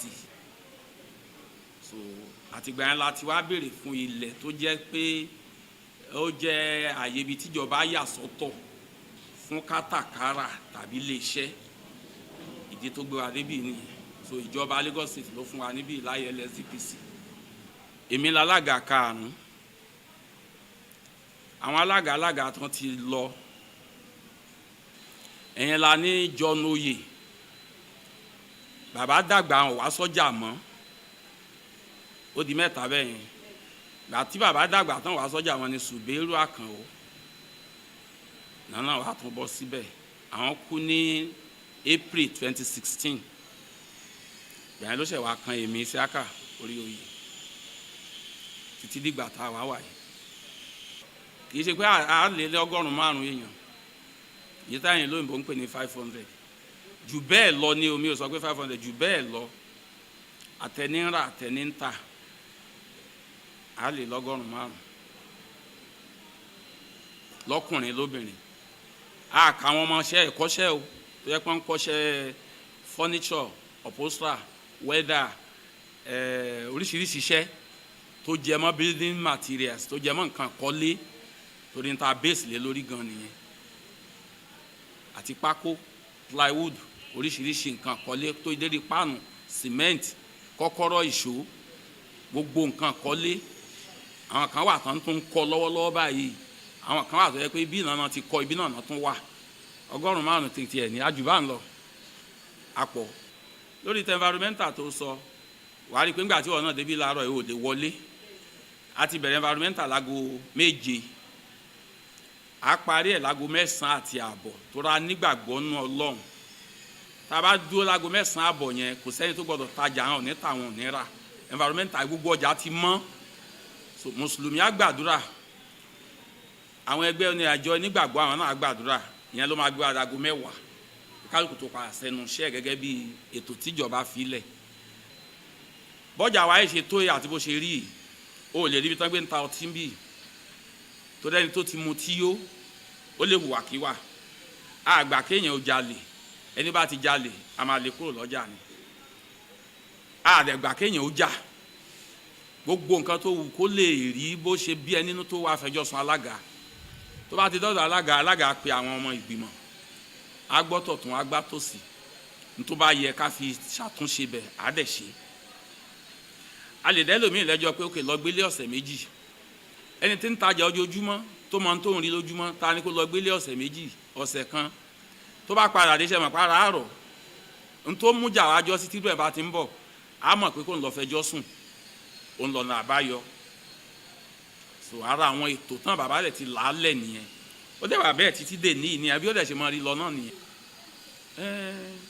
àgbà owó àgbà pọ̀ lọ́wọ́ àwọn èèyàn bí kì í ṣe pé irú ilẹ̀ nísìnyí ìdọ̀tí tán bá lò nígbà bá fẹ́ sanwó lọ́mà ṣe mọ̀ pé ó di dandan so à ń gbà yẹn lówó tí ò ga àwọn èèyàn lára tó jẹ́ pé kò tiẹ̀ ní wọ́n lára ńgbà tí a ti wà bá ṣe fi wà yẹn kò sówó kan tá à ń gbà kọjá owó ìsọ̀tán bá rẹ́ǹtì tán sanwó ẹ̀ lọ́dún kò sí owó túláàsì kan tó ìnájà kan àbòrùn rajà kan bí wàá lè sọ pé wọ́n ń gbà lọ́wọ́ àgbowó car park àgbowó ilé ìgbẹ́ ilé ìtọ̀ gbogbo ẹ̀dẹ̀ la ní tó yẹ pé tí ọ̀gán bá tiẹ̀ débẹ̀ wàá fẹ́ lè sùn bẹ̀ pé ṣé bí náà dẹ̀ lẹ pé nílé ìgbẹ́ lẹ pé nílé ìwẹ̀ nílé ìtọ̀ tá a tọ́jú gbogbo ẹ̀ gẹ́gẹ́ bí nǹkan tí Lagos State fẹ́ owó ìgbàlẹ̀ náà wá ń yẹ̀ wá wò Lagos State yẹn wọn yé wá wọn wá láti Aláùsá wọn wá láti local government ẹgbẹ́ nípákó ní Lagos State gan àwọn gan tún wá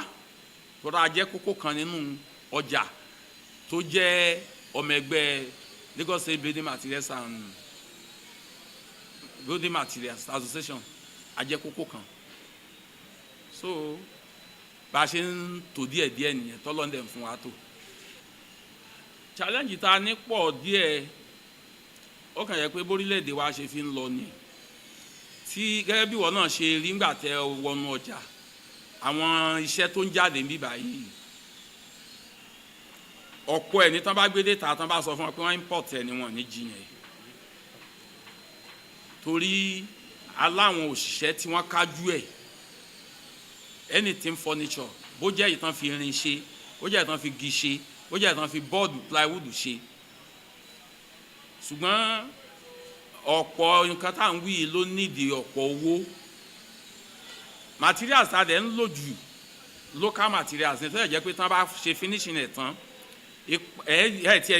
tiẹ̀ tún dájú tìlú tán gbé alátòkèrè lọ irú ẹ̀ tí wọ́n ti kó jáde láàárọ̀ yìí wọ́n náà pàdé nǹkan tán jáde lọ nígbà tí wọ́n ṣí géètì tá a pàdé environmental lẹ́ẹ̀kan so gbogbo orú àwọn kan báwọn yẹn ṣùgbọ́n kíjọba ó gbégbèsè àti kún wa lọ́wọ́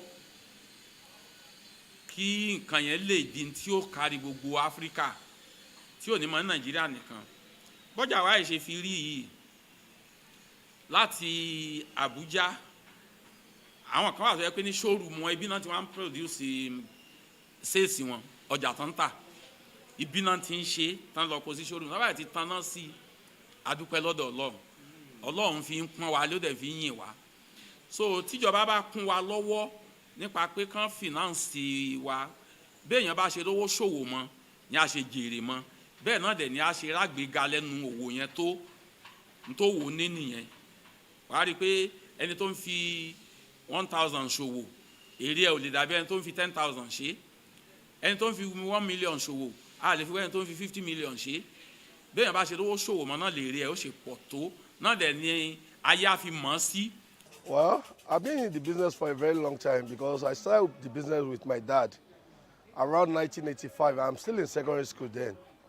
At earlier stage, I have the mind of be a first man, but my dad said he want me to go into business because he have a lot of achievement that he made in doing the business. And as time goes on, I later joined my dad in doing the business. I later have interest in doing the wood business. I give glory to Almighty God because the business is a good business, and if you can try to have interest in what you are doing, at least I know that you never regret in doing whatever you are doing.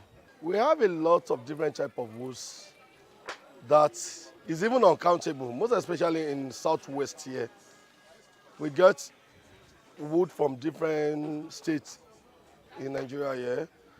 Starting from anything from Ijebu, the Shagam, Ore, Bini, Ondo, Idori, Owo, Ifon, Sobe, Agbanikaka Empire in Onwa, all that kind of, we get wood in many different states in Nigeria here.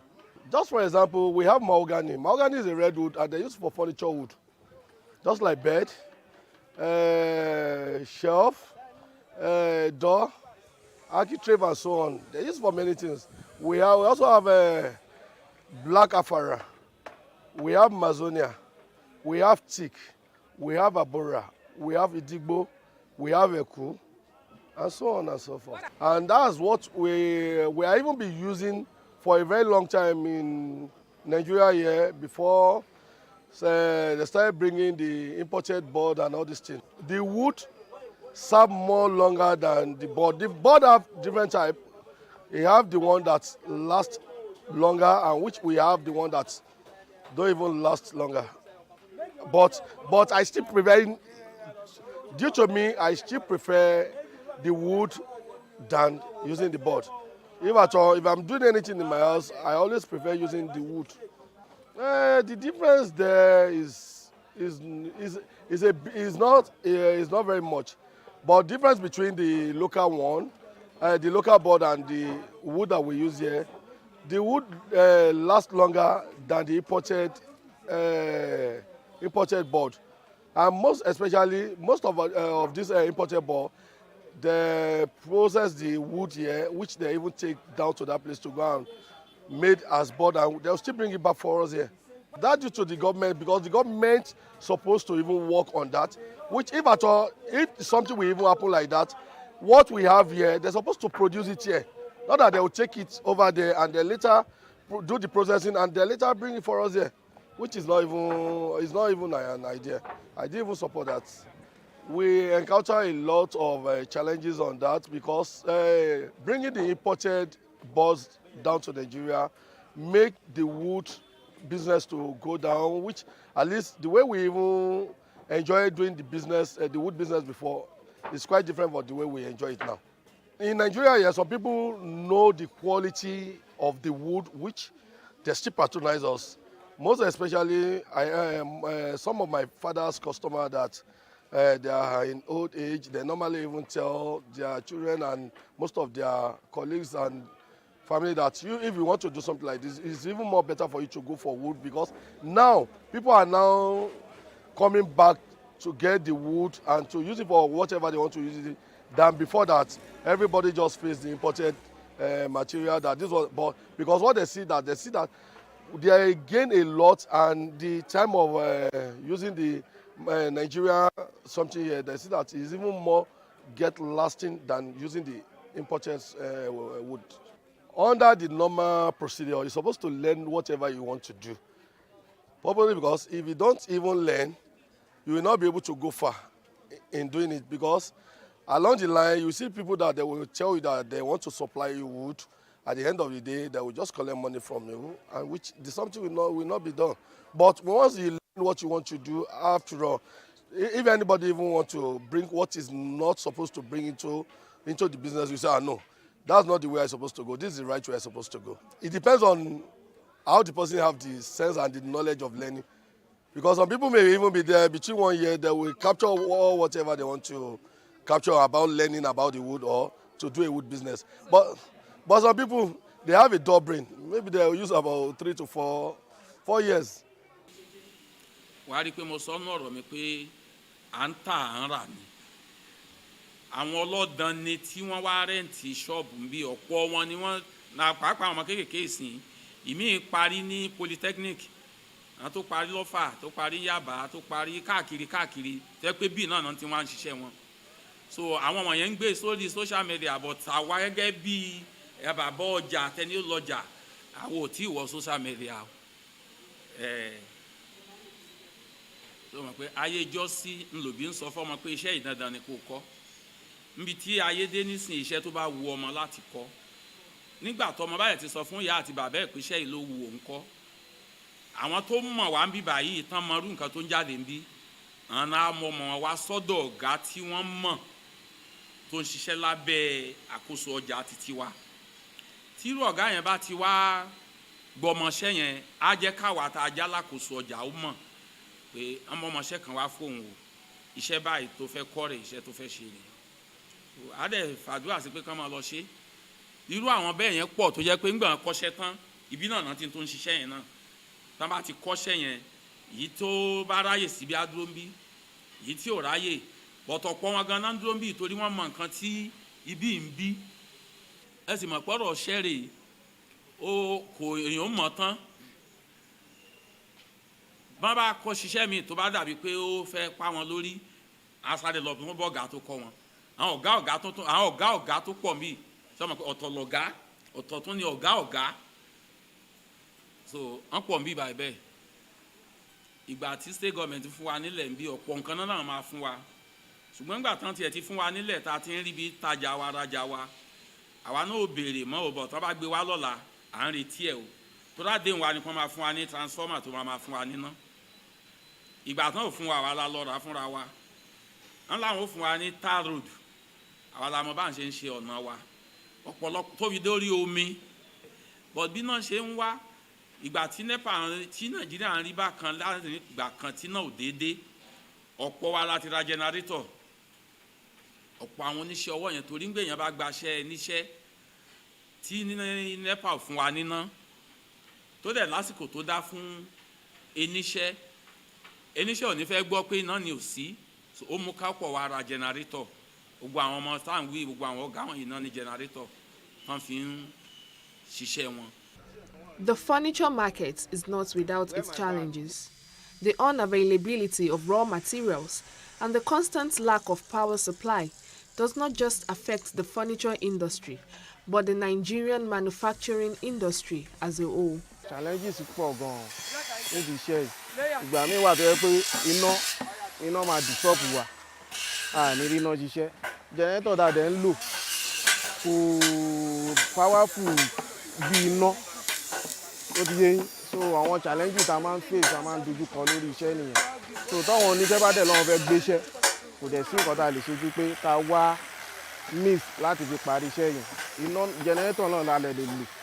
Nípa bá a ṣe ń sanwó gẹ́gẹ́ bí olórí àti ìgbìmọ̀ ẹni bá ti múná nínú wọn torí gbogbo wọn kọ́ ló ń lo ná ìbá àwọn tán ń lo ná nínú wọn àti ní levy tí a fi wọ́n sí orí ẹ̀ wọ́n dẹ̀ ti mọ̀ páwọn láti sanwó yẹn a tún wá ṣe débi pé ìjọba ní ká máa lọlé láago 6 tá a bá lọlé tán àwọn ìgbìmọ̀ kan wà tí a sẹ́ẹ̀tì kalẹ̀ hàn tó bí hàn 8 àwọn èèyàn ní lọlé láago 6 wọ́n á yí ká gbogbo ọjà a dẹ̀ ṣe àwọn ṣúìsì kan síta tó yẹ pé òun ló control gbogbo nǹkan téèyàn ń lò ní workshop ẹ̀ tó ní on and off so àwọn gbìmọ̀ tí wọ́n máa patrol yẹn gbogbo nǹkan tí fuse tán ṣe síta yẹn tó ti ní on and off yẹn náà máa wò tán bá ti rẹ́ni tó gbàgbé tiẹ̀ ńgbà tó ń lọ lé ó wà ní on ńgbà tó ń lọ bóyá ó pẹ́ kó tó palẹ̀ mọ́ wá ń sáré jáde lọ pé kí gbìmọ̀ ọjà máa mú òun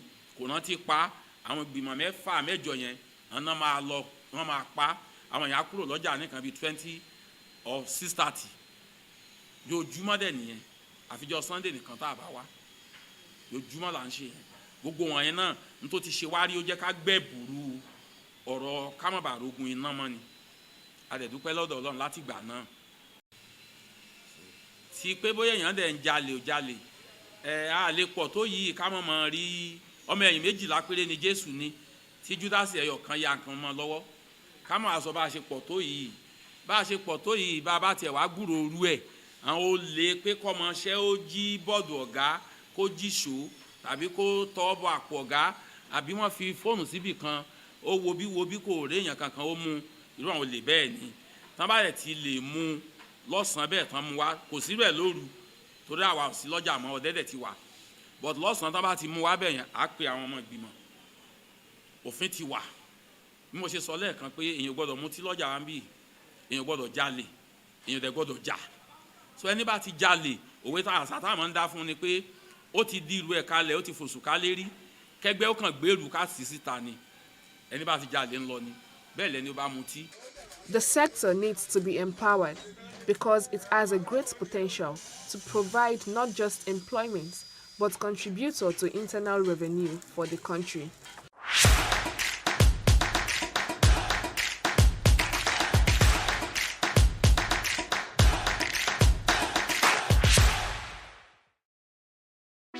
Hey, what's up, guys? You're welcome to another edition of Plus Event, and I remain your host, Ifeoluwa Oshukeye. Your absence isn't an excuse anymore, as Plus Events is all you need, as we bring you the glitz, the glamour, and loads of fun. Oh, definitely. No question. He's a living legend.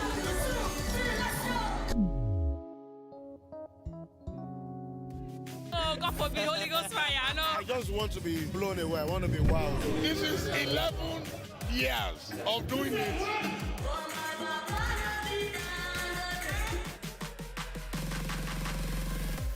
I'm surrounded by so much positivity. No, it's okay. Yo, what's up, my people? It's your boy Starboy Terry. You're watching Plus Event on Plus TV. Stay glued to Plus TV Africa every Saturday and Sunday, 4:30 p.m. West African time.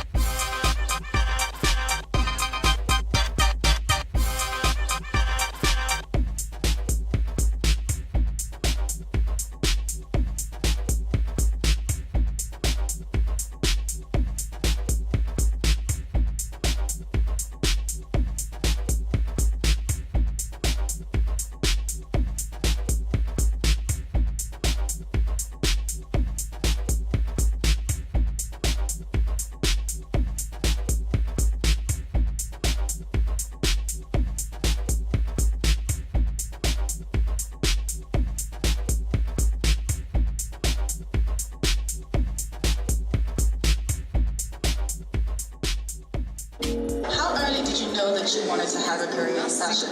When I was taken to Portobello Road Market in London when I was about 10 or 12 years old, and there was all these colourful characters everywhere dressing up, and I saw very quickly the reaction and the way that they made me feel, and I wanted to have a part of that.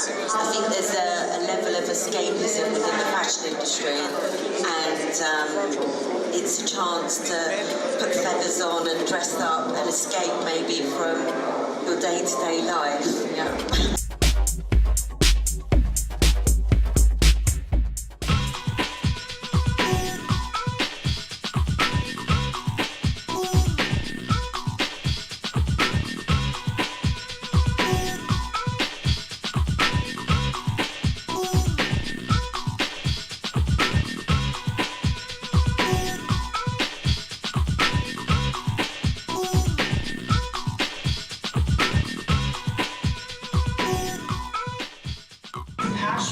For photography and beauty, Linda asked if I would do her makeup for this photo shoot. So, of course, I was beyond thrilled, and I said that I would do it. I mean, after all, I've done her makeup over the years, kind of on the side.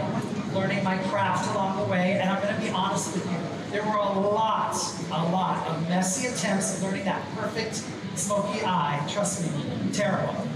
But after Linda's shoot, Christian complimented me on my work, and he asked if I would be interested in working with him from time to time.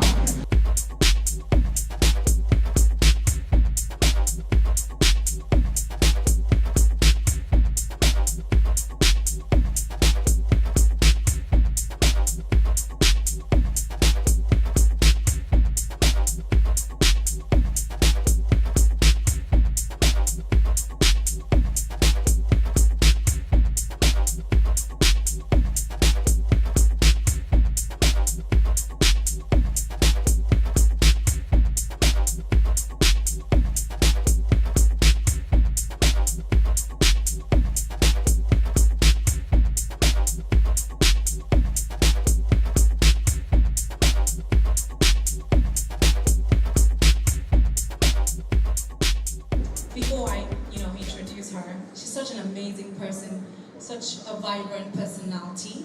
She's one of us. She's the first West African woman to be a style editor at Elle magazine. Her style has been described as eccentric, classy, and fashionable. Ladies and gentlemen, put your hands together for Nikki Ogonaike. Hello. Can everyone say hello to my Instagram, please? A big Niger hello. Yes, oh yes. Thank you so much, Nikki. Welcome. Thank you. What does style mean to me?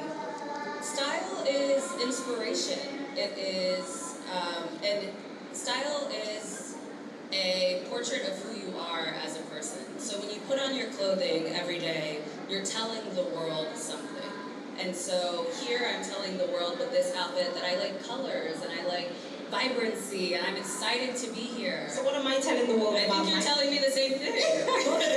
The yellow is nice. So, I think that fashion and style is just inspired by what you see in the world via Instagram, via Snapchat, and also through fashion magazines and websites. Yeah. Okay. Come on up, just turn No, walk it. You have to model for us. Okay, she's modeling for us, and so I guess I'm gonna weigh in on my sister's outfit, which I love. Doesn't she look good? Can we get a round of applause for Lola? Oh, come on. Thank you. So as a fashion expert, this is what I'm weighing in on. I think Lola looks amazing. She's figured out a way to use a traditional sort of silhouette, wear white, which is nice and airy, but she added her own sort of sense of style with this belt. And I love it. And I think she got these shoes in Nigeria when we were just here. So she's mixing, American fashion with Nigerian fashion. Okay, everyone give them a round of applause. Okay, work it, so work it. Hey. There you go.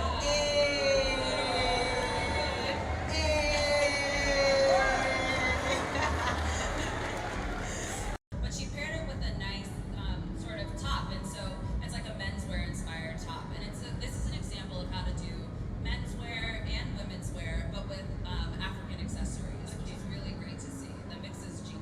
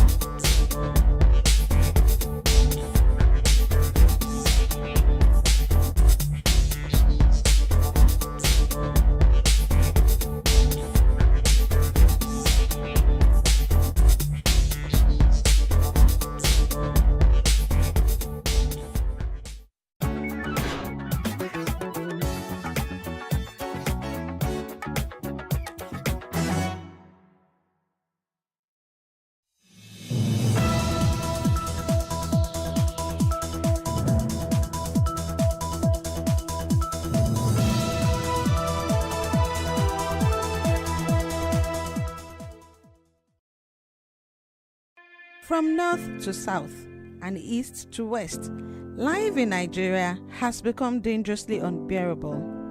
The country is faced with what seems to be endless waves of homegrown security threats and violence. Nigerians live in fear, from terrorism to kidnappings, armed banditry, farmer-herder clashes, ethnic violence, and separatist agitation. To better understand the causes of the unrest, as well as the true agitations of the people, Searchlight travels across Nigeria. The bandits, I use the dark place, the forest place, to hang around. When our drivers reach there, they will come out and start shooting them. In fact, if I can give an estimate, I can say that in a week we used to treat not less than five gunshots. Look, people and people living under siege. Now, Owerri is too hot. No rest of mind. Kò sí fọkànbalẹ̀ kankan fẹ́ anybody. If you sleep now, sleep with one eye closed, one eye open. Be vigilant. This is Igbora for you.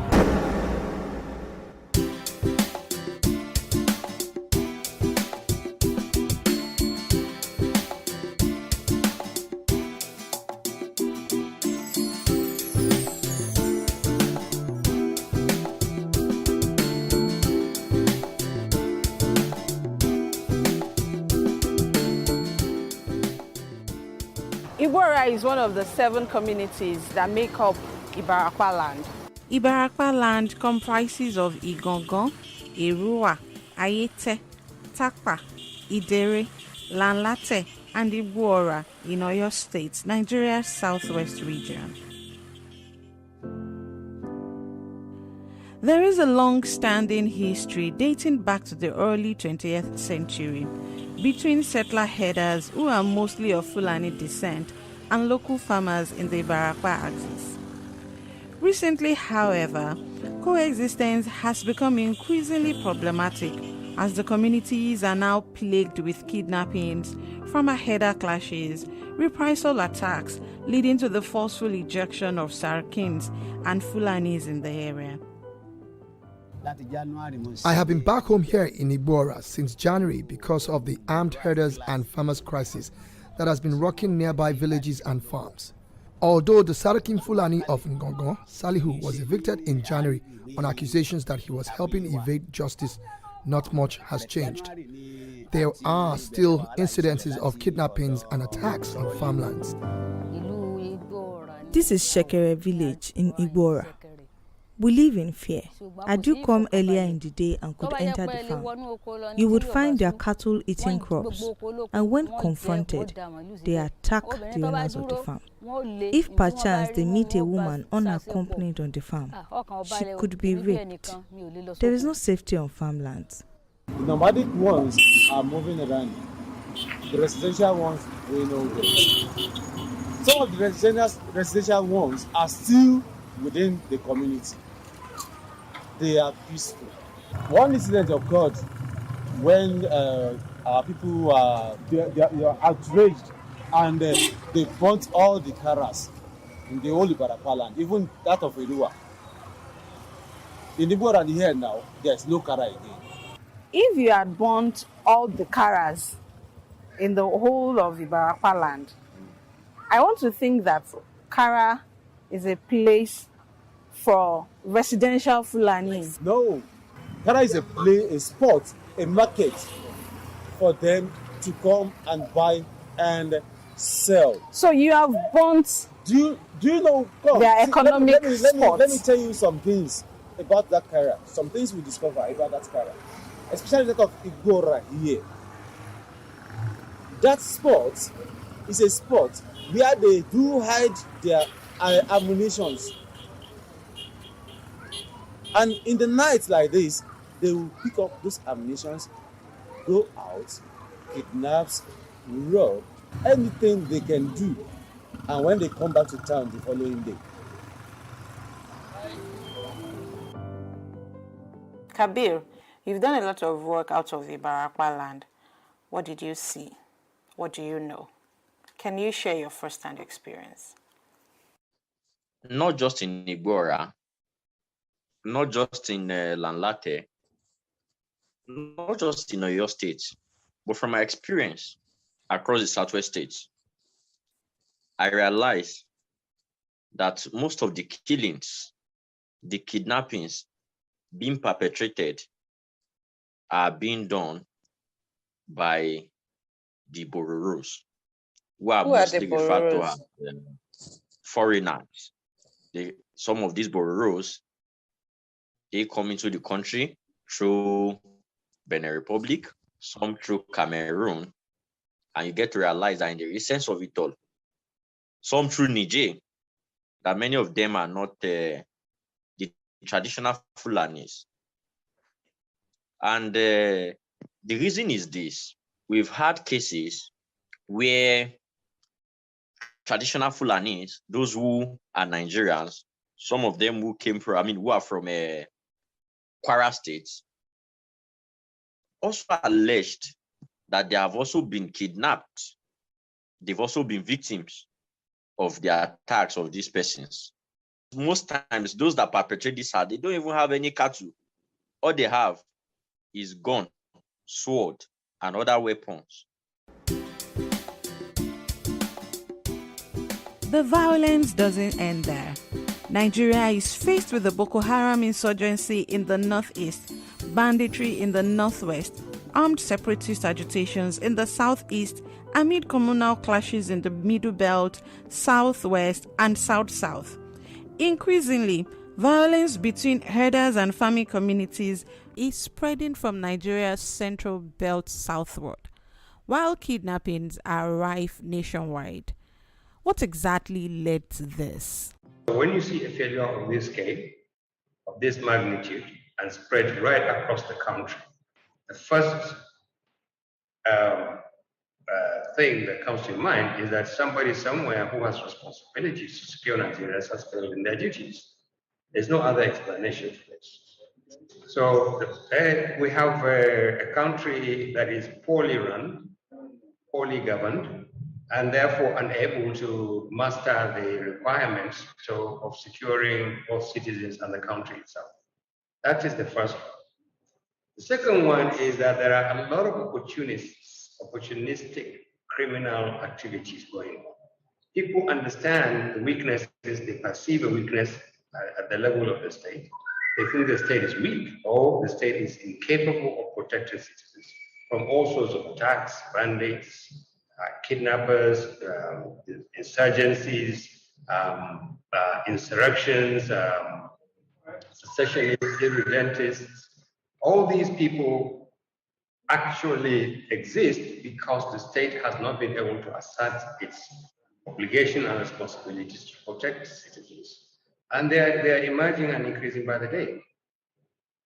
The third one is the failure of the Nigerian elite to get together and demand that the Nigerian state does what it's supposed to do. The leadership does what they are supposed to do, that is to protect citizens.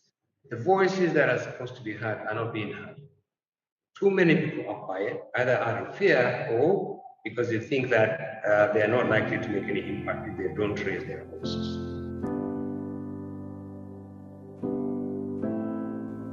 Traveling by road is now an extreme sport.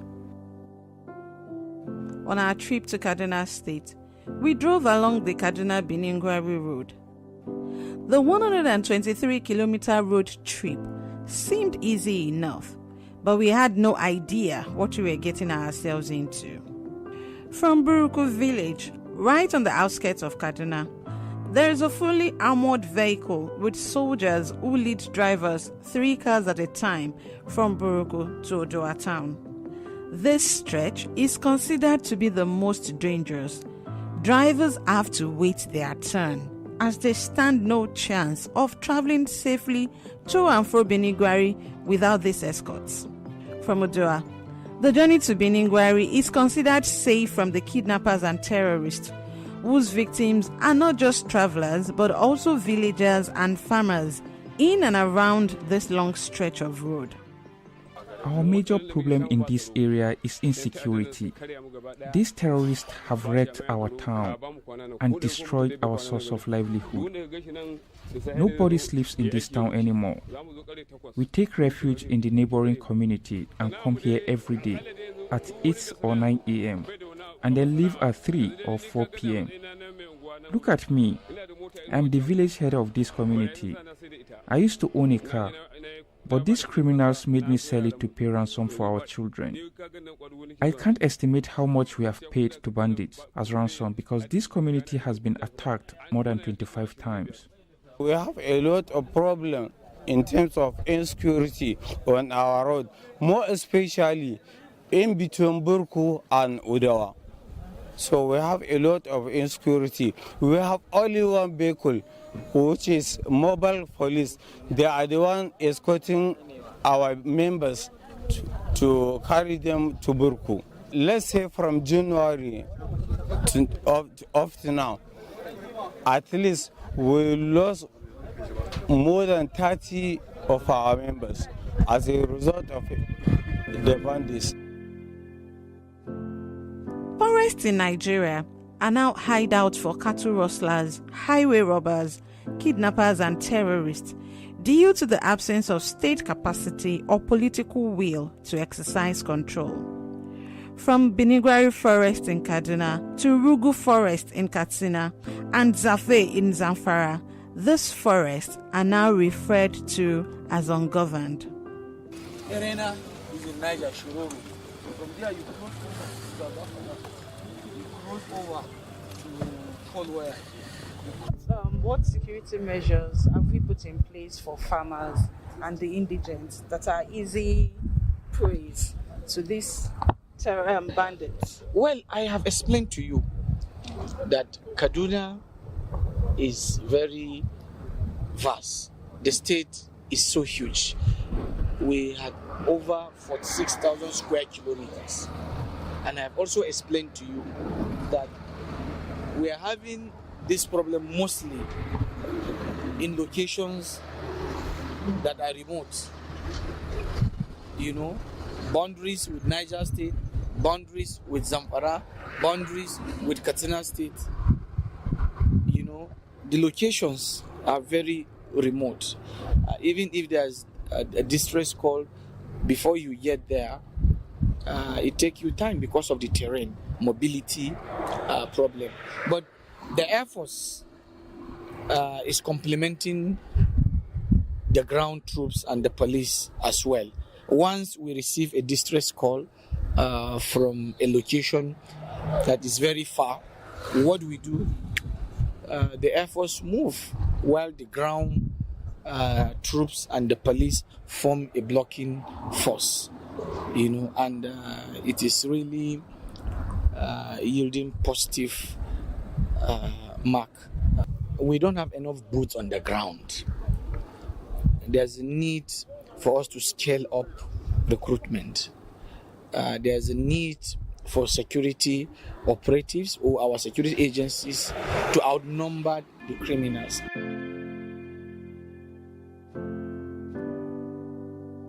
We are not relenting. We are working and we are making progress.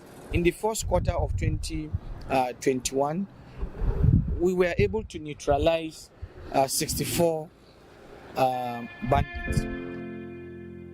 Our schools, just like our roads, have become hotspots of violence. Across northwestern Nigeria, from Zamfara to Kebbi, Kaduna, and Niger, about 1,000 students of primary schools, secondary schools, and even universities have been kidnapped since December 2020. Most have been released after payment of ransom, while scores are still being held in forest camps. Some of these students have died in captivity, and some killed during the abductions. Earlier this year, after the kidnapping of students at Government Science College, Kagara, Niger State, I asked the governor, Malam Abubakar Sani Bello, if a state could guarantee the safety of school children. No one can guarantee that unless we have the numbers the manpower of security personnel required. The Niger State, for example, during the military administrations, Niger State had 14,000 policemen. Today we have 4,000. Same Rafi local government where this kidnapping took place, Kagara town itself has less than 10 policemen. So how will it work? How? What magic could you do? We don't employ or employ policemen. I understand in the past, the state police command had the powers to employ policemen from the states, but it is no longer like that. And that's probably the reason why we're having problems. That was back in March. Not much has changed since. Many have said that the present centralized structure of the Nigerian police is too detached from local communities. A vote conducted by NOI polls indicates that many Nigerians are in favor of state policing to bring security closer to the people. Experts say there is a need to reflect on the current security approach across the country. The various institutions need to sit back and, reflect that the current approaches that we are deploying to address security concerns, are they adequately addressing these issues? What are the intelligence mechanisms, that you need to put in place to really get information on how crime, is happening across various communities? So I think critically it is the model, it is the approach that seems to be a bit defective. We are practically waiting for violence to happen before we then react. We talk about community policing, especially for the police especially. I keep making reference to the police because they have the mandate when it comes to internal security. Community policing is very important. Then intelligence-led policing. We are not emphasizing that so much. Intelligence-led policing is that strategy through which you just want to get intelligence of what is happening in a certain community. In the Southeast, insecurity takes a different dimension. According to authorities, agitators for the indigenous people of Biafra, IPOB, a separatist group campaigning for Biafra independence, have been responsible for a spate of attacks on security forces and innocent people since December 2020. Olu, a local government in Imo State, has become a flashpoint of trouble in the region. On the 25th of January 2021, many Hausa-speaking traders in a market in Olu were going about their business when gunmen invaded the area, killing some and setting shops ablaze. It is very, very unfortunate that this kind of thing would happen in 21st century Olu, 21st century Imo, 21st century Nigeria. People are not happy with the things, with the way this country is being run. When you talk about security, there is no security in Nigeria anymore. We are here at the Islamic Central Mosque, Amafeke, and this is the third Friday without holding a Jumat service here because of insecurity issues. There is a lot of apprehension amongst the Muslim community. This is my third year living in Olu, and I have never had any ugly experience living here until recently. During the NSAS protest, they burnt our mosque and killed some of our members in some part of Olu town. For 3 weeks now, we have been unable to observe our Jumat prayers in this mosque. We now live in fear. More worrisome is the absence of security operatives in the town. Despite all these incidents, the governor has not visited us to assure us or condole with us. Since the January attack, Olu has had no peace. The people are in constant fear as these gunmen, time after time, unleash violence, destroy shops, kill, and even behead people in the community. In the southeast and south-south regions at large, dozens of security officials have been killed. Biafra agitation and the violence going on in the southeast have been said to be an untoward way of expressing dissatisfaction about leadership failure on the part of all tiers of government. Well, I feel that there are many voices in the conversation to deal with the disaffection that people have about the Nigerian state. There are many voices, and evidently his is just one of those voices. But that may not be the optimal route to go. There are so many benefits of a functional, democratic, sound constitutional state. But where there are imperfections, you will now begin to see the voice that, Nnamdi Kanu echoes or propagates. War is terrible. Sometimes you think about it from a more glamorous point of view, but it's bloody, it's heinous, it's damaging, it destroys families, societies, and so on and so forth. So my preoccupation is for peace. Okay, peace arrived through legitimate constitutional routes. That is what is most paramount. No society can develop without peace. And in terms of the disaffection of those of us who are from the Southeast goes, there's a need to hear us and to look at our grievances and to consider them on their merits. The Southeast substantially mirroring Boko Haram. We have not been able to understand and deal with the issue of IPOB. The Igbo leadership allowed IPOB and ESN too much ground to take too much ground to control what is going on in the Southeast. So they misread the threat of organizations like IPOB. There was opportunism, crass opportunism. People thought maybe this IPOB will do for us what we want. They will get for the Igbo what the Igbo didn't get through the political process. And eventually now we are creating a monster. And it's a monster that is eating up the local environment, the same way Boko Haram ate up Borno and Yobe and parts of Adamawa. IPOB and ESN are eating up the Southeast. The federal government is throwing the military at them, the same way they threw the military at Boko Haram, rather than trying to understand the real issue. What is behind IPOB? Who supports them? Why do they support them? What is the issue that has made IPOB attractive to a large number of young people? Can you do something about it? Is it something you need to do about it? I would say that the Southeast governments can do a whole lot better. The state governments, they can do a whole lot better in delivering services to the various constituent parts of the Southeast.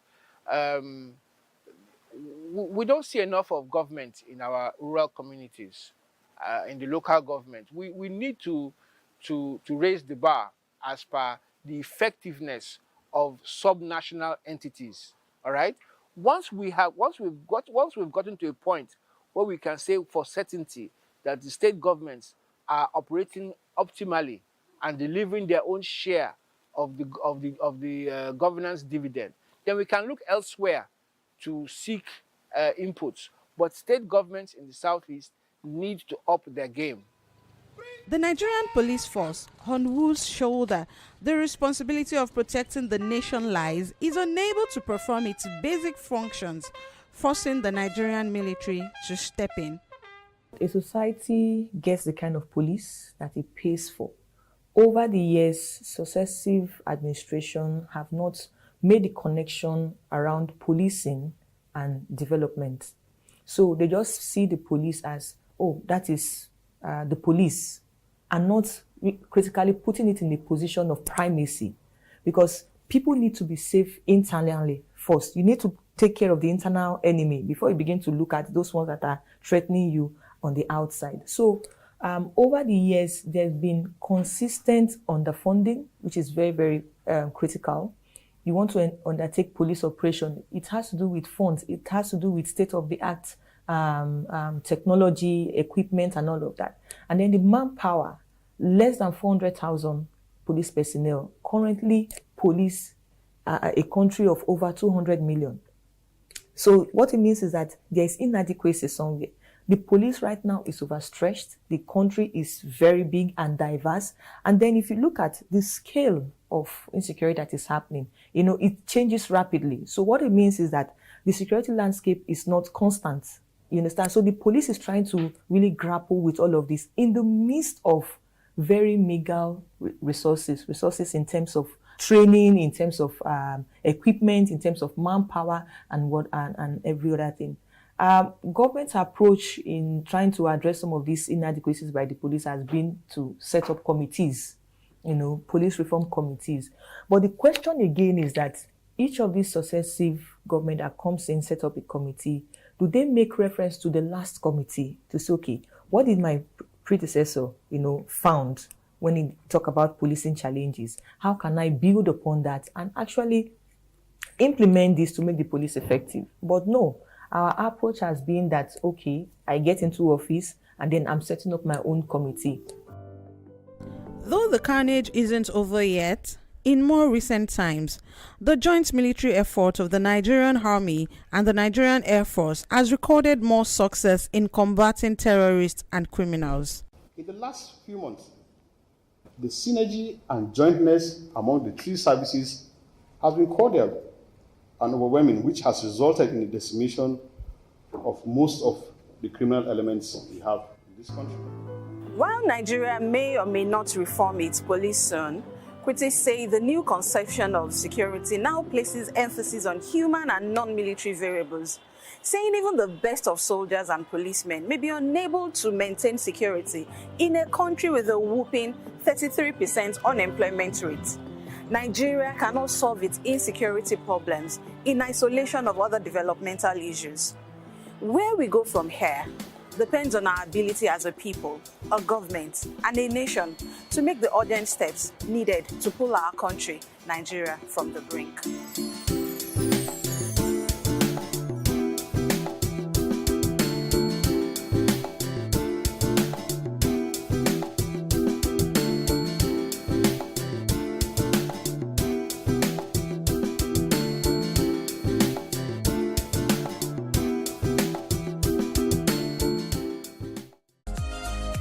When you hear of drug abuse, what comes to your mind? When we say drug abuse, it seems like something that is so distant, but it's happening every day in our homes. 1 in every 4 persons has mental illness. Regardless of your notion of what drug abuse is, you are sure to get the right meaning here. Welcome to Regardless, an anti-drug abuse television show put together by Christ Against Drug Abuse Ministry. Regardless, the anti-drug abuse show, airing on PlusTvAfrica every Tuesday at 5:30 p.m.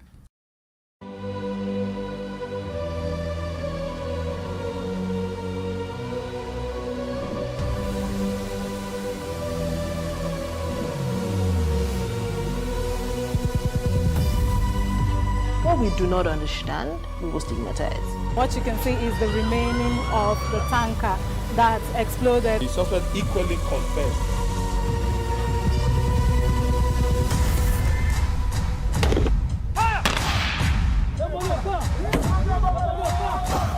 Now 500 naira they collect them. If you no talk, then go beat you. Now 2,500 they pay.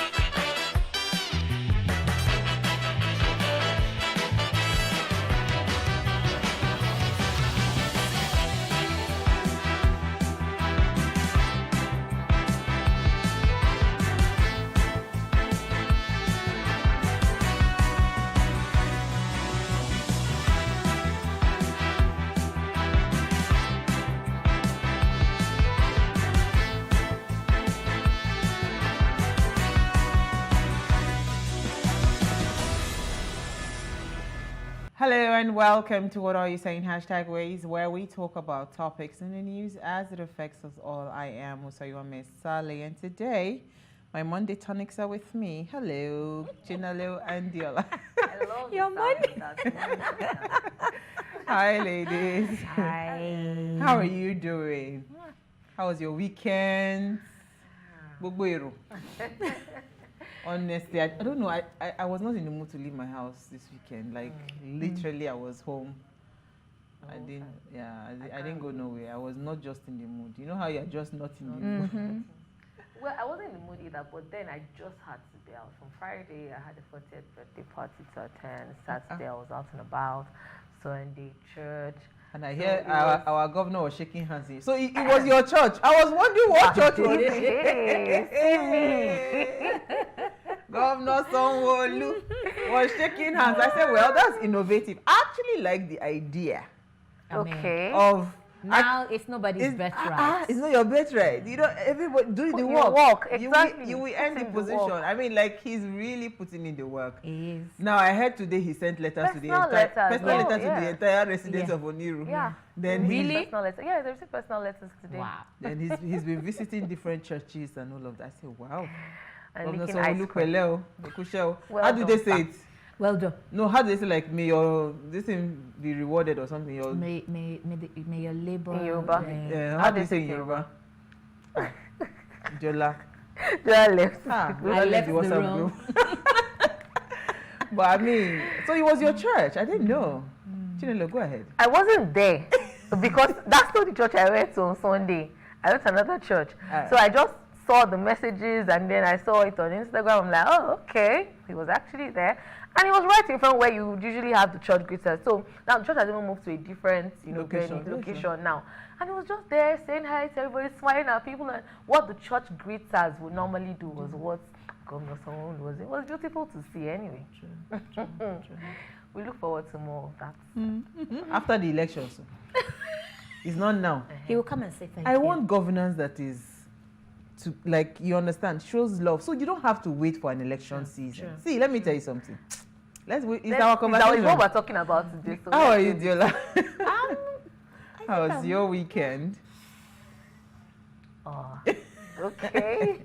But it was restful. It was, it was okay. And I wasn't exactly looking forward to the week. I mean, it's all the same drama. It's exhausting. It's draining. The weather is not friendly. You know, you just want to crawl in your bed and just be and just keep drinking water. Really. I know that feeling. Yeah. You're inside the house, you're spending money. You're outside the house, you're spending money. So, God help us. Amen. The prayer is for our streams of income to be increased. To be increased. All right, so today we're discussing the gubernatorial race, right? And here's what we found as today's quote. Every citizen of this country should be guaranteed that their votes matter, that their vote is counted, and that in the voting booth, their vote has a much weight as that of any CEO, any member of Congress, or any president. I mean, this is very powerful. Right, so as we all know, the gubernatorial election was extended by one more week, as announced by INEC, and as disappointing as the postponement of the governorship elections may seem, given the preparedness of Nigerians to cast their vote, the rescheduling of the elections from March 11 to March 18, 2023 would only give us more room to sensitize ourselves and prepare to cast our votes come March 18. And today we have Dan the Humorous. He'll be joining us to discuss the gubernatorial race. We'll do all of that first. Let's go on a break. When we come back from the break, we'll see what we found in the news.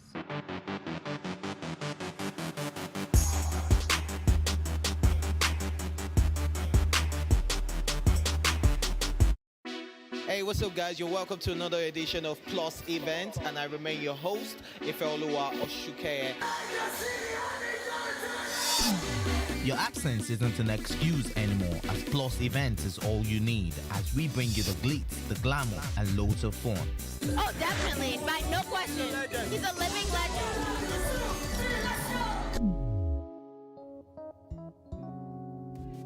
God forbid, Holy Ghost fire, I know. I just want to be blown away. I want to be wild. This is 11 years of doing it.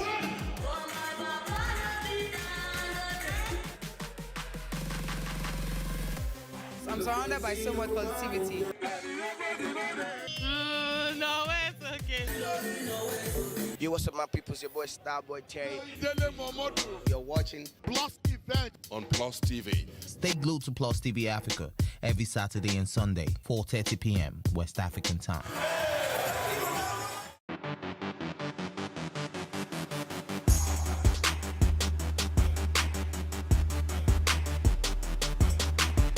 All right, you are still watching Ways, and Commonwealth Day 2023 also marks the 10th anniversary of the signing of the Commonwealth Charter, which was signed by Her late Royal Majesty Queen Elizabeth II on March 11, 2013. The Commonwealth flag for peace features a white dove of peace in the bottom right-hand corner of the Commonwealth flag, symbolizing the shared values and principle of the Commonwealth, including cooperation on the economic and social development, diversity, respect, friendship, and promotion of peace around the world. So, happy Commonwealth Day. Happy What are the Commonwealth benefits Day. of being part of the Commonwealth? Okay. the way Diolate do. I don't know. I mean, well, maybe I don't know is not the right thing. I don't see it. Really? Oh, okay, maybe. I mean, if you want to go very professional or very patriotic, and they will say, okay, all the bilateral trades and all that. But I mean, to the average person on the street, I don't see it. So you don't think there's peace? Well, there is peace. I mean, and well, I mean, if you put it like that, there is peace, and there is peace. Well, for me, Within the Commonwealth? Yeah. I think the Commonwealth nations are actually trying, to be honest, right? Because they're beginning to now embrace that whole diversity. Everybody's looking at each other and willing to have, you know, do business in quotes, you know, have people in their countries study and things like that. So, Is it free? in that light, well, it's not free. Well, that's another dimension. Okay, so what did we find in the news? Okay. Yeah, go ahead. Okay. All right. Okay, so man laments shredded old Naira notes in viral video. I think we have this video to play. A yet to be identified man has lamented the heap of shredded old Naira notes amidst the Naira scarcity in the country. In the video shared on social media today, the voice behind the camera was just reasonable. How old Naira notes are shredded and disposed of. And he spoke in pidgin English. He said, if you look closer, you will go see say na money. Them grind money, see money, all this one na money, then grind down. Ew. And here I am, This makes looking me for so 200 sad. naira to buy a bottle of water when I'm outside. It's just And okay. look So, at this. did an individual do this? I mean, I or have many questions. Because where is this? Where is starting? this place? First of all, I wish he went ahead to tell us. Because where I this have a happened. feeling that the CBN, right? What would they do with the old Naira They're notes gonna if dispose they don't shred it? They will destroy it Yeah, now. yeah. Do you understand what I'm saying? Yeah. So we need to know first of all where this site is located. yes. You know, and again, we need to This also is a know lot is this of Nigeria? money. Wow, a lot of money. A lot of money. And here we are crying, looking for cash here and there. I can imagine. We'll have to find where the source of this is, then we can then tell maybe it was a government authority that, because again, I mean, all the notes that they are collecting, definitely they're supposed to dispose of it.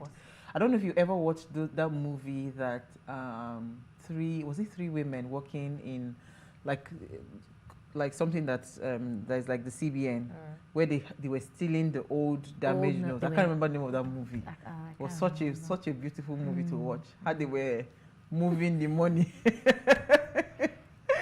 I think Queen Latifah was one of them. I need to find the name of that movie. It's an old movie. An old movie. All right, so what do you find for us, Diola? Okay, so this headline is CBN has directed banks to dispense old Naira notes, says Soludo. Anambra State Governor Chukwuma Soludo said the Central Bank of Nigeria has directed banks to dispense old Naira notes. Soludo said CBN Governor Godwin Emefiele made the disclosure to him in a phone conversation on Sunday night. Commercial banks have been directed by the CBN to dispense old currency notes and also receive same as deposits from customers. Tellers at the commercial banks are to generate the codes for deposits, and there is no limit to the number of times an individual or company can make deposit. So, I mean, this for me is just all shades of, there are no words for this, because, I mean, you're saying that if this is by the central bank, I mean, I would expect that their corporate communications department should have done a press release. I mean, in considering the agitation in the country, considering that there's a lot of news flying up and down, you don't know what is real, what is not real, you know, you would want to make sure that the people are hearing directly from you. So you have a communique, a press conference, do it loud, so it is clear to everyone. So we have a situation where somebody is saying this, another person is saying that, and you can't even verify the authenticity of it, you know. So again, I mean, last week I was speaking to a couple of people, and even up till this morning, they were very emphatic on the fact that they were not going to trade on old notes. They would not collect it. They would not spend it. So you have governors writing. I saw a press release or a letter by Governor Sanwo-Olu just before I came in now that said that people should transact business. People should go about their daily business using 200, 500, 1,000 old notes, you know. So again, governors are, it is almost as if they're all trying to be, I don't know, is it nice? Is it politically correct? I don't even know what is going on. You know, so so what happens if this story or this is not even, if CBN is still adamant on the fact that that's why I said I'm curious to know where Chinelo's story is linked to, because if Chinelo's story is linked to that, it is, so for instance, the only person that has the audacity to do this would be probably like a CBN. So if that money is being shredded, they have no plans to take the money back. So, and again, I think Emefiele and the CBN, they should go on their official handle, Twitter, their website, post it and say this is what it is, because there's so much confusion. So much. That Abiodun today was giving ultimatum. Sanwo-Olu has given ultimatum. Everybody has collected. Now someone was telling me that they actually went to the bank. They said no problem, they will give you old Naira note, but you cannot return it back to the bank.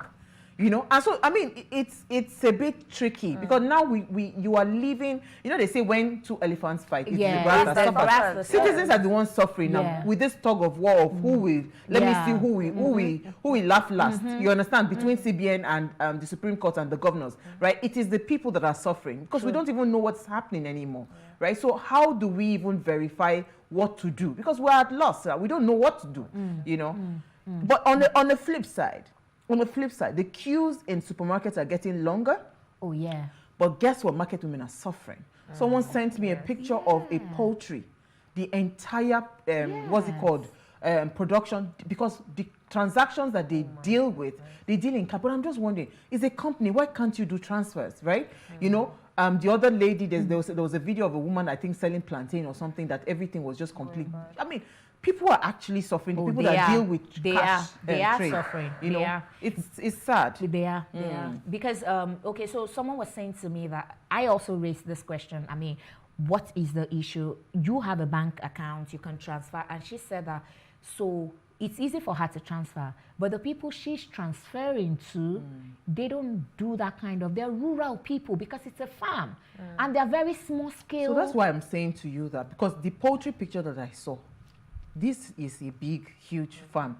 I'm saying to you that, see, there's a downside to all of this, and there's no doubt. But you see, even in the sense of it, because I have been in business for a very long time, and I know that part of what helped me to be able to get access to some of the fundings and all of that is because my transactions are documented through a bank statement. You understand? Yeah. Most of these people, they deal in a lot of transactions, but when it comes to documentation, time to upscale their businesses, they can't upscale because they don't have a transaction history. So I think this is just a time to rethink. It's tough. There's no doubt about it.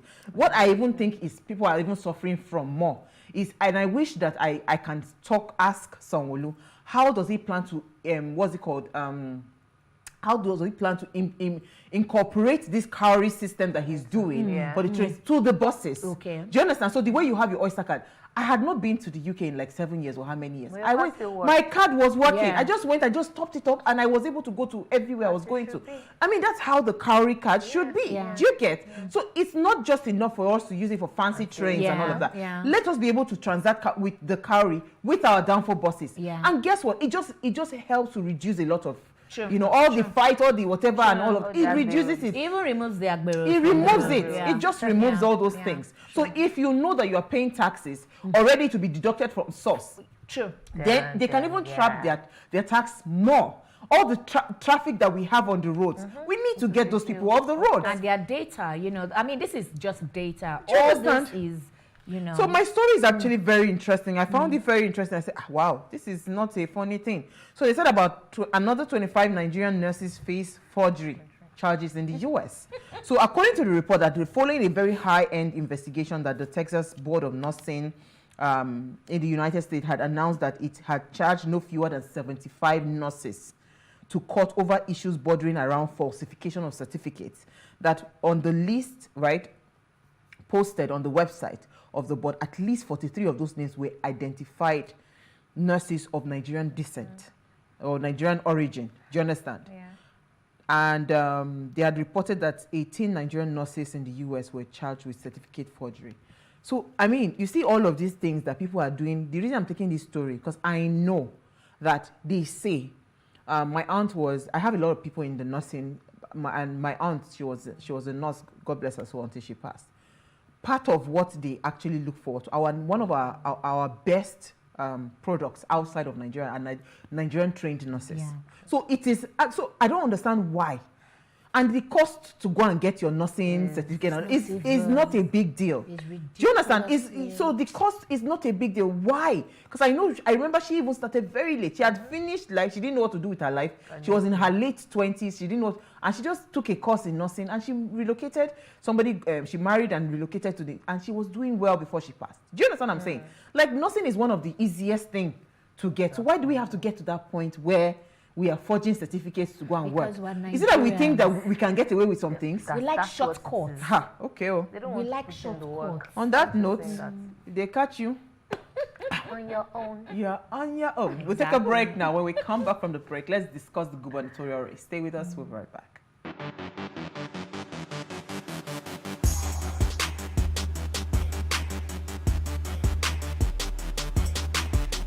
How can we have peace without justice?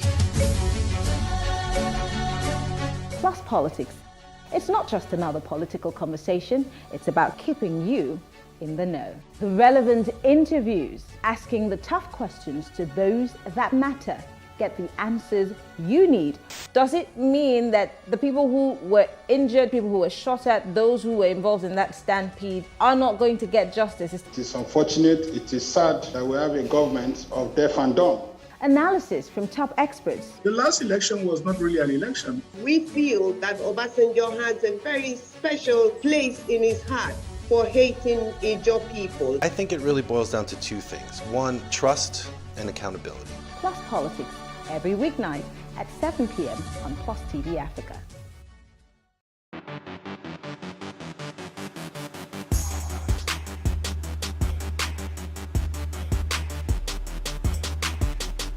All right, thanks for staying with us now. The 2023 Nigerian gubernatorial election will be held for state governors in 31 out of 36 Nigerian states. All but 3 elections will be held on the 18th of March, concurrent with elections to every state house of assembly. Now, according to a news source, the postponement followed a ruling by the Court of Appeal in Abuja sitting as the Presidential Election Petition Tribunal, granting the Independent National Electoral Commission the right to reconfigure the bimodal voters accreditation system, that's the BVAS machine, and the commission's statement that it will need 5 working days to reconfigure the BVAS used in the 176,974 polling units where voting will take place for the elections. Now, the development provides perhaps a rare chance and privilege for INEC to execute a credible election that will be acceptable to majority of Nigerians and the international community. This time around, Nigerians expect nothing short of a free and fair election, and we're asking, who is your candidate of choice and why do you believe that they can do the job? And as we discuss the gubernatorial race, you know what we're going to do because of our guests? We're going to focus on 2 states, Lagos and Rivers states. So that we don't talk too much. Now, please, let's hear what you have to say. Remember, you can join the conversation. Send us an SMS or WhatsApp to 081-803-84663. You can also tweet at us at WaveShowAfrica1 with the hashtag WaveShow. All right, so who is your guy? So I think, and I've said this thing several times, right? And I like the idea of what is happening in Lagos State. I think for the very first time, I believe that there's truly a race.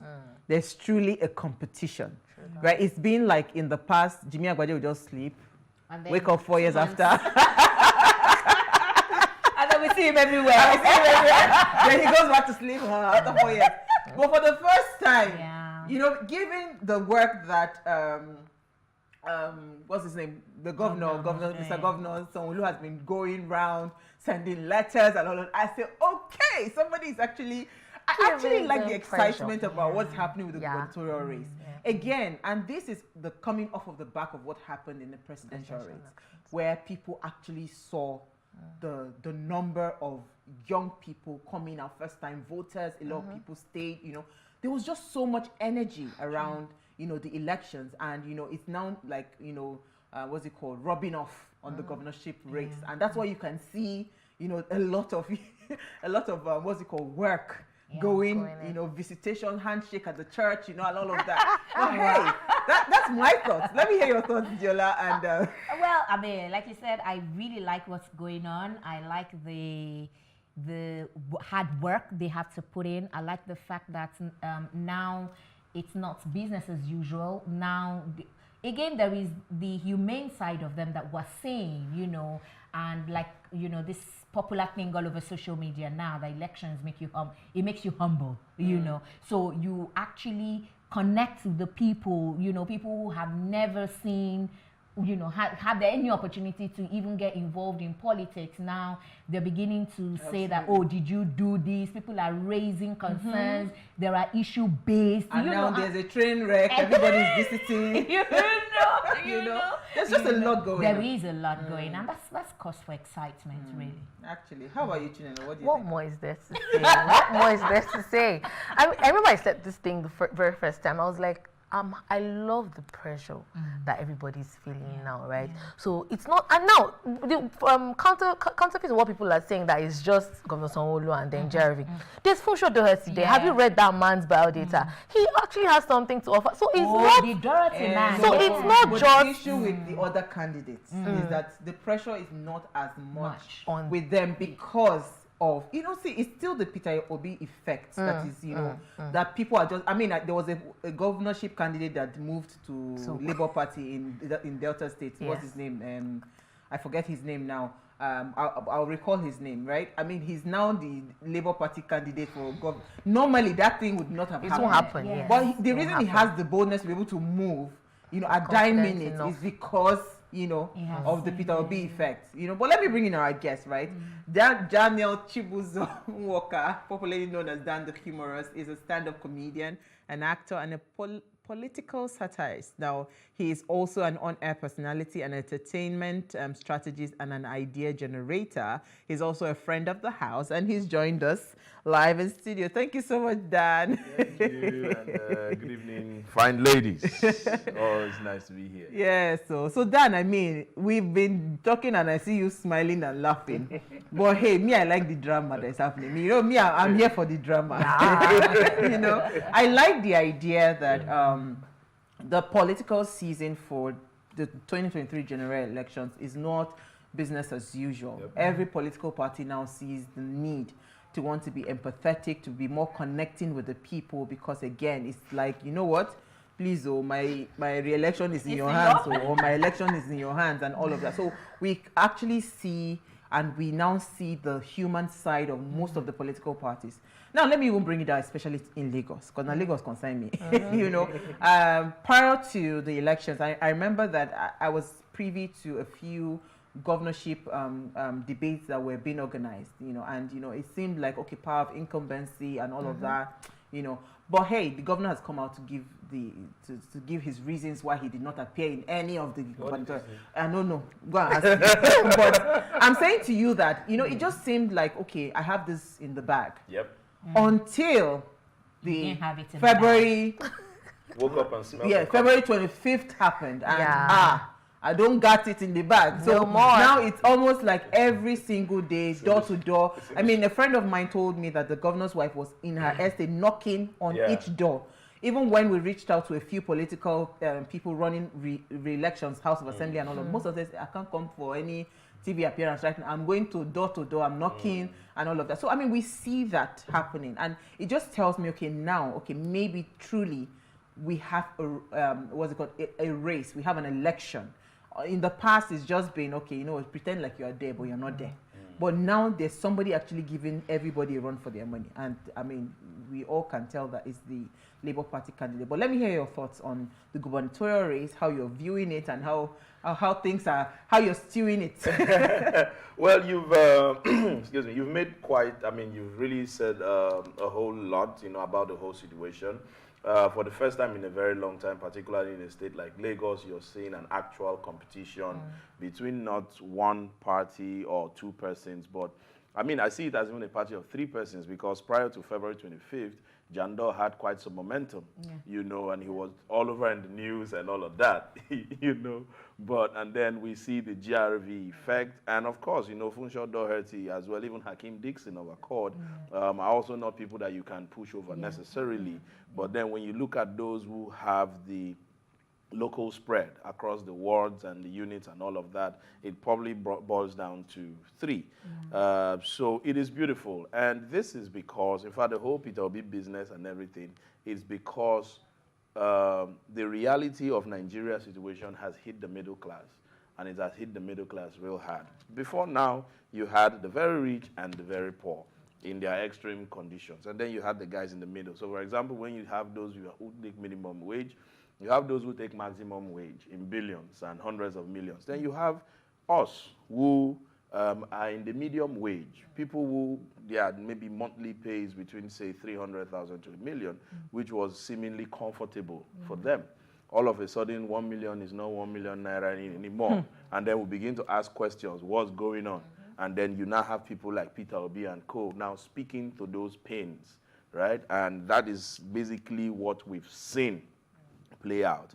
And I would say that for the governor of Lagos, I think personally, I feel like his PR people are really doing him more damage than good. Because see, you are, even though you're going into an election, you are the governor. You still occupy that number one office. That office comes with a lot of prestige. It comes with a lot of, you know, statesmanship. It comes with a lot of, how will I even say, like, you know, it's a big office. I beg to disagree. So, no, I'm coming. So, you don't do something that is out of your element. You don't do something that you normally do. If before now, in the last 3-4 years, he used to come to every church, he used to be at the malls, he used to do this and that, who can say, but we know that you've not been around. Let's even say you were busy with the presidential. It's not in your character that we know for you to appear in the malls holding ice cream. It's not in your character that the few church programs, I mean, they just did City of David building some weeks ago where he attended. He was there as a guest of honor with the vice president and Daddy Gio. You didn't see him at the back of church telling members bye-bye. You didn't see him in Ebuka's church dancing Chineke Nemema. You haven't seen him in Computer Village before or all those places. So once you go, I felt that for a governor, you've had the opportunity to work for 4 years. All you needed to have done, or all you need to do, is remind the people.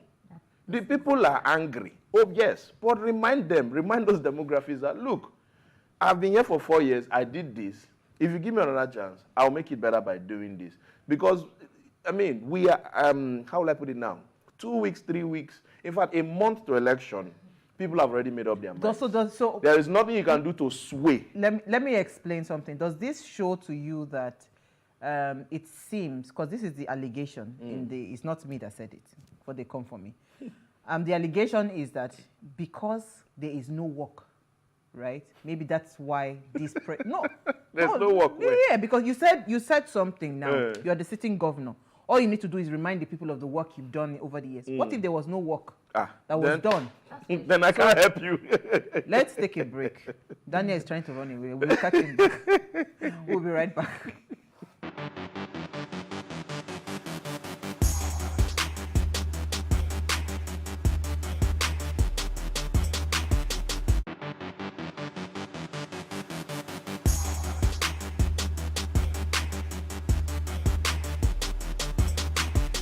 All right, thanks for staying with us now. If you just tuned in, we're discussing the gubernatorial race, right? And we have with us Dan the Humorous. Now, please, let's hear what you have to say. Remember, you can join the conversation. Send us an SMS or WhatsApp to 081-803-4663. You can also tweet at us at WayShowAfrica1 with the hashtag WayShow. Now, the reason I asked that question, or why I posed that to you, you know, because, again, like you rightly said, I think the media team, for most of these people in government, not even just only Governor Sanwo-Olu, I don't think they do a fantastic job because, again, there are laudable projects that have been done, but it seems like nobody really pays attention. Again, so it's actually a it's a hydra-headed problem. You know why? So you can do this fantastic grand project. If it is not hitting the people that need it, like if they are not feeling it. Because I remember clearly that when Governor Fashola, you remember after his first term, when something wanted to happen, that they now told him, oh boy, arrange yourself, because if you don't arrange yourself, if this man decides to go to a different political party, you are going to lose the state. So they had to, because why? The people were with Fashola. Absolutely. Because they felt his governance, they felt his work. True that. Do you understand what I'm saying to you? So is it a problem of him not working, or the people, or maybe he's doing the work that is not really impacting on the people? It's clearly, obviously, I think the way it's looking now, because, I mean, we follow the news every day. We see him do one thing or the other. We see him go to one place or the other. But with all that is happening now, it feels like, were we building castles in the air? Were we just doing things that were not really meeting the needs directly of the common man, as we put it? Because, again, like, if I have the opportunity, I would tell them the people that are thinking for you are a total PR disaster.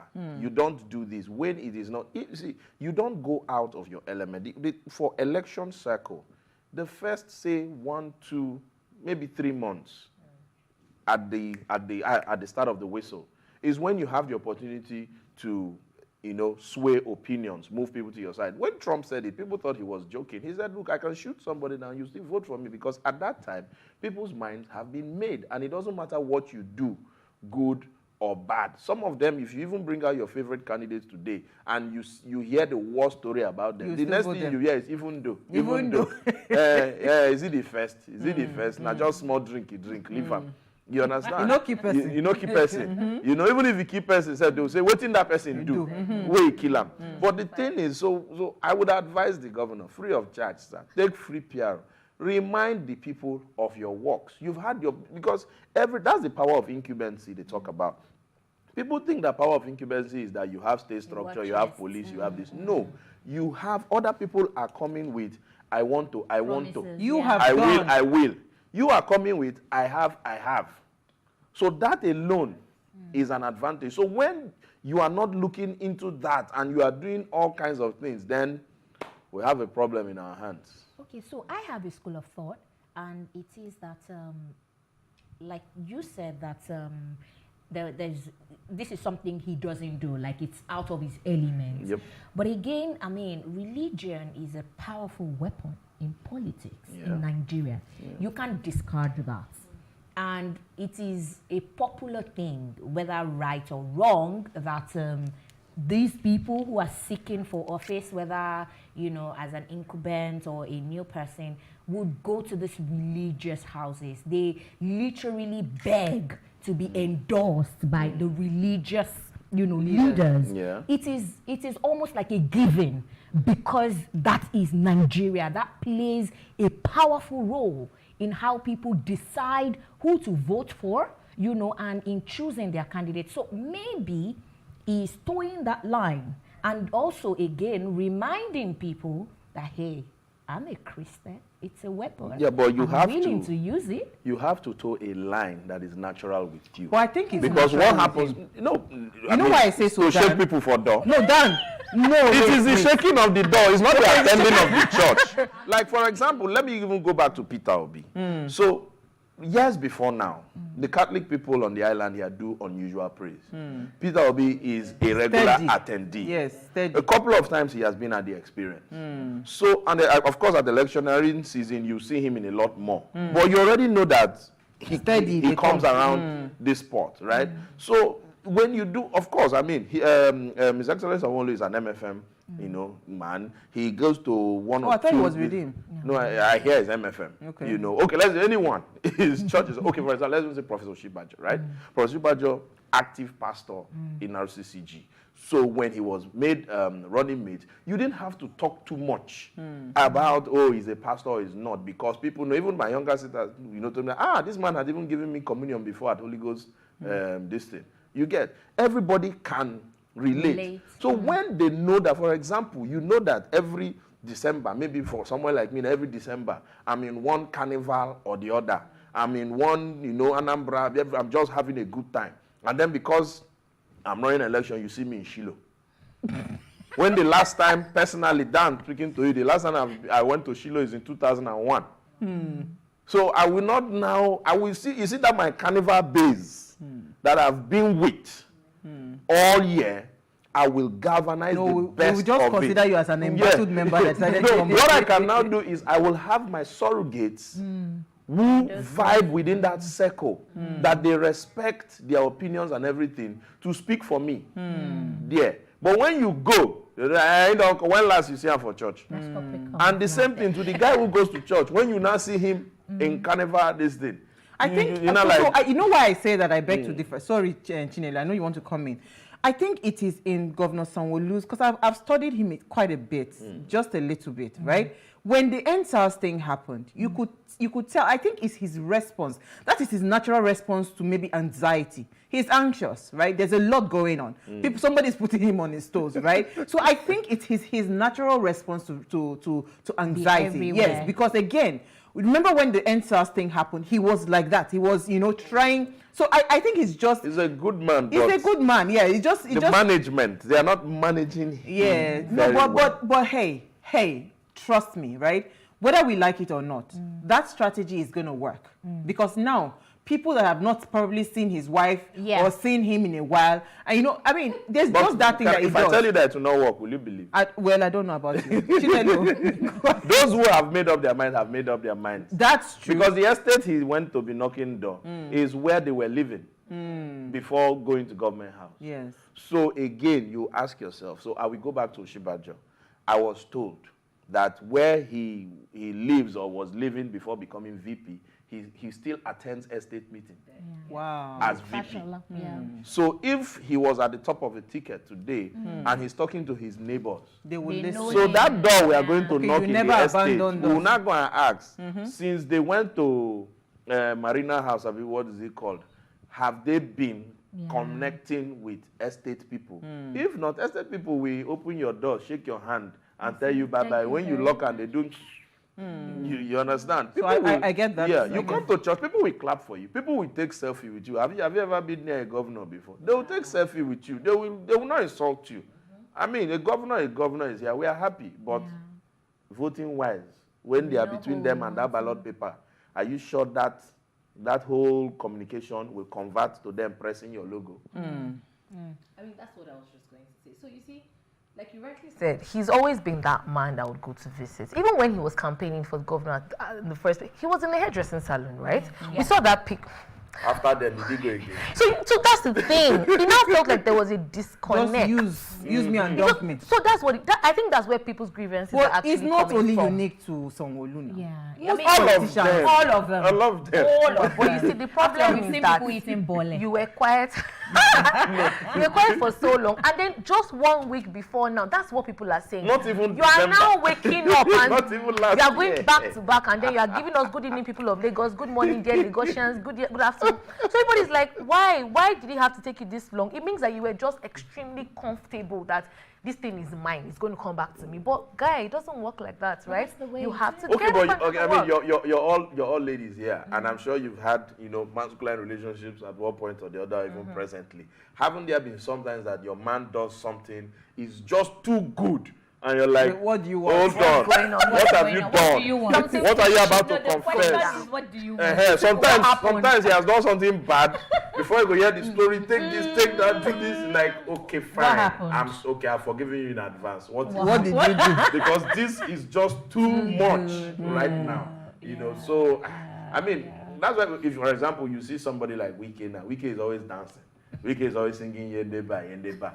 So if he starts doing it in campaigns, it's natural to him. So let's move to Rivers State, because Wike calls conferences like pure water. I don't understand. Any small thing, he has called the press. When you have good resources.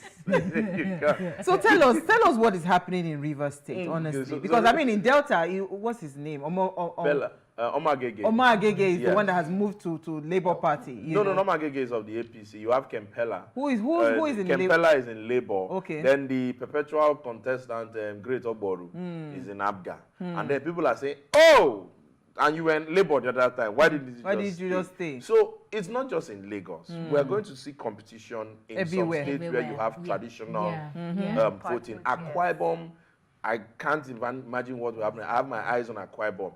The APC is strong, the PDP is strong, the Labour, they are pushing, the YPP, that YPP man is one not to be messed with. It's going to be, in Rivers State, it's also going to be so Rivers State now, this is it. We had Wike. First of all, Wike rode into power based on, Amechi did this and that, he became governor, and then he, again, PR management, excellent job. They were able to, magnify, make little things very big. And then they said, okay, they are going to have his candidate, relatively unknown man, civil servant all his life. And then February 25th happened. People saw their will subverted right in front of their eyes. I mean, you heard it, Peter Obi, on another TV station this morning saying, the governor worked against me. What that caused is that the obedience in Rivers State now got angry. And it's revenge vote. In fact, some people are saying, since you say APC, want to obey you to the end. So this morning on social media, when Peter Obi's video was posted, when he said, I got 50-something%, some people were commenting, Oga, why are you rigging your own election with your mouth? You got 99%, So you see a lot of revenge voting. Now, the issue now is they are placed within APC, Tony Cole, Beatrice Itubo of Labour. You have Dumo, strong guy from a great family as well, of Accord. You have Senator Magnus Abe of the SDP. And these are the major people against the PDP SIM that they do not know, they have not heard. A candidate running for governor that has not gone for one radio interview.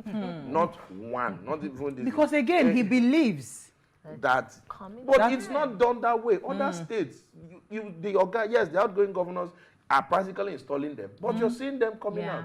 But you see the PDP campaign in Rivers State, the governor still has the last say. When you watch the news coverage, they mention the candidate in passing. and put the headline or the caption on what the governor said or didn't say on that particular rally.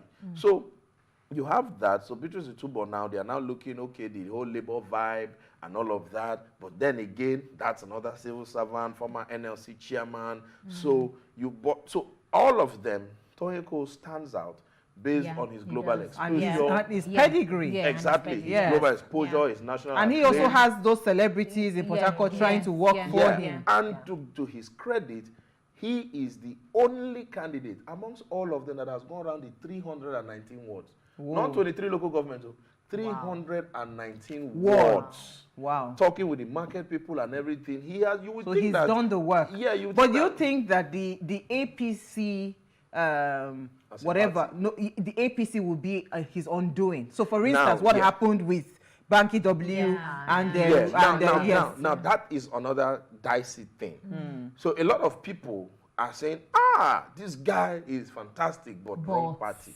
And we are saying to them that I don't understand. I thought we were putting individuals because are you telling me that you would have, if all the things you heard from Peter Obi, let's say he moved to the APC, last minute contested primaries and won Bola Tinubu and everything, you say, this nice guy that doesn't wear shoe and doesn't wear watch, but is in APC. No, you believe, because if you know the amount, are you not seeing all the corruption cases we are seeing in Labour Party?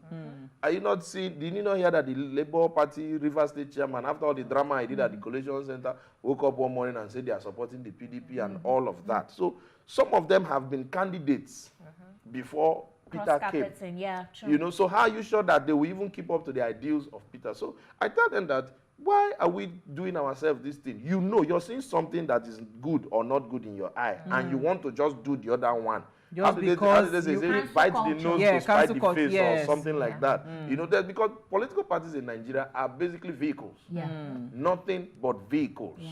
It's not like Republicans that you say this one believe in abortion, this one believe in our political parties don't have ideologies. Exactly. Anywhere that is more that I stand the chance to win is where I go I tell them that if you have somebody that you know that he will do the work, please, by all means, do it. I'm just hoping that the APC, what's it called, the revenge against the APC will not affect. No, the revenge is against the PDP in Rivers State. No. There's a global revenge against the APC. Yeah, no. So, but it locally, it's against Wike. Yeah. So the thinking is this, and it's funny because in 2015, so it's like we see history repeating itself. Three things I'll say real quick. So in 2015, Governor Mechi moved to the APC. He was expelled out of PDP. He moved to the APC. He was DG and everything. The understanding in town or in the whole state was, we will vote our brother. Good luck. But this governorship, Ikore man cannot take over from Ikore man. So we will vote for Peter's side. And then Buhari won election. And the narrative changed. You know, the political propaganda system, as you say, within PDP, Wike. It is our brother Mechi that led the charge to dislodge Goodluck. Our brother destroyed our brother. So the revenge voting happened, came. Say, since you led the charge to dislodge our brother, your brother too will dislodge him. Let Ikore take over from Ikore, nothing will happen. Here we are. Today, we see a man. There was an understanding in town again that, we are all obedient. I mean, my unit, PDP, APC, party agents put in their tag inside their They were hiding it. And came to vote. When they are counting the vote in my unit, Labour, when they bring out PDP, the same PDP will shout, who be that now? Who be that? You get? And so there was an understanding in town that, presidency, obedient way. In fact, in my unit, they'll tell you all of us were obedient today. In 2 weeks, our quarrel will start. So the understanding was, okay, then we will reward Wike with whoever he wants to put as there. PDP candidate. Then the next thing, they now started to see America wonder. APC is winning presidency, but PDP is winning National Assembly. You know, the witch cried at night, the baby is dying in the morning. So now we are back again to that revenge voting. Wow. And one thing I've observed in Rivers history, since 1999, Governor Odili, Governor Mechi, at their exit, the people they wanted to make governors never made it as governor. So will history repeat itself, Because or will history be changed? Yeah, We'll find out. Incumbents don't always have the whatever. They try. They try, but something just happens. Works against the tide. So this is what we are seeing, because all of a sudden we're talking about Sanwo-Olu. Wike was not going to Igbo people, went to the market. We are sorry, everything. He kept on apologizing. They saw him walking on the road waving taxi, and the social media is crazy. They're like, oh, what happened to Imoto? Imoto spoiled, and all of that. So we see him also doing exact same thing happening. Some kind, you understand? So I mean, this weekend is going to be interesting. It's going I have to be my eyes on Delta, Lagos, and Ogun. Is another interesting place. Do you think? I think that Abiodun would own it again. Well, we're based on incumbency, and I mean, if but word on the street is that the people are also frustrated in Ogun State. Exactly. In fact, not even if you go too far, even just around the fringes of Lagos too, you see the border town. Yeah, exactly. So now the ADC, funny enough, headed or the candidate being supported by Senator Amosun, who is fully APC, but coming on ADC campaign, and politicians are just doing anything they like these days. The PDP seems quiet, but I think the ADC is a strong and candidate. the APC, there's going to be serious contention. Oyo too is another interesting. Well, I think Sheyi Makinde is taking that. Yeah, but the APC. I think so. So now something happened, or something is happening again. When people talk about, oh, this party will support this party for presidency and this, and I remind them that in 2015, there were a lot more PDP states, PDP governed states. APC had probably only Nasarawa and Yobe. Very few states, but now it has immediately lopsided. And we heard from Governor Aliyu, or Senator, I don't know, did he make Senate again? Aliyu Babangida, that they, Northerners, supported Buhari, even though they were in PDP. What happened is that immediately Buhari won almost all those states. They moved to APC. All those PDP people lost their relevance. So again, we saw where people like Makinde, doing the whole thing, G5 and all of that. He was a loner. And he did well. G broke. So now, are we now going to, because these politicians, they're funny. They could be preaching there that, look, top is APC. We don't need any rainbow coloration here. Let's just color the broom all the way. You never can tell. So, yes, in fact, some people are of the opinion that, coming back to Governor Sanwo-Olu, that since he was following Asiwaju up and down doing presidential, that when Asiwaju finished election, Asiwaju said, come, Jide, don't you have election in 2 weeks? He said, go for your election, no, leave me alone. No, but I think, leave our governor alone. We are hoping we'll get the chance. They should not just iron his jeans again. You see, this is the thing I'm telling you about. See, every little thing matters. Yes. Every little thing matters. Like, who did that? I iron my jeans. With ghettos.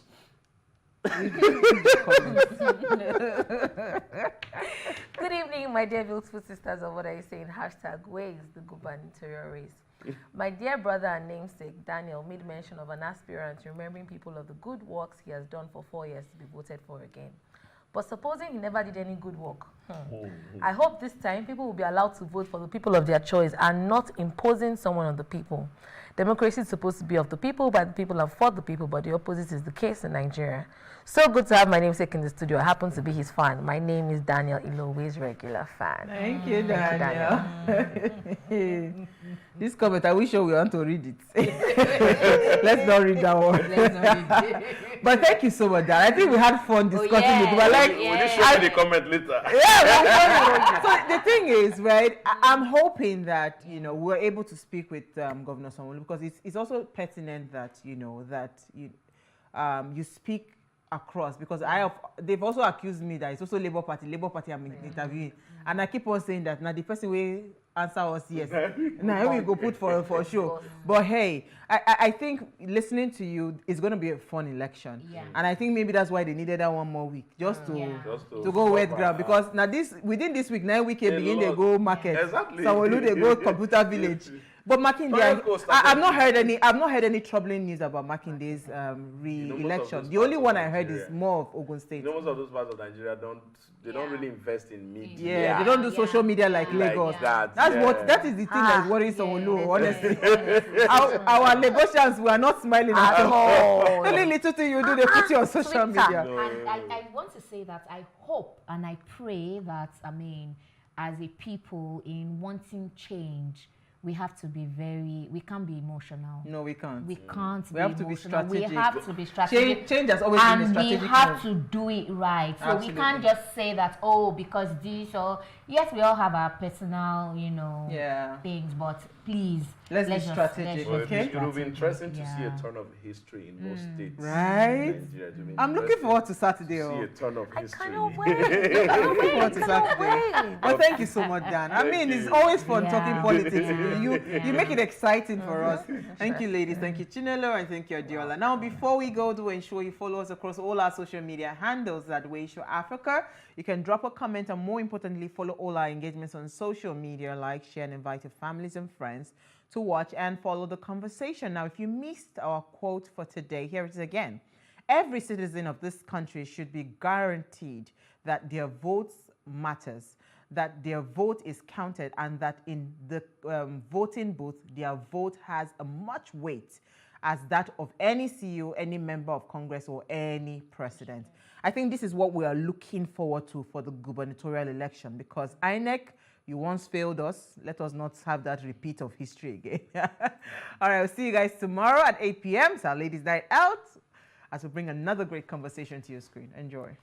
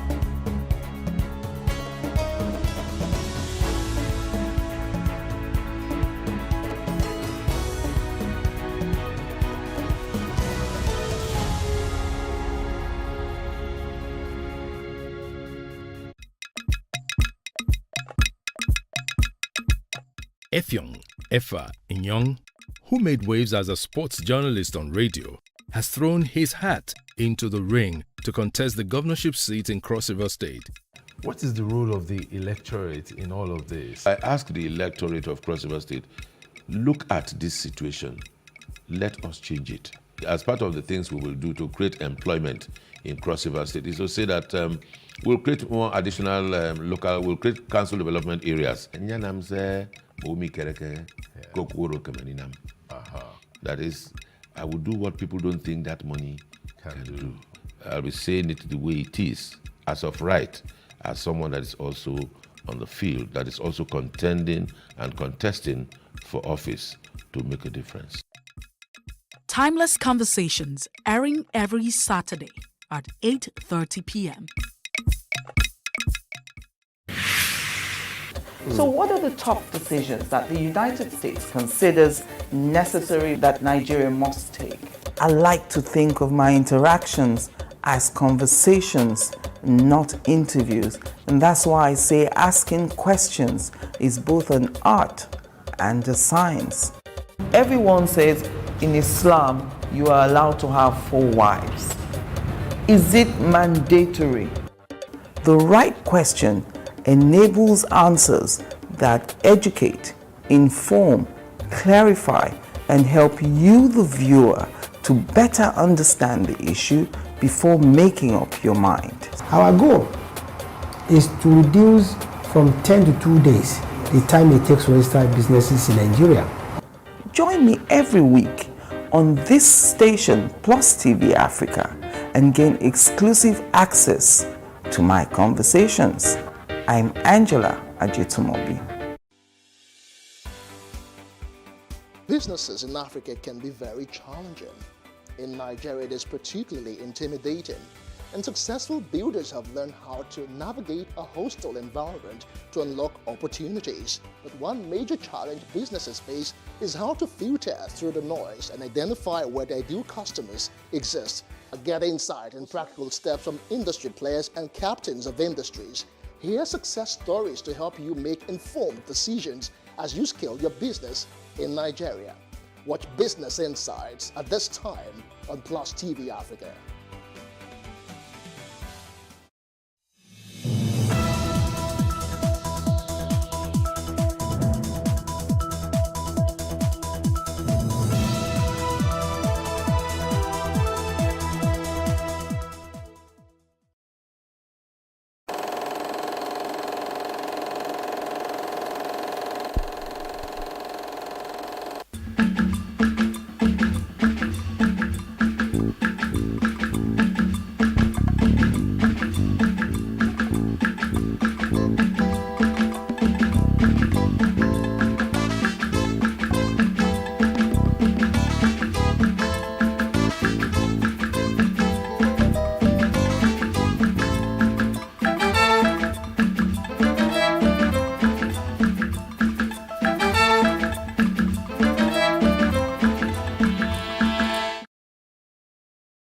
Effiong Efa Inyong, who made waves as a sports journalist on radio, has thrown his hat into the ring to contest the governorship seat in Cross River State. He is running under the banner of the African Democratic Congress, ADC.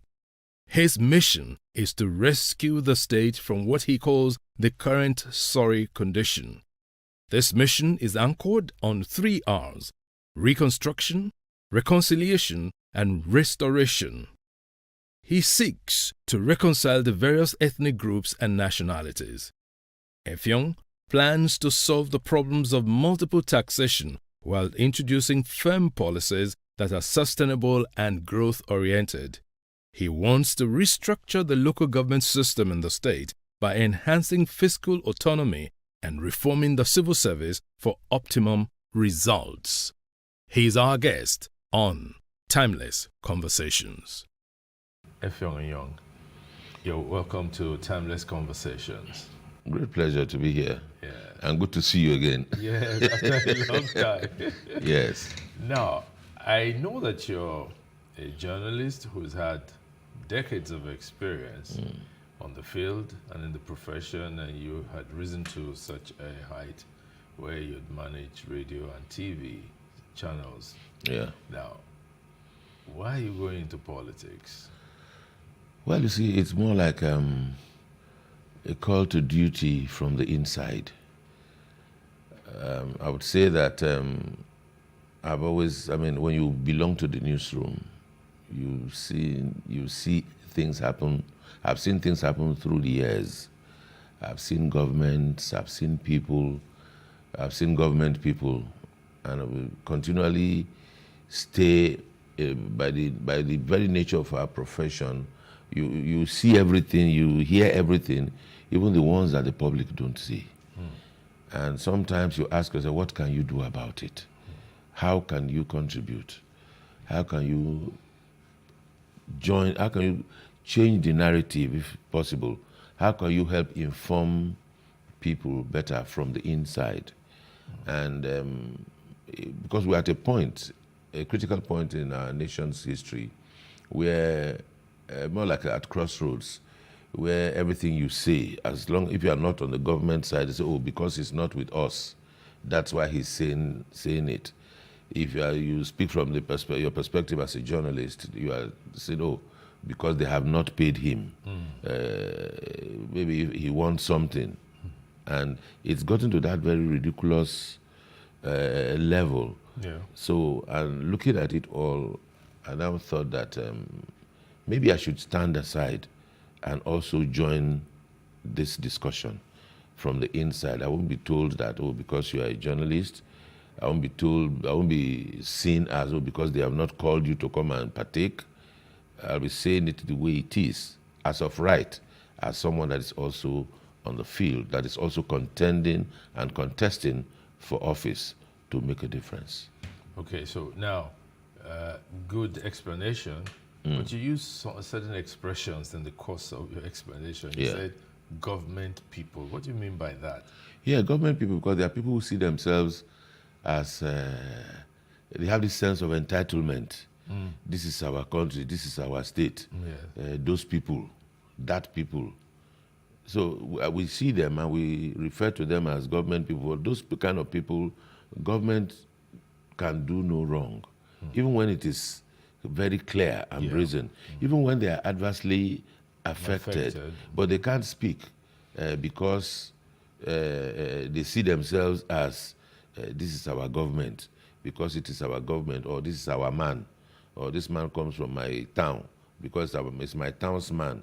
I cannot say anything against my townsman. So I call those people government people. Now let's just step a bit aside to further analyze it. You've been a journalist, a broadcast journalist for all these years. You've seen a lot happen, and you've come to the conclusion that you need to throw your heart into the ring.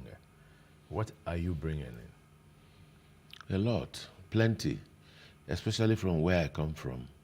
I come from Bakassi. If there's any people that have been ripped apart, any people that have been raped, that have been injured, that the injustice in Bakassi, you can't delimit it. It's all encompassing. The other day I was talking on a program, and I mentioned that until 2 months ago, those of us in Bakassi never knew that the federal government has been paying the government of Cross River State some money called Bakassi Stabilization Fund. That money is collected and it is under the radar. There's no record of it. There's no impact whatsoever. And we were agitating to say, I think we need to get back to the federal government. We need to put a front together and go to the UN and tell them that your seeding of Bakassi is not working. Because all of the agreements that were entered into that was going to be beneficial to the displaced people of Bakassi are not being met. And we're harboring these grievances against the people of the UN, against the federal government and all, only to see the chairman of the Revenue Mobilization Committee come on television to announce that the government of Cross River State has been collecting $500 million every month. I'm coming with the story. That's what the man said, $500 million every month since 2008. When I saw it, it was like, how can? This is not true, this can't be possible. 2 days after, the chief press secretary to the government of Cross River State came up with a release to say it is not $500 million, so it is 500 million naira. Oh, the rest of us were like okay, so you even collect this much. And you go to Bakassi, there's not one borehole to say you can sink a borehole or there's a water treatment for the people to have water to drink. The oil spills that the waves blow to the east surface around some section of that peninsula. They rest on the shrubs, on the plants, on the swamps there. So farming and fishing to some degree is a problem. The larger water that the fishermen used to go to have been ceded to Cameroon now, is now delineated as an international water space. When you go there to fish, the gendarmes come after you. So the people here, our people now go to that peninsula to steal the opportunity to fish. Now, we couldn't imagine that such funds were coming to Cross River State. And if this fund is called Bakassi Stabilization Fund, you will expect that even if they only to spend it, spread it around the state, at least 10%. Oh, it's 10% a good of, percentage of it. I'm just saying 10. You can take 90. 10% of 100 million. Or 500. Is 10% of that's 50. 500. That's 50 million. Yeah. I'm saying that if you go to Bakassi today, there's no health center. Wow. There is no school. There is no water. There's no light. Not to talk. What does it cost to install solar-powered lights in a community as small as Bakassi? But wait, that there is no school, there's no water. You mean that it is inadequate? Not that there's none. There used to be one primary school in Ataima. Yes. Ataima is my village. It caught fire about 2 years ago, and it has not been repaired. So what happened to the pupils or students? They hang around shelters. They hang around shelters, and it's quite pathetic. You know, between wickedness, because it's not politics anymore. It's inhuman. I was doing some calculation the other day. Now, I recall that in this country, when we were growing up, there were these kind of houses that was built by the Shagari administration. Yes. That some of us mocked at and laughed at. Yes. Now, that kind of accommodation would be luxury to the people, to what we have there. And to build one bungalow or one small house from 100 million at 4 million naira per unit, how many houses will that produce? So if the government really wants to support the people by providing houses and dedicates 100 million naira every month to building those houses, you can begin to count the number of houses they would have built to replace for the displaced people. And the displaced people, their situation is quite unique because they are scattered all over the Niger Delta, but majority of them are in Cross River. Okay. You find them in Akwa Ibom, you find them in Bayelsa, you find them elsewhere. Because after the seeding took place, they had no home. They now had to start to drift and travel. Today, what's happening is that they are scattering, they are finding their ways to survive. Okay.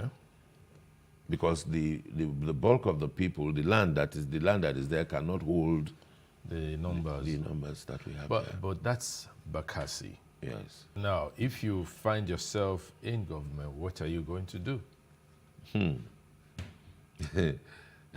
Permit me to speak Yoruba here. I will do 10. Maybe you should say it in Efik.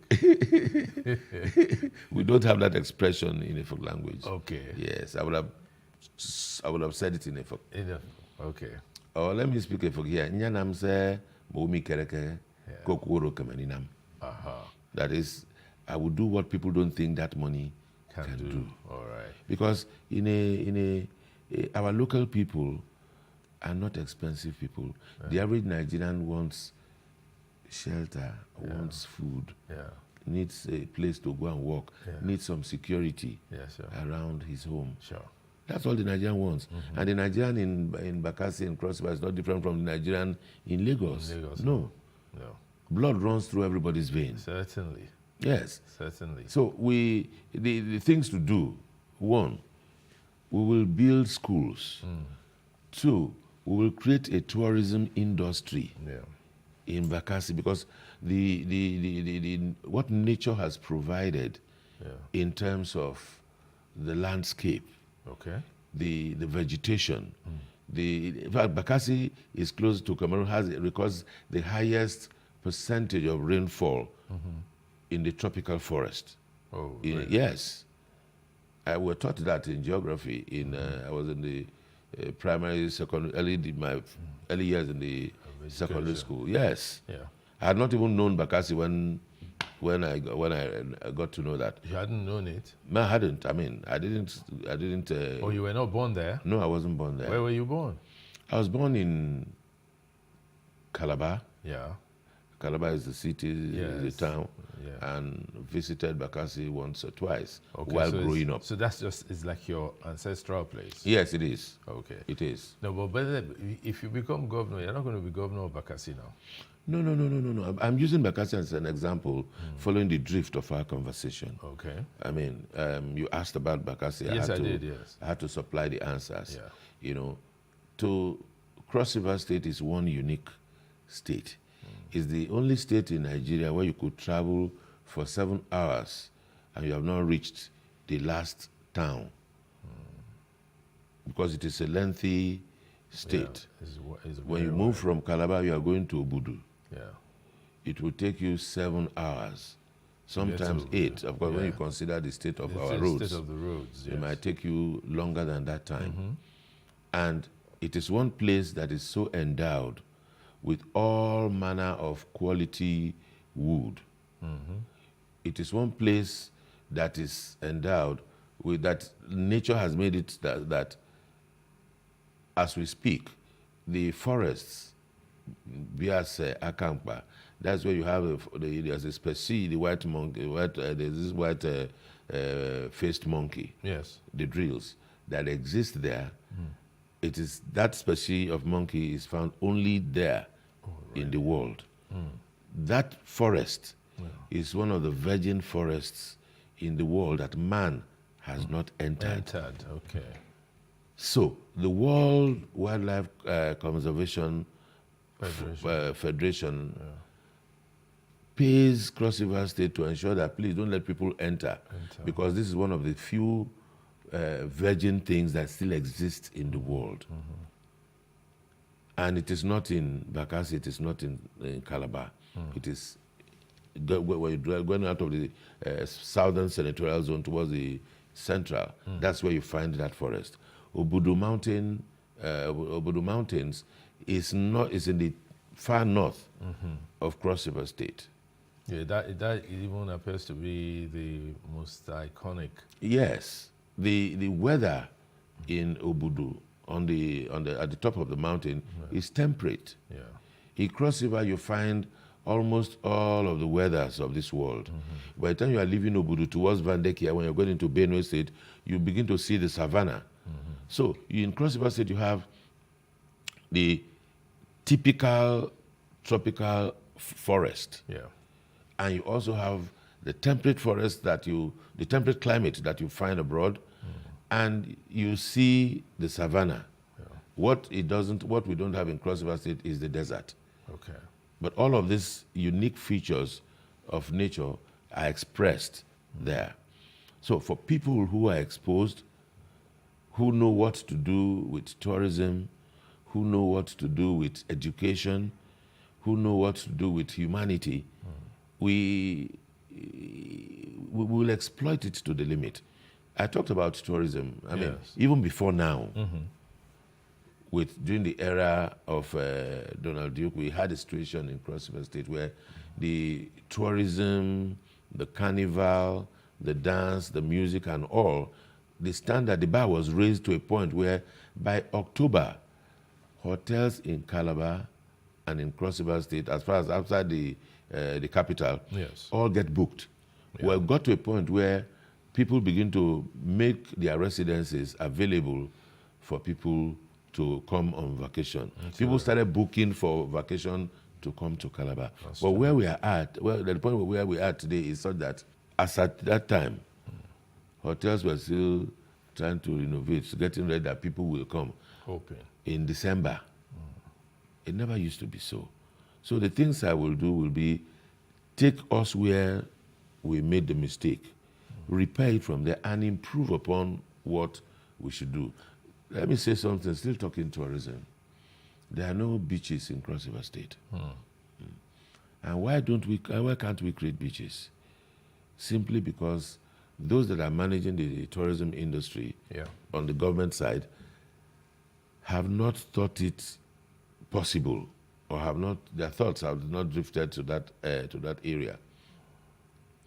What I will do differently will be, one, we'll use one stone and kill several birds. Okay. Now, in what way? Good. The maritime industry in Cross River State has been existing even before Nigeria's independence. Okay. And ships used to come in and out of the Calabar Channel. Today, ships don't enter there because they say it is shallow. Okay. And when they dredge this seabird, what they do is they pump that same sand back into the ocean. It's like taking it from here and pushing it some kilometers away. Then when winds blow, it drifts back and the channel remains blocked. So it remains a business for some people whose business is dredging. What we will do differently is we will pump that sand, dredge that sand, fill the swamps, and create beaches. But wouldn't that create some ecological problems? No, it won't. It will help the ecology of the place. Okay. It will help it in the sense that, one, it will clear the channel so that maritime activity can survive. Because at the end of the day, we have two ports. There's the free trade zone, there's the NPA, and these ports are not working because ships don't come. So by the time we use dredging, we take this sand and use it where we most need them. The mangrove banks of the Cross River, we fill them and create a beach. I mean, in Lagos, we are all alive to the reality of people now live inside where we used to go and watch Bar Beach and see the ocean surge. Okay, Effiong, we're going to take a break now. We'll be back. My guest is Effiong Young. He is the governorship candidate for the ADC in Cross River State. Stay tuned.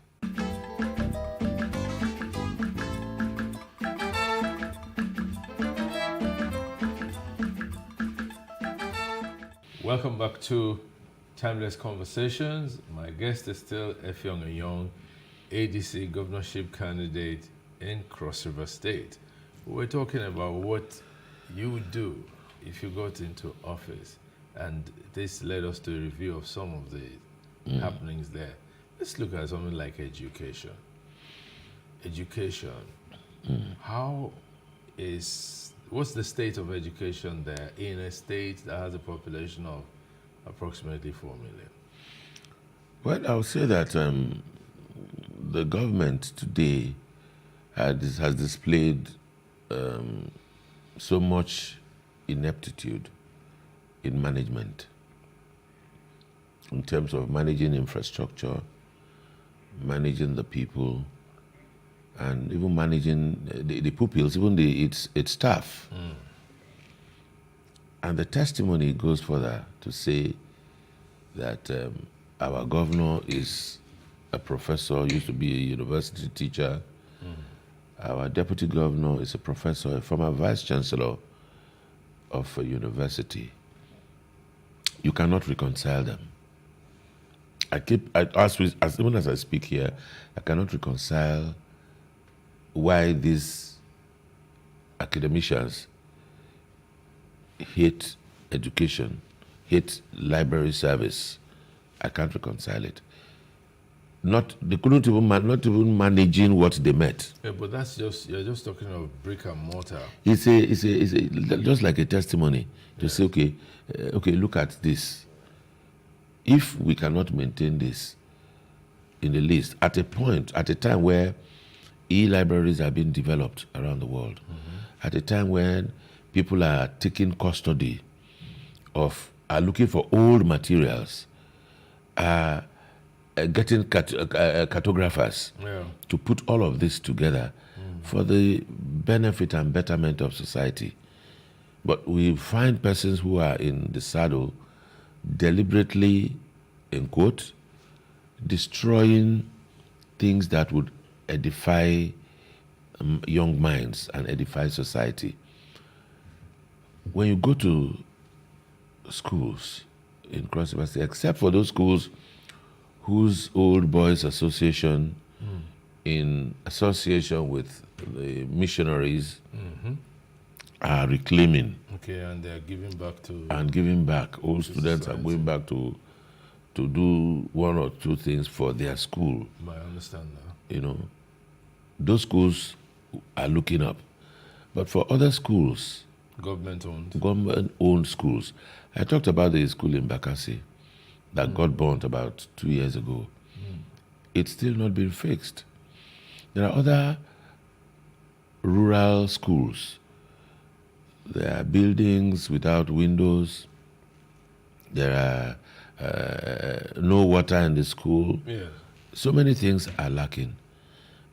And one would have thought that when you have people who are as exposed in quote in this context, because right now one will begin to query the level of exposure now, based on what we see as testimonial for what work they are doing. Teacher training education is also not being encouraged, because if the educational system is going to work and we're looking at training children, then you will see what is it that we're doing about training teachers who are going to be training the children. How have we improved upon that? It's still not there. If you go to the Ministry of Education, the larger part of that building is empty. Why? People have retired from service since 2014 and have not been replaced. So you find empty floors. You can, when I speak, I say you may want to go and verify. Go to our secretariat, the old secretariat in Calabar, and see for yourself that these floors are all empty. In the place of civil servants, our government in Cross River State has preferred instead to appoint SAs. We have more than over 5,000 SAs. 5,000? Yes, SAs, special assistants. There's special assistant for everything. No? In fact, I'm sure if this studio was Cross River, there'll be an SA to carry chair, but truly speaking, SA to hold phone. But truly speaking, right, these are things that the government is doing. What are you going to do should you get Definitely there'll be a complete change. A complete change from all that is going on now. My manifesto has 3 R's: reconciliation, restructuring, and restoration. Okay. We will reconcile the education sector. You know, most times, each time I get to speak, I try as much as possible not to call anybody out. Yeah. Because I'm not at war with anyone. No, it's no war. You know, not supposed it's to just to say, okay, let us do this. You know, we'll reconcile our education sector. You know, yes, the governor may mean well, but what we see does not show it. So we'll reconcile it. The ones that we need to restructure, we'll restructure completely. And there are things we need to restructure. For instance, the civil service has to be restructured so that people can live life. We used to be called a civil service state, but even that civil service that we used to be called by is almost extinct. And why don't we employ people to work when the jobs are there? I believe simply so that there'll be a lot more, we won't have to pay salaries, there'll be a lot more money to spend, there'll be money to give to SAs, and the failure of it is the fact that it brings about impunity in government and governance. But you know, it is always said that when you're not part of something yet, it's easier to postulate and say, oh, if I were there, this is what I would do. Okay, so now, if you found yourself in government, how are you going to tackle the issue of revenue? Because you need funding to do all of this. Tourism will give us all the money. Tourism? Oh, yes. There are so many things government will do with tourism that it does not have to pay, but the money doesn't have to come from government. Tourism, for instance, if it's tourism you're talking of, in the past few years now, like 2-3 years, there's not been the regular Calabar. No, it's going on this year. It's going on this year? Yes. Okay. The carnival. If I am governor or I lead government in Cross River State, yes, it will not just be the Calabar carnival in December. Okay.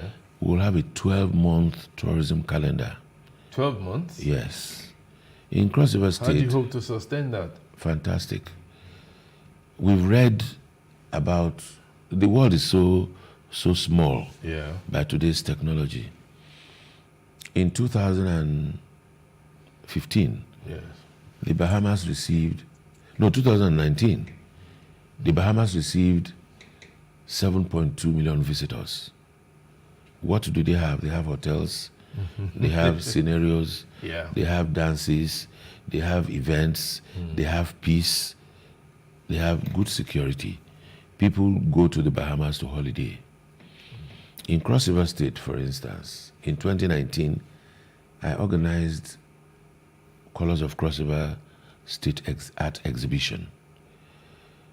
During the course of research for that exhibition, I came across a work that is 1,500 years old.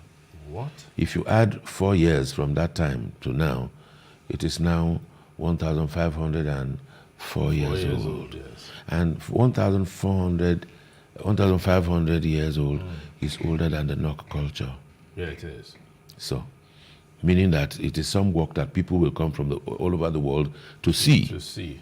And that's boosting tourism. Now, if I mentioned the Bahamas, imagine 7 million people, 7.2 million people visiting Cross River State that are foreigners, and they come each with $1,000. Do the mathematics. That's a lot. It means that the tourism industry can fund and turn Cross River State around. There's art exhibition. There should be traditional dance, traditional art, traditional display of masquerades and dance. The whole of Nigeria know Cross River State. In fact, when they talk about masquerading, they call it Ojuju Calabar. That's true. Ojuju Calabar. That's very true. Ojuju Calabar, in the southern senatorial district, we have more than 120 masquerades. Different types of masquerades, different design, different dance, different attire, everything different. This could be broken down into two as festivals. Yes. Now, food. That's another thing. There's no place in this world that has as much food as Cross River State. That sounds like an exaggeration. I say this because I've had the privilege of travel. Yeah. And I know where I come from. If you take egusi, yes, in Cross River State we produce egusi not less than 6 different varieties. Yes. If you take the ogbono and okra, we produce them in at least 6 different varieties. Yeah. If you take this rice meal, rice is prepared in at least 5 different varieties. If you take plantain, that we do as boli. Yes. If you take plantain, we do the roasted plantain that is boli. We do the one, they mix it with, they call it ukang ukom. There's the one that they do it, they chop it into small bits. Yeah. There's also, they now make the flour from plantain. They now pound it. 5 different ways. Okay. And all of these different ways of preparation are unique. And each different from each other. So if, for instance, cocoyam, cocoyam is also produced the way the Ijebus prepare ebiripo. We have our own version. And that's your ekwan cocoa. Ekpan cocoa is one variety. Really? The one that comes like ebiripo, that is done like ebiripo, is different. The one that they cook as ikokore, yes, is also different. Right. And other varieties, cocoyam is producing at least 5 other different varieties. Okay, we'll take a break. I like food, and I think you like food too. So we'll come back and continue talking about food, agriculture, and all that. Please stay tuned.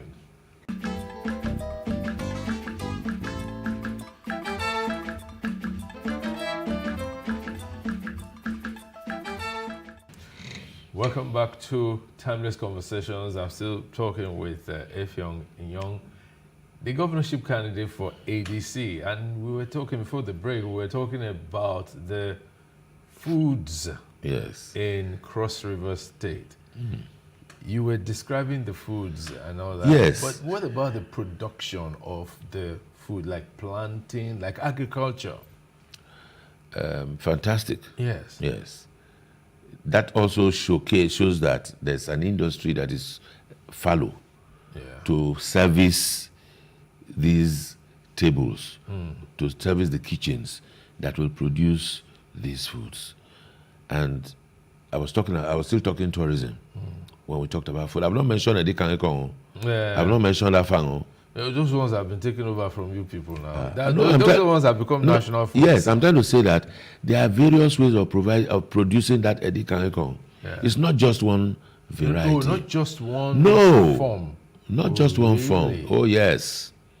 So by the time you do a breakdown, maybe this will encourage me to write a book on cookery. Please, right. And state all of these varieties. Right. You get? So by the time you have food festivals, and if you're going to showcase all of these foods, you probably will need some festivals to be able to bring all of these for the world to see. And that will still tie it into tourism. That's what I'm saying. Yeah. And we were talking about the tourism calendar. I said we'll have a 12-month calendar. Now, all of this I've described does not include the New Yam festivals. Now, the New Yam Festival is not celebrated in the southern part. When you go to the middle, the central and northern part of Cross River, you have various New Yam festivals. Really? Name those places in the... There is in Ugep area. Ugep, Obubra, Banliku, Goja, in Ikom, in Boki, in Yala. Yeah. In all of this, in Biase, in all of these places, they have their own, each community or each people have their own way of celebrating the New Yam Festival. The most prominent about it is the Liboku Festival. Okay, what's that?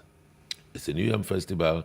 It happens around Ugep, and that has got to a worldwide acclaim at some point. All right. Got massive sponsorship. Europeans and other nationals from outside Nigeria have been coming to celebrate the Liboku Festival. Okay. And for some years now, the Liboku Festival is run as if like any other small backyard thing to do. Then we also have contemporary musicians who are not being celebrated. That will form another reason for people to visit Cross River. We also have traditional musicians. The most prominent being the late Inyang Tahenshaw. Okay, Tahenshaw, yes. But Inyang Tahenshaw was not alone. There are other younger musicians today. One of them, Effiong Trombone. Okay. Effiong Trombone is an essay to the governor on entertainment. He's a musician. We also will have that. So by the time we break all of this down, yes, you will have more than 12 months on your hands. Then don't forget also that the old residency, where the then Governor General of the Southern Protectorate of Nigeria used as office, is still there. Okay. His table, their office is still there. Preserved. Yes. Then the prison cell, that kept Werawe of Benin after that invasion, that cell is still there at the old residency, a little bit underground. Then you also have the Slave Museum, which credits to former Governor Donald Duke. refurbished, and the chains, the shackles they used, some of the things pertaining to the slave era period, yes, are still there. That museum already exists. All of these are focused on tourism, lifting the economy through tourism. Yes, well, because you must create a reason. Yeah. Then security will be taken care of. I asked a question about agriculture. Yes. The state should naturally be an agrarian society. Yes. What would you do to improve agriculture? First, I will revisit oil palm. A lot of work is being done now by some Chinese company that bought some large expanse of land, and they are planting the modern species of oil palm, and it's doing well. But the larger part of Cross River State, that gave Nigeria that #1 position as a world's leading oil palm producers, are still having that very tall trees. Very, very tall trees. Tall, yes. old trees. Yes. Some of those trees, I'm sure they're older than my mom, my late mom. We have them in my mom's village, in in Akpabuyo. Akpabuyo is largely a plantation. In those days, Akpabuyo used to be referred to as Inwang Akpabuyo. Inwang meaning farm. That's where most of the plantations were. And those plantations are still there. What happens today is that some rich person goes to a village, pays them rent, maybe 50,000 naira a year or 100,000 naira a year for I rent this expanse of land. And that money means that for every palm that is harvested belong to me for that season. Wow. So people pay such rent, and some pay for 5 years, some pay for more, some pay for less. We will begin to replant while paying the owners of the land not less than whatever monies they were. And in fact, we'll give them more money than whatever these businessmen are giving to them, and begin to, in phases, begin to replant these crops. So we will not take it away from the owners. Okay. Because one of the things that I have noticed over time is when government wants to do anything, they will take it over. Yeah. And now hand it over to new owners. Then the real owners will lose it. We will ensure that the real owners of the land still retain their property. We support them.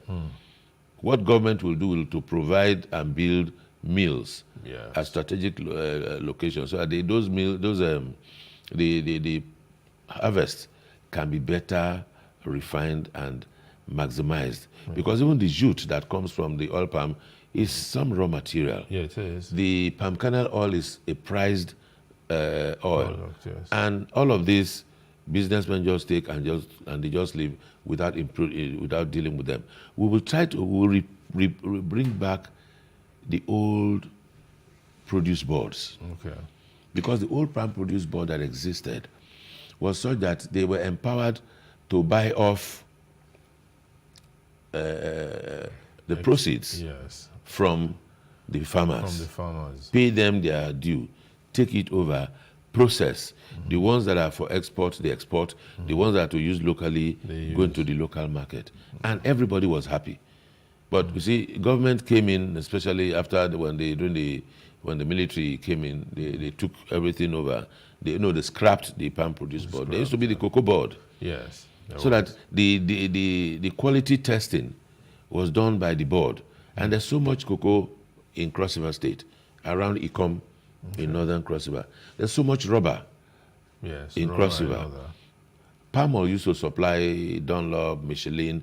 They used to produce from here. Yes. But of course, as some of the things that have happened to Nigeria as a country in the last 10 years, Dunlop has left, Michelin has left. A lot of them have left. And they had to leave because of the harsh environment. Yes. But if we have the opportunity to get into government, we will I and my team will make Cross River State a model. Because the people that made it happen are still there. The people that worked with Donald during the tourism, the boost of tourism, are still there. They are Cross Riverians. A lot of them are very young people. Yeah. And all of these people are around. Yeah. So we will not be reinventing the wheel other than getting people, the correct persons, to fill correct offices, understand their temperament and predicaments, to manage them as well, and things will work. It's not going to be magic at all. So in everything that we do, we always will ensure that while in government that these things are doable and workable. Monies will come. Yeah, well, talking about money, it brings to mind the fact that many citizens expect a fair chance of good health. And most governments will say things like, oh, it's expensive running free health. So they're going into the area of health insurance so that they can guarantee for people the access to health. What would you do about health? You see, mentioning health now almost want to get my spirit vexed. Because my immediate younger brother died in September this year. Oh, I'm sorry about that. We buried him on the 15th of October, and over a health issue or a mismanagement or a fault in the healthcare system. Oh. He had crisis at about 9 p.m. By about 9:30 p.m., we took him to the first hospital, a teaching hospital in Cross River State. There was no doctor, there was no light. Was there a strike? No, no strike. The people were not just on duty. Then from there, they said, oh, you guys go try General Hospital. And they rushed to General Hospital. No light, no doctor. Found a few auxiliary nurses hanging around. From there, we went to the Navy Hospital, which is supposed to be a reference hospital. No light, no doctor. We found a few nurses there who said they need to call the doctor to come. That this one said, okay, let's use our phone to call. They say, no, we can't use your phone. That if you use your phone. What a pity. You can't use your phone. Okay, let's transfer credit to your phone so you can call. Okay, in short, this thing no go work. By this time, it was approaching 11:30 to 12. At night? Yes. We now moved my brother to Asiupo. Asiupo is a private hospital. By the time we got to Asiupo, and it was raining. By the time we got to Asiupo, wheeled him to the emergency unit. He died. Oh, please accept my condolences. Yes, and that is a picture of what our healthcare system represents. Not because it's me, because I consider myself privileged. Yeah. Because all of these movements we're making in the night, we had a car. We had a car and a backup car. Yeah. But the two vehicles were running around in the night. You just picture what could have happened to some individual or individuals who didn't have a car, and it was drizzling. How were they going to hire a taxi or hire an ambulance and be running around in the night? That in a nutshell describes the state of healthcare in Cross River State. Okay. From how it happened to me. And that further reinforced the reason why I believe very strongly that we need to change things. Enough of praise singing, enough of telling the beautiful story. Commissioning and all that. Yes. But, you know, that's the thing. What about the populace, the electorate? What about them? What are their expectations? Are they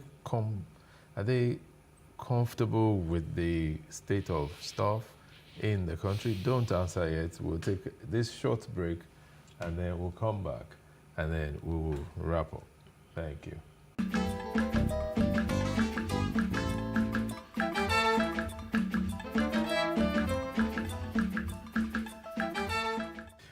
Welcome back. We're still with my friend Effiong Young on Timeless Conversation. He is the ADC governorship candidate in Cross River State. Before we took a break, I was asking you this question. Tell me, what is the role of the electorate in all of this? How fired up is the citizenry in Cross River about having a change, desiring a change, and all that? I wish I can speak for them. I've always maintained that it's about choices. What has happened to Nigeria is about what choices we've made in the past. And what will happen going forward will depend on the choices we make now in Nigeria as a country during the 2023 elections and also in Cross River State. The important thing for me is to sell my manifesto, tell them what we can, educate them on the things that are wrong, and also tell them that these things that are wrong can be repaired. And I expect that they will listen, they will buy into it, and so we can have a better Cross River State and a better Nigeria. Because if one state is able to stand out, others will be able to look back and say, yes, we can do it. Also, we can also do it. I recall still talking tourism when the Calabar Carnival was at its peak. We had other cities, other states coming up with their own carnivals, wanting to emulate. Copying a good thing. Yes. But since the Calabar Carnival started going down, I don't hear of other carnivals. So we'll do things to make sure to be certain that it is doable, and it is the electorate that we need to see. I need to say that as part of the things we will do to create employment in Cross River State is to say that we'll create more additional we'll create council development areas to support the 18 local governments that already exist in Cross River State so that development can be spread across the state. We'll ensure that we will support independent business people by ensuring that they get facilities, still talking tourism here now, and ensure that hotels, resort owners and builders get minimum interest rates so that they can get facilities to expand on their facilities and structures to encourage employment and boost the tourism industry. We also will support, like for instance, the export processing zone, the premier free trade zone in Calabar, where they have 3 power turbines. All the 3 are broken down. Although I must also say here that I am aware that it's been repaired. But before this time, the government of Cross River State could have joined hands with the Nigerian Free Trade Zone to make sure that power stabilizes in that zone. 37 industries working at less than 20% capacity. If those industries work, they have the capacity to employ a minimum of 2,000 each. And 2,000 jobs times 37 gives us 74,000 jobs that could have been available for young people. We'll do security very differently, collaborating with all of the military, paramilitary security agencies in Cross River State. There was a time during the heat of I think it was during Yar'Adua's time, President Yar'Adua, the heat of the militant crisis in the Niger Delta. Calabar was about the safest place in that area because all workers were living in Calabar and going to work in Akwa Ibom, were living in Calabar, going to work in River State. But today, it's not happening. What happened is simple, that the government of Cross River State today simply neglected it, and not paying attention to security definitely will drive every other thing aground, like the tourism that we're known for. People, I mean, you cannot decide to go touring a place where kidnap can happen any moment. I mean, anything can happen, where there's so much darkness. Why would we not support the production of solar energy to light our villages, to light up the rural areas, to ensure that people get the places lit up? If the place is lit up, the night economy exists. And of course, the business of tourism and hoteling and resort enjoyment, a lot of it happens at night. And if there are no lights, everywhere is dark. The moment it's 7, 8 p.m., everybody goes home. The industry cannot thrive. The economy cannot thrive. And if the economy is not thriving, you cannot make money, you cannot get tax, you cannot get people to pay tax. And when people are not able to pay tax, the government will not have money. So all of these things are interrelated. And it's simply that we have always taken ourselves for granted. So I ask the electorate of Cross River State, look at this situation. Let us change it. We can change it for the betterment of everyone. I'm not, I mean, going into government, if you look at me, you definitely know that hunger is far. So it's not something that I want to grapple because there's one point I want to prove. I'm not hunting anybody, I'm not fighting anybody.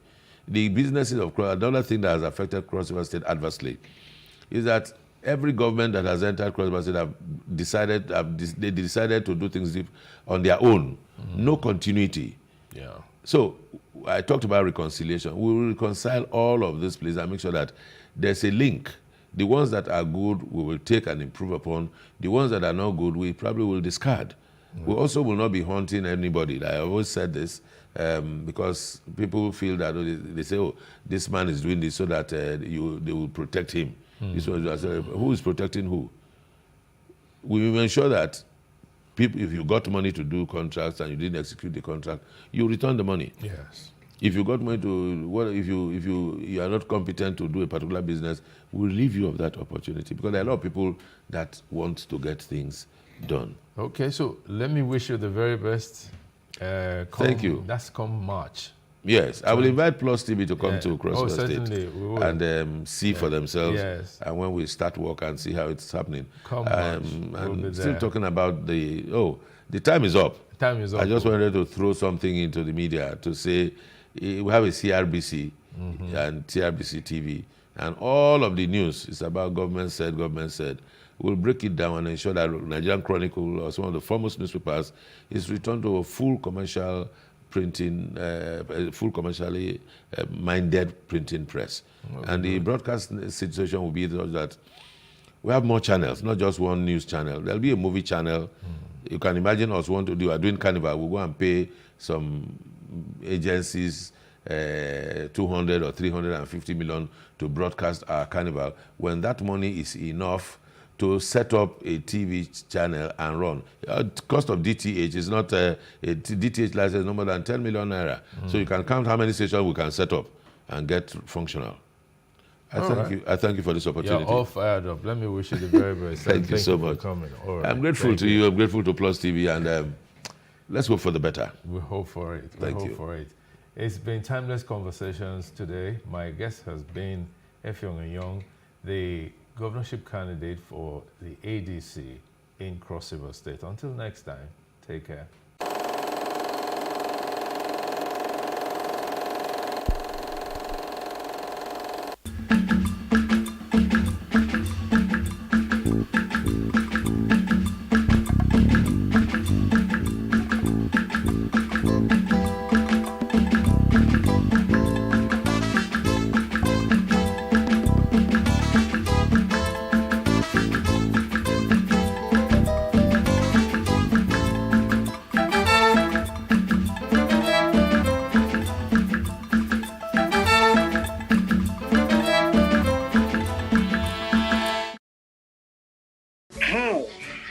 Can we have peace without justice?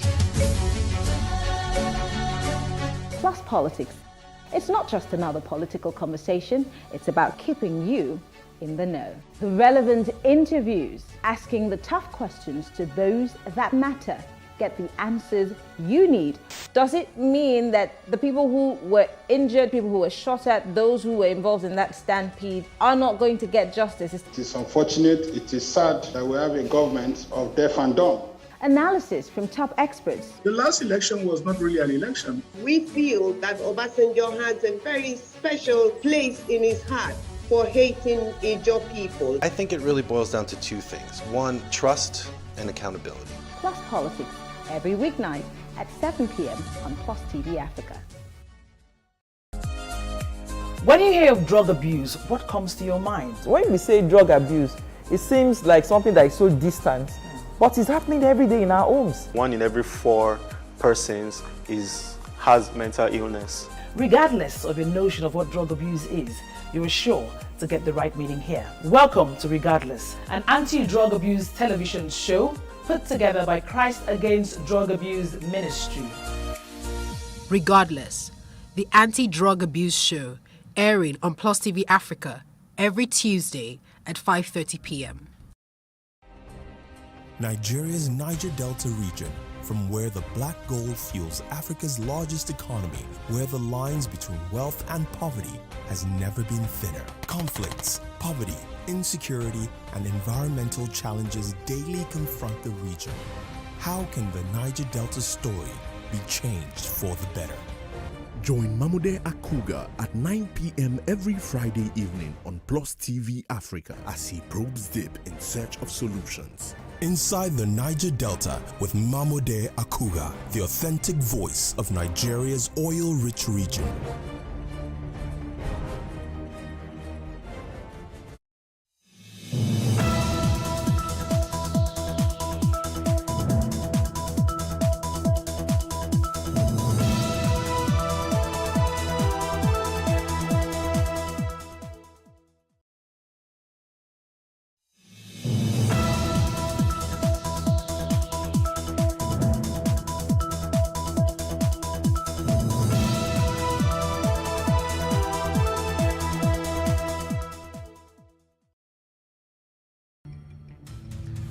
Tonight on Plus Politics, we discuss the Lagos governorship race as PDP, APC, and LP and others battle for the soul of the state.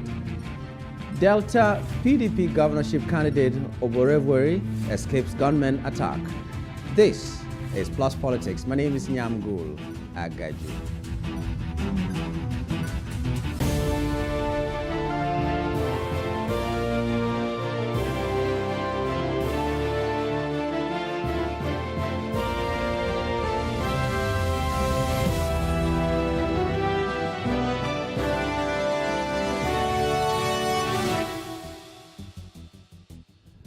It's still Plus Politics, and my name is Nyamgul Agaji. The race for the governorship election in Lagos State has reached a crescendo. The main combatants are the incumbent governor, Babajide Sanwo-Olu of the All Progressives Congress APC, Olajide Adediran, aka Jandor of the People's Democratic Party PDP, and Mr. Gbadebo Rotsvivor of the Labour Party LP. The Lagos State Guber candidate of the People's Democratic Party PDP, Abdulaziz Olajide Adediran, has revealed that he had a discussion with Peter Obi of the Labour Party and his principal Atiku Abubakar on forming an alliance with his counterpart in the former's party, Gbadebo Rotsvivor. He said he couldn't agree on the alliance because he didn't want to gamble going into the election, claiming that Gbadebo Rotsvivor had 2 pending court cases bordering on his candidacy. Well, joining us to discuss these, to confirm or refute the claims, is Wole Olagundoye, member campaign strategy team, Jandor for Governor Campaign Organization. Thank you for joining us, sir. Thank you very much for having me. Okay. That thing he talked about, Jandor talked about the alliance, was a bit of a few days ago. And how far so far right now? Are you going into this election with any alliance whatsoever, not just the Labour Party? As things stand currently, and like you heard him say earlier this morning, we're open to the alliance. He's very open to the alliance. But the thing, it has to be an alliance that will make sense at the end of the day. And the point that we're making is, for us to go into an alliance, it must be one that will allow for the objective for the alliance to be met. And as it stands today, his candidacy is clean. He didn't have any litigations after his primaries. I'm talking about Jandor, and everybody knows that. But we have a couple of litigations that are encumbering the candidacy of GRV, of the Labour Party. And so we're saying if there's going to be an alliance, let's put our best foot forward. If such an alliance is going to, I don't know whether that's going to come up tomorrow or not, but as things stand today, given the way things are, that alliance hasn't come together yet. I don't seem to understand why GVR's court cases would be a problem, except the alliance was to make him the governor instead of Jandor. Was that what was on the table? So the conversations that we're having is, if we're going to have an alliance or whatever it is, on whose platform would that be? You have two different political parties. You have Labour Party, you have PDP. So on whose political, because they have to go, they can't have both of them going with two separate platforms. And that's where it is. If you go in with the Labour Party platform, the Labour Party candidacy is encumbered with litigation. What does that mean? It means that should that go through, it will be now usurped via the courts at the end of the day, which will make the whole exercise futile. And that's what the argument is that we're putting on the table. So if you're going to go into an alliance, go with one that you're sure of, that has no encumbrances, that is clear of litigation, that will definitely deliver on the mandate and the purpose for the alliance in the first place. And that is where the conversation is. What if it had gone the PDP way? How do you mean? Yeah, because if it had gone to the Labour Party, the candidate had some issues. Yes. What if it went to the PDP? No, that's what we're saying. We're open to that.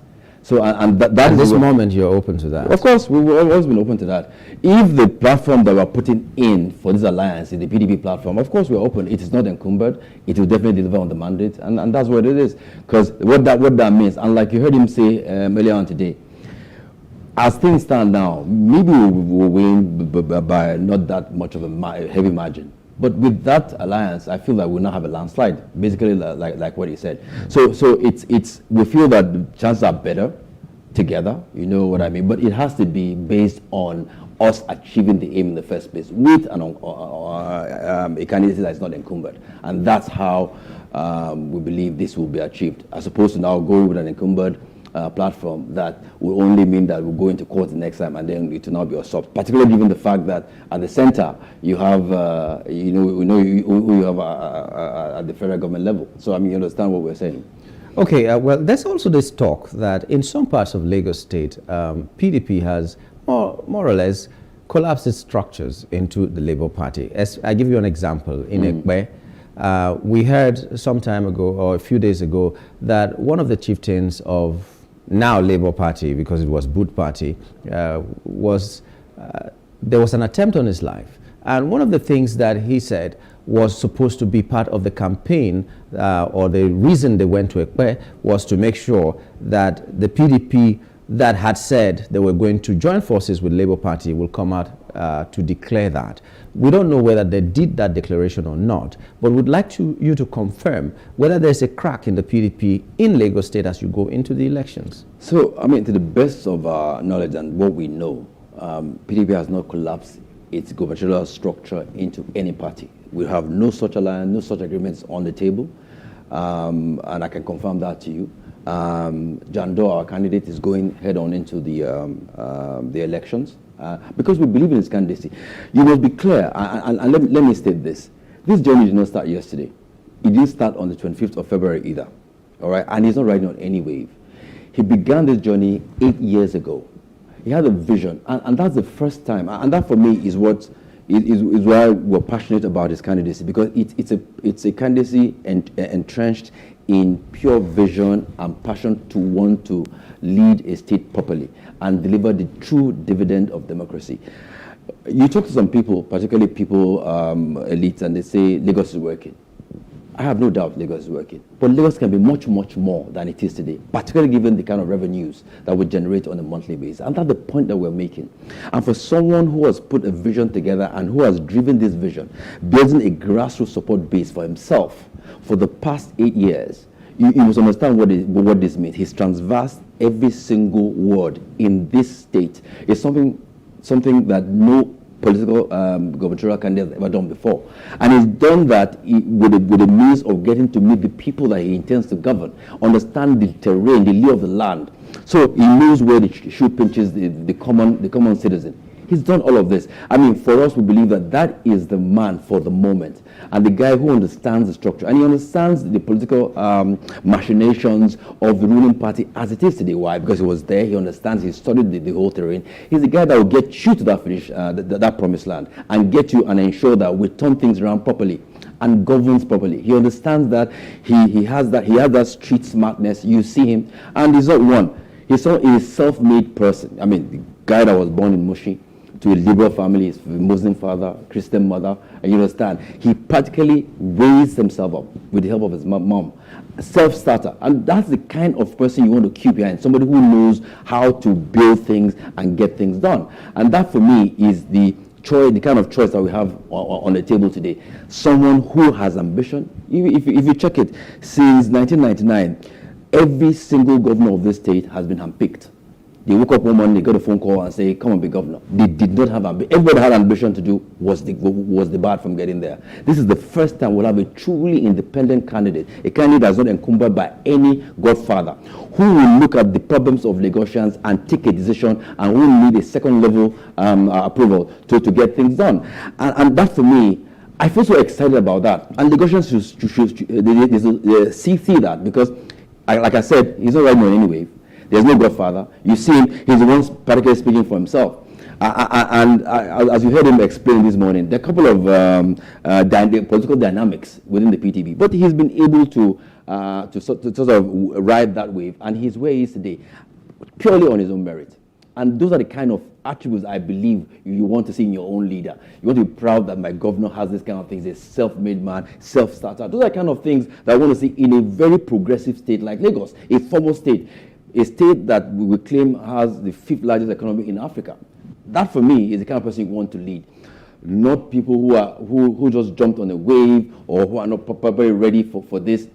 I get the sentiment about the wave and all that and everything, but this is about preparation. And something has to be said for being prepared, having that vision, and that drive to want to achieve. Preparation is one thing, but let's take Lagos State as a garden now. Yes. He wants to be that seed that will germinate in this garden. In this garden, there are other grasses. There is manure that was given to other grasses as well, and he has to feed from there.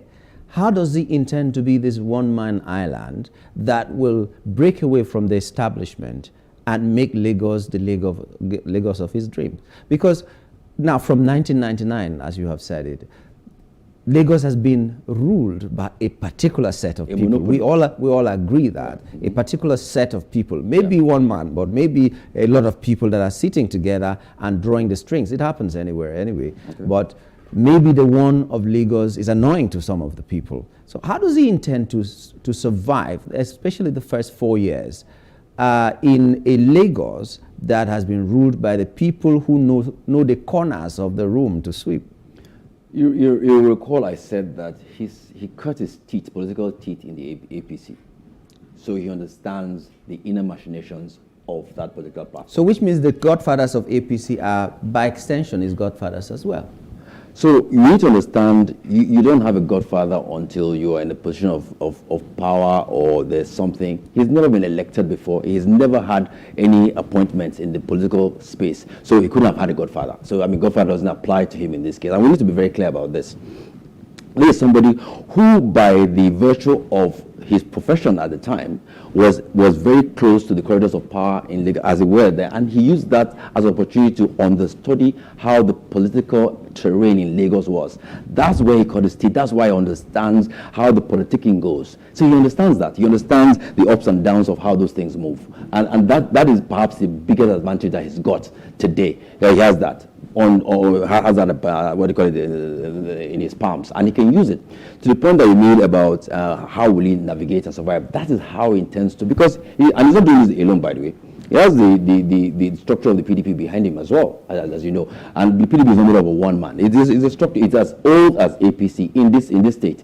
So all that is what he plans to leverage on. And also he has a robust team of people who understand how Lagos works, who have the experience that he is going to work with as he moves into governance of the state. All that is in the plan. Like I said, he just didn't jump into this. It's something that he has carefully thought about, something that he's deliberated on and has taken his time to plan over the years. So there's no rush here. There's nothing happening that's sudden. He's ready for all the things that have been thrown at him. We've known that it's not going to be easy. I mean, we've known that. We're talking about Lagos State. I'm talking about a monopoly that's been there for nearly 24 years. You just can't go there and expect them to hand you, but you have to go there and fight for it. And he has resilience to do this. And that, for me, is perhaps the best you can put forward. He has resilience. He is his own man, his own president, and that's, like I said, that's what you need. Like I mentioned earlier, Lagos can be much more than it is today, particularly given the revenues that come to us on a monthly basis. But where are we? We're teetering. The blue our rail system has been up and start, and it's still not even started till today. I mean, that's something that Dubai and all the Ethiopia and all that did that in less than 3-4 years. They had their thing up and running. Why is it taking us this much time? And with these revenues coming on a monthly basis, you are not seeing exactly where this thing is going to. And people, we can't be comfortable for that with that kind of situation. And that's the point that we're putting on the table. For me, I believe that this next Saturday is a time for Lagosians to make the true claim of wanting a state that they can truly call their own. And this is what the promise is on the table. Okay, well, let me go back to the united front or a divided front of the PDP that I asked you earlier on. Okay. There is rumor. I will always call it a rumor, no matter where we hear it from, until you confirm or deny it. Okay. There is this rumor that the leader of PDP in Lagos State, as far as we know, who is Bode George, seemed to be backing a different candidate from the candidate of the party. Maybe because of some wranglings within the party when just after the primary elections and all that. So is this true? Or if it is true, how are the chances looking like for the PDP with some of the chieftains of the party against the candidate? I mean, we know things have happened and we can see it's out there for everybody to see. We've seen this support from Bode George, like you mentioned. We've seen that. We've seen the Lagos Bataki people come together and so on. We've seen all that. So it's no longer news, not a rumor either. And he went through a clear narrative of how that journey went. I mean, for everybody that watched the interview this morning, you saw him say all that. But for us, it's even beyond that. That's on one side. The major conversation on the table is about the candidacy of this young man. He's 45 years old, by the way, and a man who is determined, who has focus, who is self-driven. That, for me, is the story here that we need to tell. Politics will always be politics. You know, there are always different dimensions of politics, and it will always be played. So you need to expect that. Anybody that thinks is going to walk into a political space and expect things not to happen, I mean, you should go back home and sit down. I mean, so you will expect all these intrigues to play out. But the major focus, we shouldn't take our eye off the prize. Put our eyes on it. And the prize here is that the leadership of Lagos State is at stake, and we have a very golden opportunity to turn things around. This monopoly that has been upon our necks for the last 24 years, we have the opportunity in Lagos to change that and turn the narrative for the better. We can be much more than we are today, and that's the conversation that we have on the table, and that's the candidacy that Jando is pushing. I'm just concerned because I've seen very good men beaten by the bog of politics when they get into office. You're a good man. You get in there and you come out and we're looking at you like, was this the same man we used to know? And that's why I'm concerned about, okay, this Jando you're saying is a good man. What is the assurance that when he gets there, he's going to continue to be that good man, that resilient person who will not play by the books written by someone else? I explained something to you. I said we took time out to look at the political terrain. Like I said, this journey didn't start today. It was something that we've been building over the last couple of years. We sat down and looked at what happens to all the guys that have come out to rule. Where did they get it right? Where did they get it wrong? What were the things that they needed? What happened to all of them? And we weighed all these things critically, did workshops, sessions on all of this, got people to give us their comments. So we understand where the pitfalls are. We understand what you need to stand on, the pedestals to stand on, and those things we understand. The guarantee that I'm putting on the table is we know, this is someone that we know, someone that we've been with, and for people that know him, know how strong-willed he is. And that, for me, are the ingredients that you need to get things done. He promises and he delivers. And he understands that it won't be easy. Let me not say different. But as long as you have a focus and you have a destination, and we will be answerable. For me, one of the biggest things that he comes on to this table with is the fact that he is an independent candidate. No godfather asking him to do something otherwise. If there's a decision. What are some of the antecedents that he has that people will have confidence in that he will be a good leader? He's a self-starter. That's somebody that is self-made. That, for me, is... We're not talking about someone that was born with a silver spoon or that went to Ivy League school and everything and all that. We're talking about somebody who was self-made. He was born in Mushi. So if you understand, he went through that and came out to be who he is today. He owns a media empire, core media. I'm sure you have that. I mean, he built himself up to that point. And these are little things. He's been an employer of labor for a long time. Has a lot of people that he's an employer, people that he's trained. He has a philanthropic foundation that ensures he empowers people on a regular basis. I'm thinking of somebody who understands the yearning. He has seen where the shoe pinches for a lot of downtrodden people, the people that have been forgotten, and he understands that. So he's not one that will come out and will forget where he's from.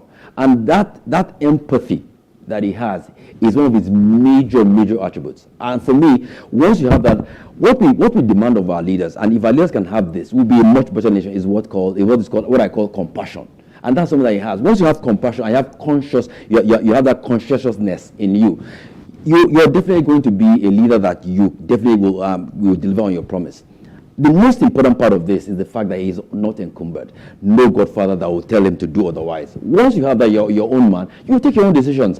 It is clear. You've put together a blueprint. You have a manifesto. We have a manifesto. It's there online for people that want to see. Those things are things that will hold him up to. And guess what? He has that corporate experience, having run the business. He understands governance. He understands governance at that point. He will ensure that people are brought up to speed. He will carry everybody along. He's a unifier. He's been across all the divides. He's at home with our guys from the southeast. He's at home with our guys from the north. He's at home for the guys with the middle belt. He's gone to all these people, send them. Everybody that makes Lagos, Lagos. He's at home with everybody. And that is who you want to lead you, a unifier. As long as you are in this state and you are part of contributing to his prosperity, you are a friend of Jandor. Well, I don't know. When you use the word unifier, we're wrapping up anyway. When you use the word unifier, a lot of things come into my mind because your principal at the national level used the unifier, and the party was in disarray just before the election. In Rivers State, the governor was not there. We had the G5 and all that. The unifier became a... Is there a word like disunifier? Right now, I hear that 2 ministers, former ministers, and 3 other persons in Kebbi State have been suspended by the party, PDP. And in Rivers State, we heard that the party didn't really go. There is an Atiku camp, there is a Wike camp and all that. Thank God it's not, I hope it's not the same thing in Lagos State. We can only wish you well on Saturday. But just a final word to Lagosians. You've been talking to me. Talk to them now in 1 minute. For me, I think Lagosians, it's important to look at the candidates that you have before you. Who amongst the candidates is a self-starter? A man that understands what needs to be done. This is the guy that's planned for this. He had the vision. He's put all the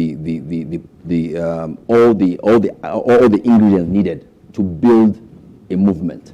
He single-handedly raised the movement. You've heard of Lagos for Lagos movement. It came from him putting things together. He has a grassroots followership, large grassroots followership across all the 20 local governments of Lagos State, where people are willingly following his lead, simply because they believe in the vision that he's got. And he saw that he's not someone that just fell from somewhere, or he's riding on some godfather, or there's a wave that he's riding on. He's a self-made, and that for me is very, very important. And I'm talking about Lagos State politics, how it's been played.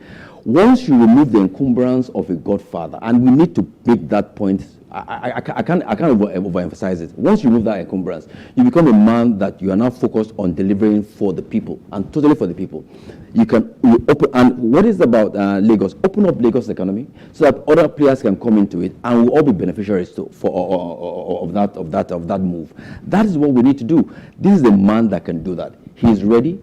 And you need a man for the moment. Again, we say you need somebody who is not easily cowed, or you push over, or doesn't understand where it is. He's a true Lagosian. He understands what's going on. He understands how to communicate in the local dialect as well. I mean, he doesn't need Don't to bring that. No, but I'm not saying true Lagosian, true Lagosian. So true and true. And for me, this is someone that you need that is a man for the moment. And I can't overemphasize enough. A true self-starter who is ready to lead, who has all the ingredients that is needed for him to lead at this moment. Because you can't go and want to take power and think that it will serve to you. You have to be determined enough. You have to have all that needs to happen. He knows all the things that needs to be done. And the fact that he understands how the ruling party operates from the inside, it's a major plus for him. So whatever antics or tricks, he'll be right there waiting for them. And that for me is someone that you need. If you vote for PDP on Saturday, your votes will be protected and they will count. That is the man that we need for this state to move us forward? Okay, well, like I said, we say good luck to Jandor, good luck to PDP, and all the people who are contesting under the platform. That's all we can say now. And we can also say to the people that Saturday is a major decider in Lagos State. Well, we've been talking with Wale here on the program, and we do hope that people will turn out on that day because there was so much fear. I know. So, that's another thing I need to put in, if you will. There's been conversations that have gone on. We've gotten assurances from the police and other security agencies as well. People shouldn't have any fear. They should come out and vote. Thank you. Yeah. Well, that's the much we can take from him. Like I said, we wish him well. And we're going to take a short break. And when we return, we'll be talking with the candidate of the People's Democratic Party far in Delta State who said that he escaped assassination a few days ago. Stay with us.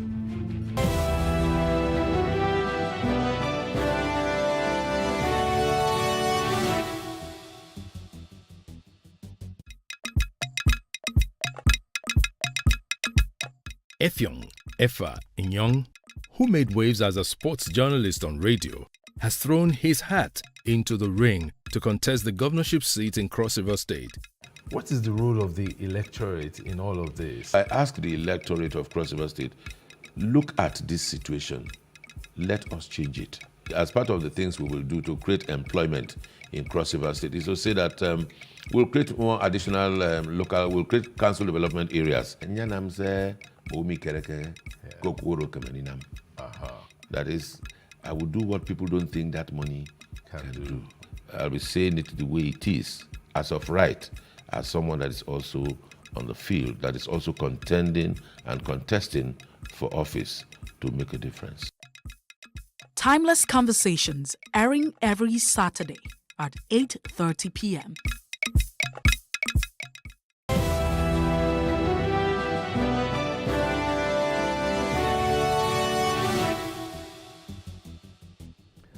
You're welcome back. It's still Plus Politics. My name is Nyamgul Agaji. The candidate of the People's Democratic Party, PDP, for the March 18, 2023 governorship election in Delta State, Sheriff Oborevori, on Sunday reportedly escaped gunmen attack along the Warri-Sapele Highway. The Delta PDP governorship candidate, who is also the Speaker of the State House of Assembly, was returning from Sapele to Osubi when the deadly attack occurred. The convoy of the Delta State PDP governorship candidate, Right Honorable Sheriff, on Sunday, March 12, 2023, came under heavy attack from the unknown gunmen between Elume Junction and Okwabude in Okwe local government area of the state.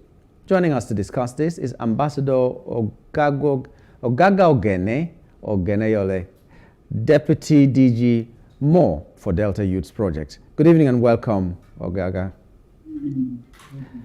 Okay, so just walk us through what really happened leading to the attacks that has your governorship candidate is saying he went under.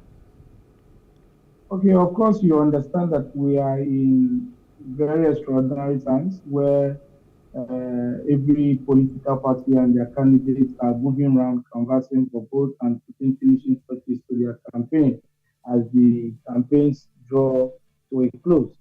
So it was on Sunday evening when our candidate was returning from Sapele, as you rightly read, after meeting some persons in Sapele, some candidates in Sapele. And of course, you should understand that Sapele is one of our candidate's stronghold, being that Sapele local government and Okpe local government are the same people under one kingdom, which is the Okpe kingdom.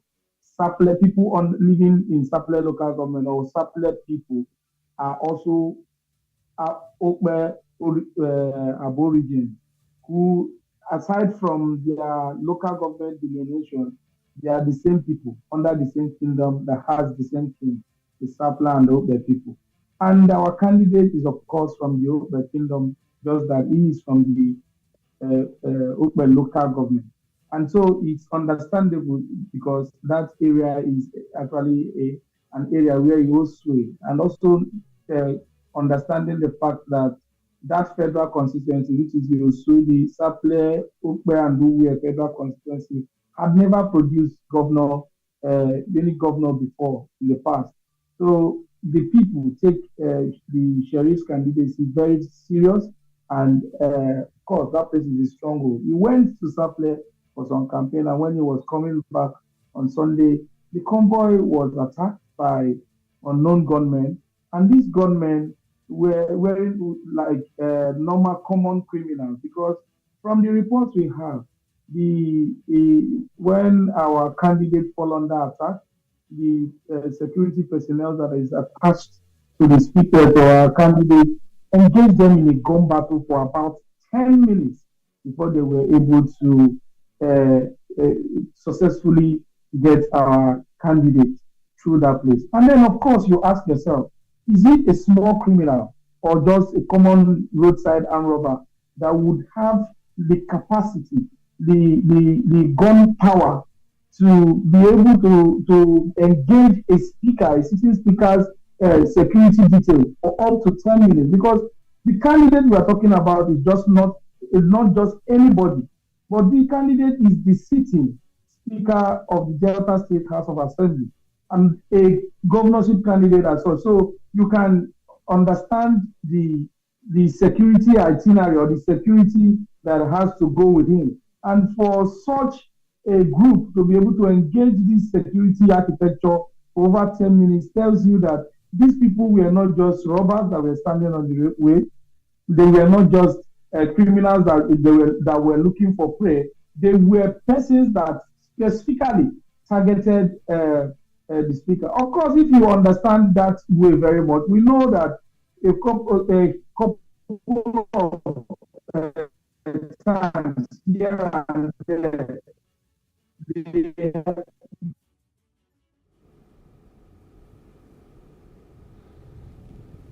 well, Gaga, your audio is not really good enough. Maybe you would exit and rejoin. I don't know, whatever it is going to be. Okay, we can hear you better now. Yes. Okay, thank you. Go ahead. So as I was saying, if you understand, for those who understand Arab, we agree that maybe sometimes that there are robbers who attack road users, but there haven't been incidents of attacking heavily protected politicians or highly placed persons. Just a pocket of local armed robbers around that place. But this is just way different. You could see from the pictures of the vehicles, the vehicles of the convoy of the speaker, you see the level of attack, you see gun penetration, you know that these arms were heavy arms. And for them to be able to engage the speaker's security details for 10 minutes tells you that these people are prepared. And of course, we have been thrown to begin to ask how people can go, how far people can go in these political times.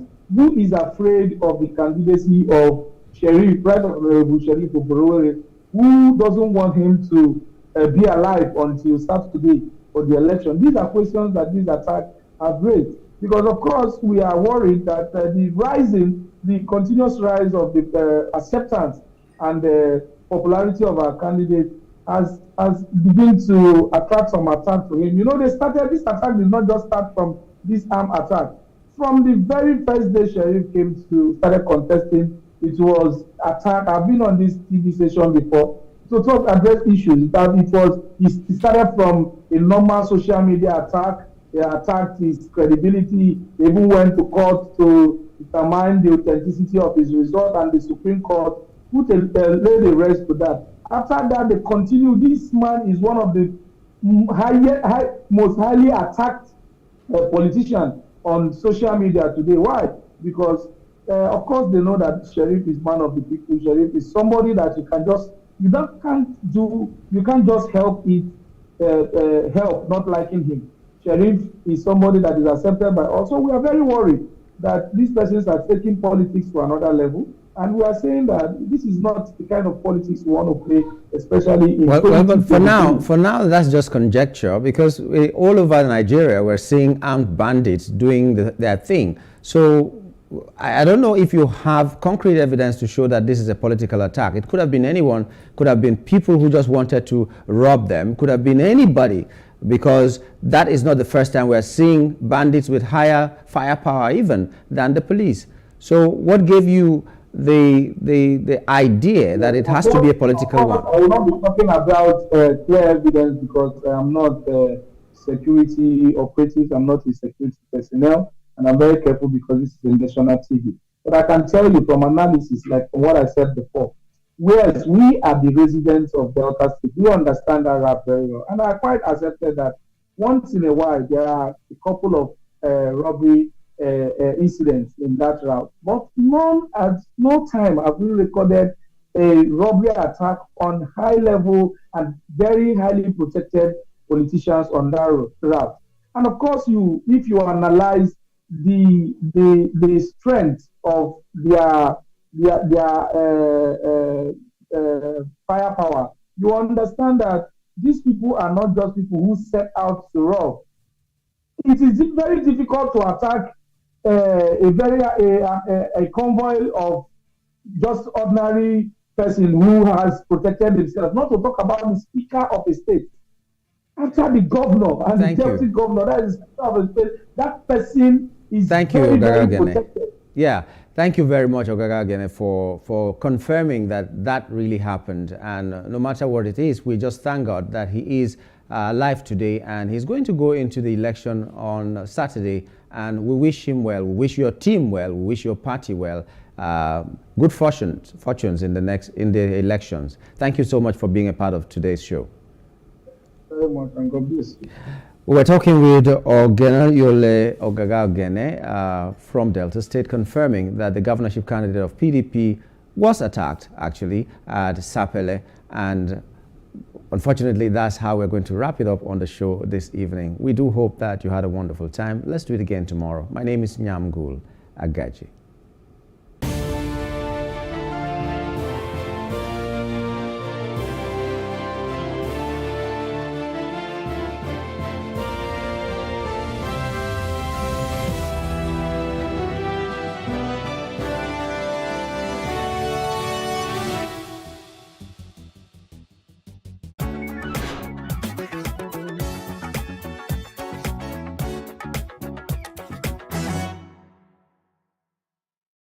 Nigeria has produced and continues to produce great writers who have won great accolades and recognition for their work. When discussing African literature, names like Chinua Achebe, Wole Soyinka, and Buchi Emecheta. But beyond these writers, exist modern writers redefining the fate of literature in Nigeria, Africa, and globally. 1. Chimamanda Adichie. The recipient of a MacArthur Foundation Fellowship was born on the 15th of September 1977 in Enugu, Nigeria. As a teenager, Chimamanda left for the United States and gained a scholarship to study communication at the Drexel University in Philadelphia, then pursued a degree in communication and political science at Eastern Connecticut State University. Her works have been translated into over 30 languages and has appeared in various publications, including The New Yorker, the O. Henry Price Stories, and the Financial Times. Some of her books, like The Purple Hibiscus, Half of a Yellowstone, and Americana, have won various awards. Her 2012 talk, We Should All Be Feminists, started a worldwide conversation about feminism and was published as a book in 2014. Tomi Adeyemi. Tomi, the author of Children of Blood and Bone, was born on August 1st, 1993, in the United States to parents who emigrated from Nigeria. After graduating Harvard University with an honors degree in English literature, she received a fellowship to study West African mythology, religion, and culture in Salvador, Brazil. Her debut novel, Children of Blood and Bone, has spent over 2 years on the New York Times bestseller list, and its film adaptation is currently in active development with Disney's Fox and Lucasfilms. She was named one of Time magazine's 100 most influential people. She is a Hugo and Nebula award-winning Nigerian-American writer and storyteller based in Los Angeles, California. In 2020, she was named one of Forbes 30 Under 30 in media, and her website has been named one of the best websites for writers by Writers Digest. Teju Cole. Teju Cole is a novelist, photographer, and curator. He was born in 1975 in the US. He is currently the Gore Vidal Professor of the Practice of Creative Writing at Harvard University. His novella, Every Day is for the Thief, was named a Book of the Year by the New York Times, The Globe and Mail, NPR, and The Telegraph, and shortlisted for the PEN Open Book Award. Another one of his books, Open City, also featured on numerous Book of the Year lists and won the PEN Hemingway Award, the New York City Book Award for Fiction, and was shortlisted for the National Book Critics Circle Award and the New York Public Library Young Lions Award. Teju Cole has contributed to New York Times, The New Yorker, Granta, Brick, and many other magazines. Akwekwe Emezi. Born 1987, Emezi is a National Book Foundation 535 honoree. She was born in Umuahia and raised in Aba, Nigeria. Her adult novel, The Death of Vivek Oji, was a New York Times bestseller, an indie bestseller, and an indie next selection, receiving rave reviews from the New York Times, USA Today, NPR, the LA Times, and the Washington Post. Her debut autobiographical novel, Freshwater, is in early development as a TV series at FX, with Emezi writing and producing with Tamara P. Carter. Translated into 12 languages, Freshwater won the 2019 Otherwise Award, formerly the Tiptree and the Normal Book. It was a New York Times notable book, as well as a finalist for the Center for Fiction's First Novel Prize, the PEN Hemingway Award, the NYPL Young Lions Fiction Award, the Edmund White Award for Debut Fiction, and a Lambda Literary Award. Beyond these writers are more individuals, old and young, using the power of the pen and ink to change the face and narrative of the country and the continent.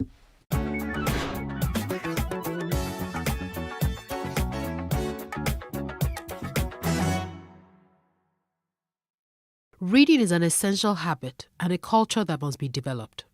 Nigerians are generally believed to have a poor reading culture.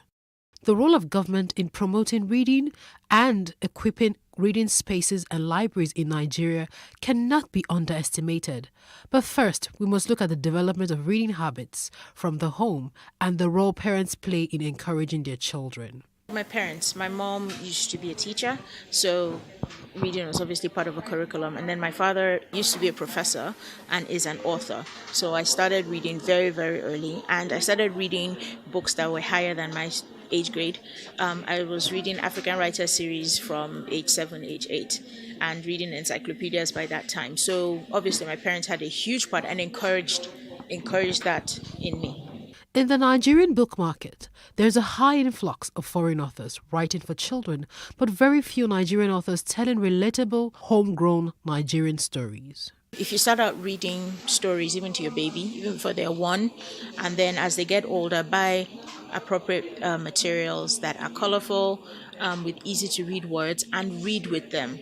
I think that helps. Adedotun Enyade, a co-founder of Robin Heights, a leading bookstore in Nigeria, has tips for Nigerian authors and how they can improve on their work and get into the hearts of readers. The story has to be good, right? If you're writing, whatever you're writing, if you're writing fiction, if you're writing non-fiction, it has to be really, really compelling, one. The next thing would be in terms of the packaging, right? People have gone past the era where you just take your books with just about any printer to print for you.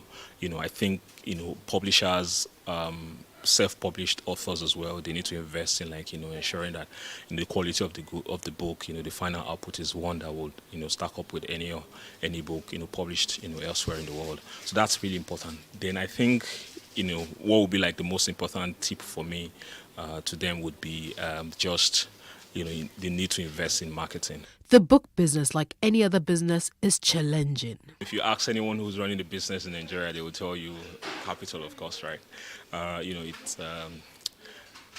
Book selling is also, as with any other business, is also quite capital intensive. Getting to pay your rent, getting to actually buy the books and stock up your shelves when you have them.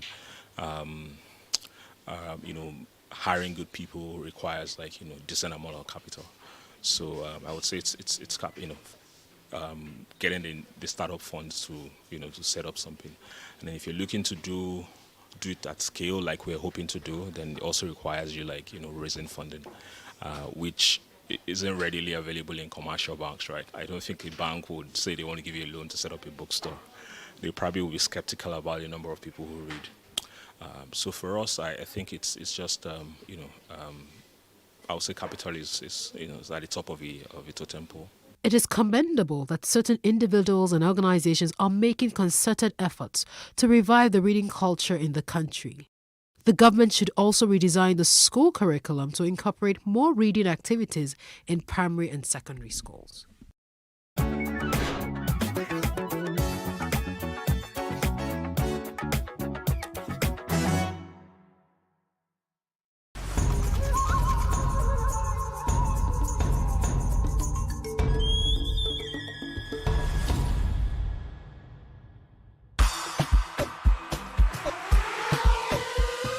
It's been an unusual year for us all.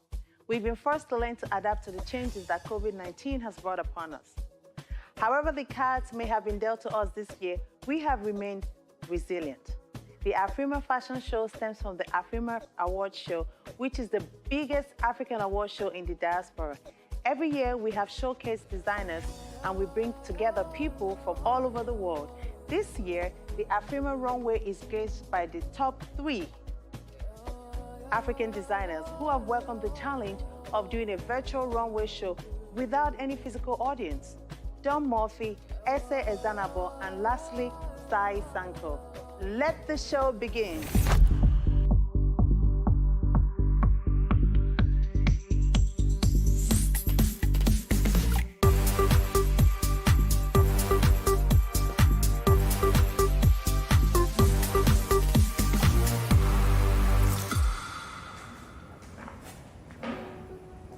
Hi guys, my name is Sai Sanko and I am a luxury resort wear designer and I make the most amazing and fabulous kaftans and everything that you desire for traveling.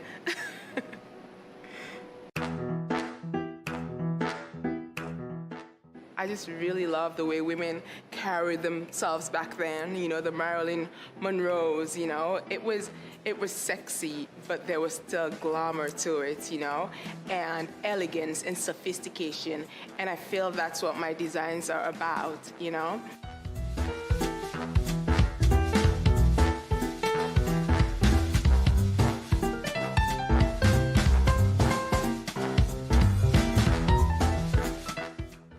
I've also been inspired just by my continent, the continent of Africa. Growing up in Sierra Leone, it's just this beautiful, bustling colors, it's so vibrant, the marketplaces, Christmas, it's just, everything about it is just so energetic and it's so powerful and colorful and it just makes me really happy.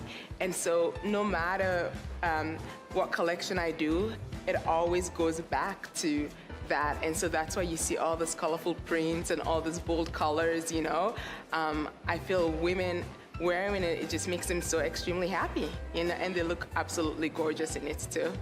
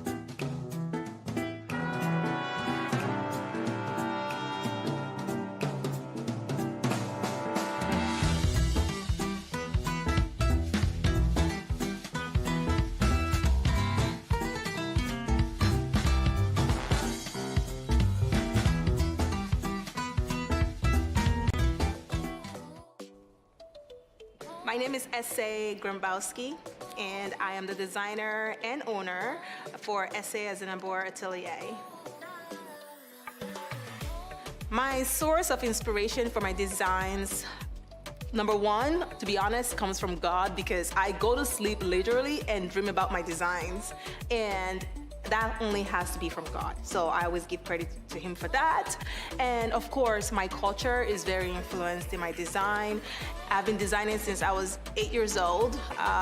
Even before that, my mom would tell me wild stories of me taking her fabrics and cutting them into pieces and making a dress or a skirt or pants out of her expensive African materials that she had in our home back in Nigeria when I was growing up. And I draw a lot of inspirations from where I've been, and I just try to tie them into modern design mixed with vintage designs, mixed with traditional looks, and just tie it all together in a bowl to create a true S.A. Azinabor couture piece.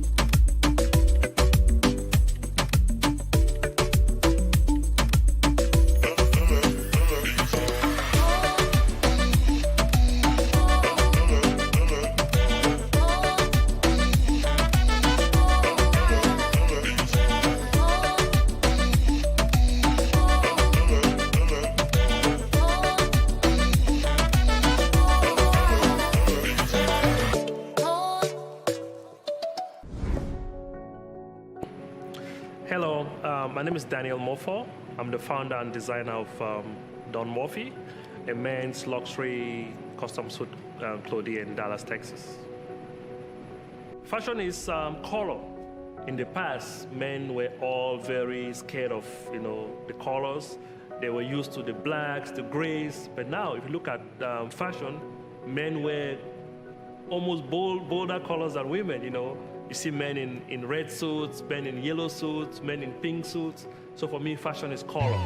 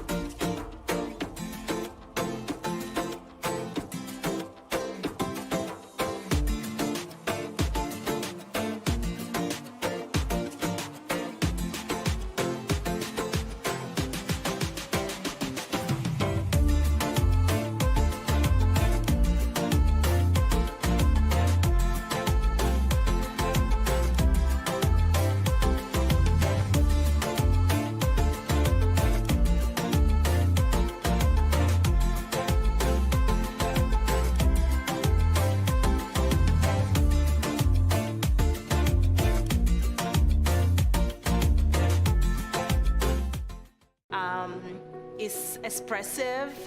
So when I just wake up and have an idea and I create something out of that idea, it's God showing off. So that's what it is for me. I've always been a little bit shy, but when it comes to fashion, I will wear anything and I will wear it with confidence. And so for me, that is a way of expressing myself, you know? And I feel it also is the same thing for a lot of women.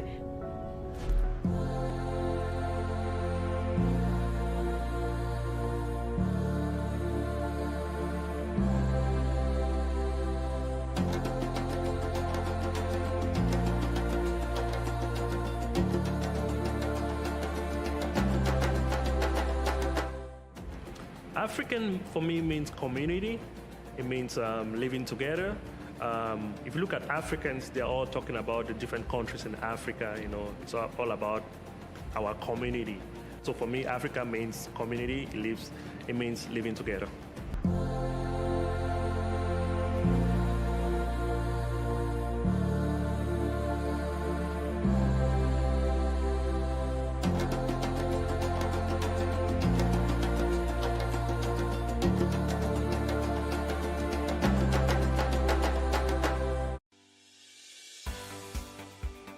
Businesses in Africa can be very challenging. In Nigeria, it is particularly intimidating, and successful builders have learned how to navigate a hostile environment to unlock opportunities. But one major challenge businesses face is how to filter through the noise and identify where their ideal customers exist. Get insight and practical steps from industry players and captains of industries. Hear success stories to help you make informed decisions as you scale your business in Nigeria. Watch Business Insights at this time on PlusTvAfrica.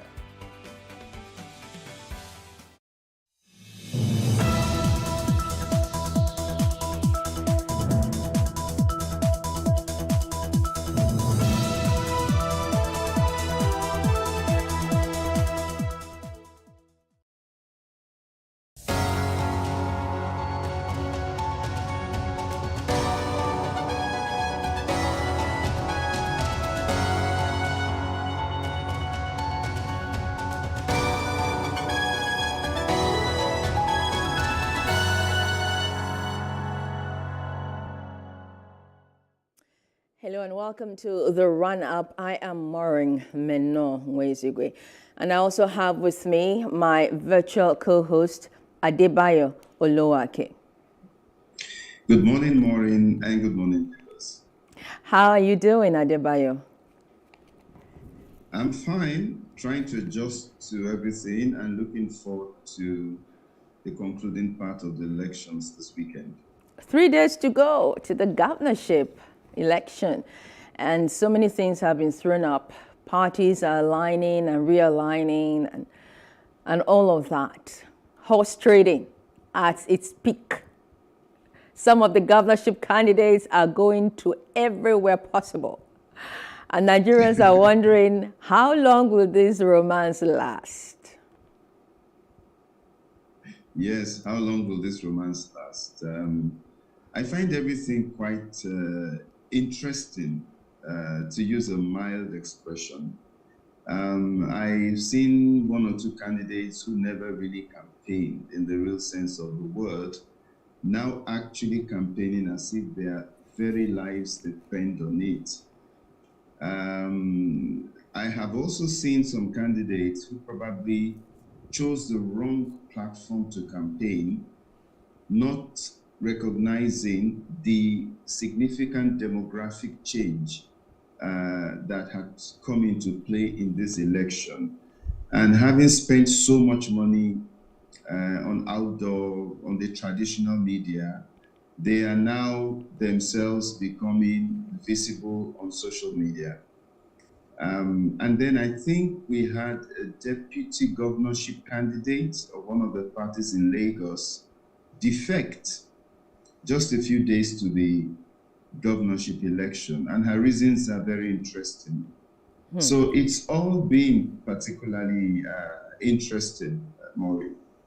You know, I love the fact that they have been pushed to become more involved with the people, to see that it's not given, that because one godfather or because I'm so rich I have enough money to throw around, and so I just fold my hands and just wait, it's given, I'm going to take it. Even the power of incumbency is no longer something to be very, very dependent on right now. As we can see playing out across the country, people are on their toes, working harder than ever before to convince the voters, the electorate, the masses, the Nigerian people that their votes count. And so we're also hoping that INEC will allow these votes count at the end of the day, right? And I like the way you put it, because for once, people are recognizing, we've always said it on the runoff, that the vote of everybody will count. And that if votes were not important, politicians will not be attempting to buy those votes. And I'm happy that we had an election this year in which we saw, at least in the presidential election, a significant impact that the voters made. And this actually now has convinced some candidates who never thought they really needed to go to the people to ask for their votes, to realize how important the average voter has become. And I hope that voters themselves now fully understand that they actually have the power to determine who rules them. And INEC has a responsibility to make sure that it does not undermine, that sovereignty that the voters have. The conduct of INEC in the first elections, the presidential and National Assembly elections, left a lot to be desired. And even virtually all the presidential candidates admitted that. So INEC has this governorship and state houses of assembly elections to try to redeem itself and win back win some confidence back, from the electorate. Yeah, and this also should encourage the electorates to come out en masse and vote. Voter apathy is something that we saw during the 25th February elections, when just 27% of those who registered came out to vote. We're hoping that this time around, more people will come out and vote. Well, 3 days to the polls, intrigues as governors, others intensify battle for states. 3 days before the March 18 governorship and state assembly polls, the massive push by the various politicians to get the upper hand at the polls has led to a rain of alignments, realignments, endorsements, and high-wire intrigues across the states. In Lagos State, Governor Babajide Sanwo-Olu of the All Progressive Congress, the APC, who on Monday got the endorsements of 9 political parties, yesterday received the backing of Accord and Oodua People's Congress, the OPC. In essence, Sanwo-Olu has the support of 10 of the 18 registered political parties now. In Ogun, a PDP House of Assembly candidate for Abeokuta South 1 constituency, Solomon Eniloloba, backed the second-term ambition of Governor Dakpo Abiodun of the APC. However, in Kaduna, the Labour Party declined to align with the PDP and insisted that its candidate will run and win the race to succeed Governor Nasir El-Rufai. Today, we'll be discussing the alignments, realignments, endorsements amongst political parties ahead of the March 18 polls. We'll go on a break, and when we return, we'll be joined by our guests. Stay with us.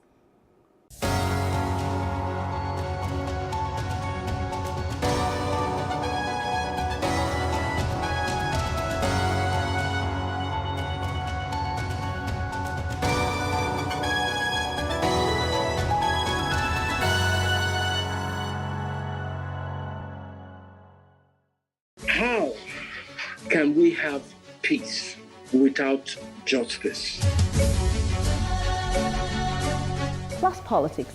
It's not just another political conversation, it's about keeping you in the know. The relevant interviews, asking the tough questions to those that matter. get the answers you need. Does it mean that the people who were injured, people who were shot at, those who were involved in that stampede are not going to get justice? It is unfortunate, it is sad that we have a government of deaf and dumb.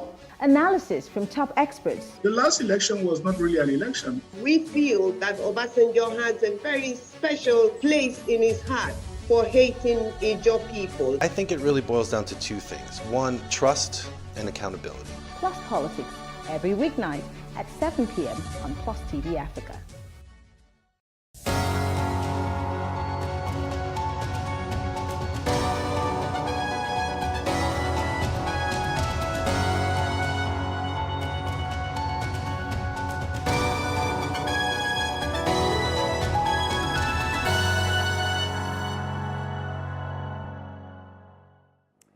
Welcome back to the run-up.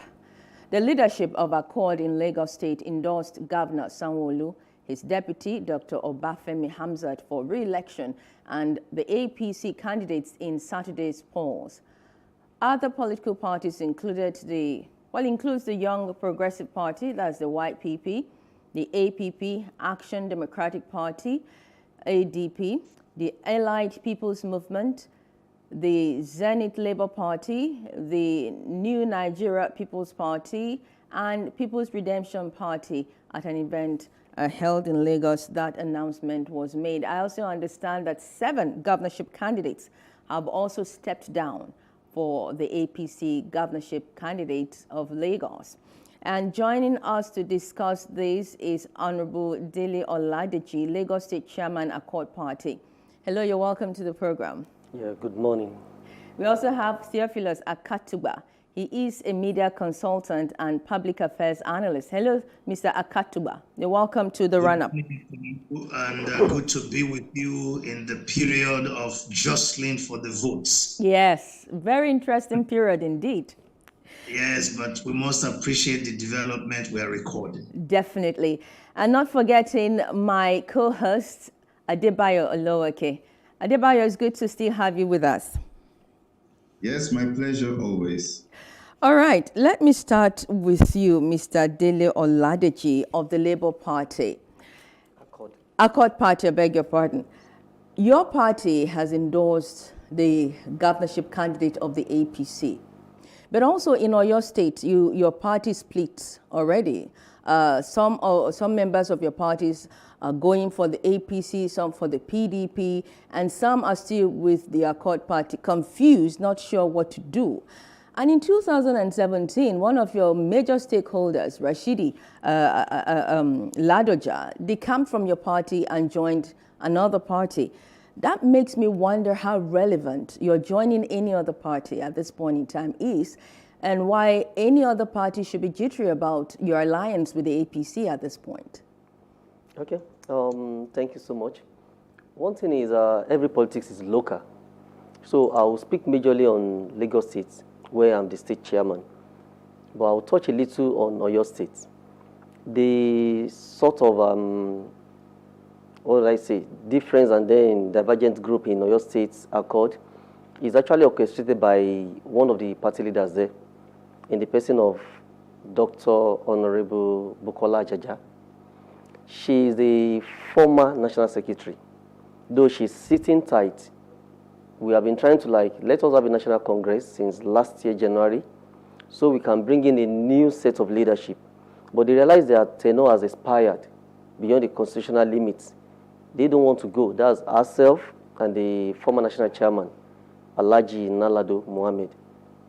So what she's doing in Oyo State is, I don't know, she's not disciplined, and she has been running a one-person show.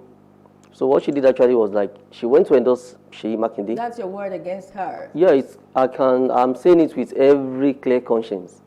She endorsed Sheyi Makinde even without the knowledge of her partner in, let me say, electoral crime, Alhaji Mohammed Nalado. So now that's what caused the conflict. She endorsed Sheyi Makinde without the knowledge of her partner, and Alhaji Nalado is now fighting her back. But one thing is, Accord as a party still remain, the structure still remain with Barrister Oyeniji. And the leadership in Oyo State is still Mogaji Sunday Igbinshola. So the party structure in Oyo State still remain. while Aja is like on the fringe, trading with the party name, and Alhaji Mohammed Nanado on the fringe, trading with the party name. Now, I won't like to say much on Oyo State because it's out of my own jurisdiction.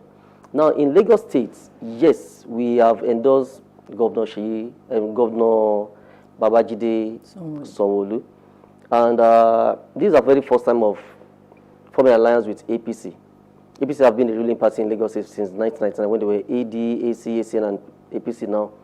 But this very person I referred to in Oyo State, Ajaja, when we were pushing in Lagos State, we are very radical in Lagos State. We were pushing for a national congress, which is according to the party constitution and every other thing. She declined.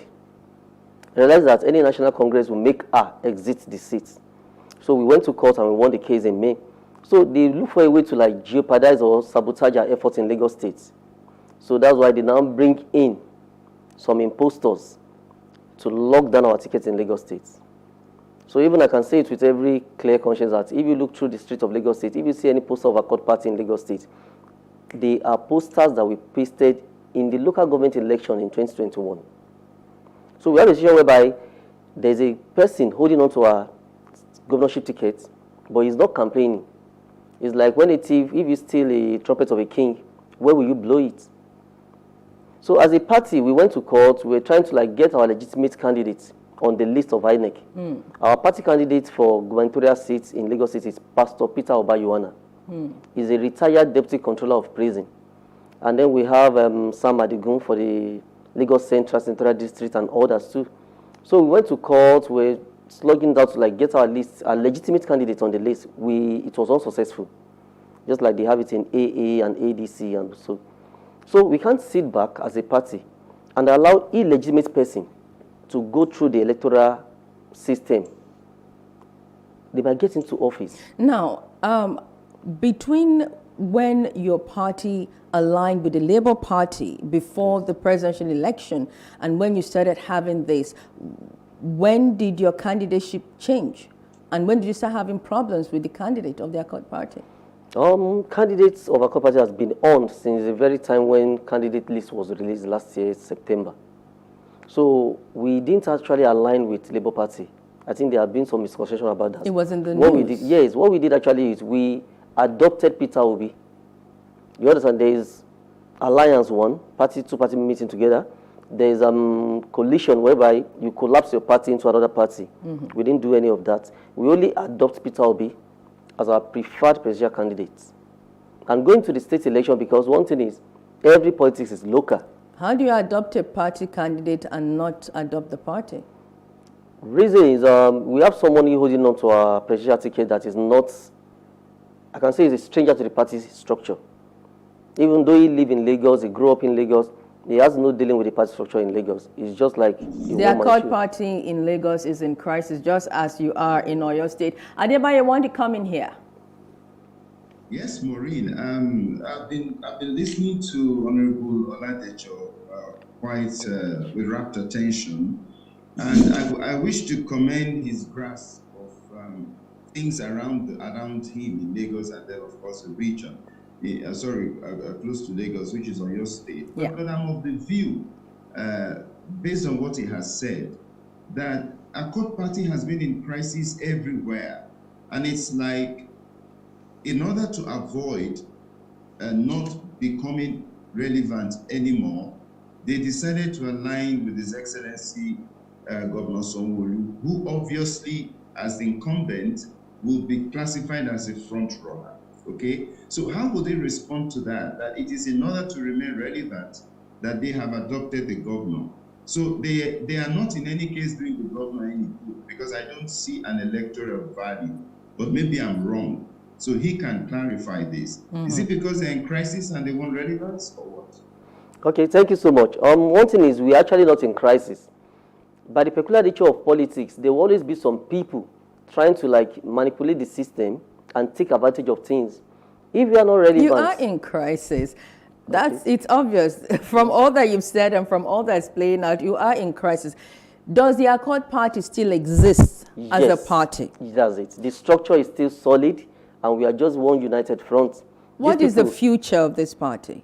Even today, we are very relevant and we are very valid. We are very active. These people I'm referring to are external bodies. Your party is adopting all the APC candidates. Is it across Lagos or across the country? No, it's across Lagos. And why we do that, to answer the question of Mr. Oloke, is this, we are not doing this to like retain relevancy. We are still very relevant. We are still very active. But the risk of keeping quiet, like this thing I'm saying on TV now, is not in the public.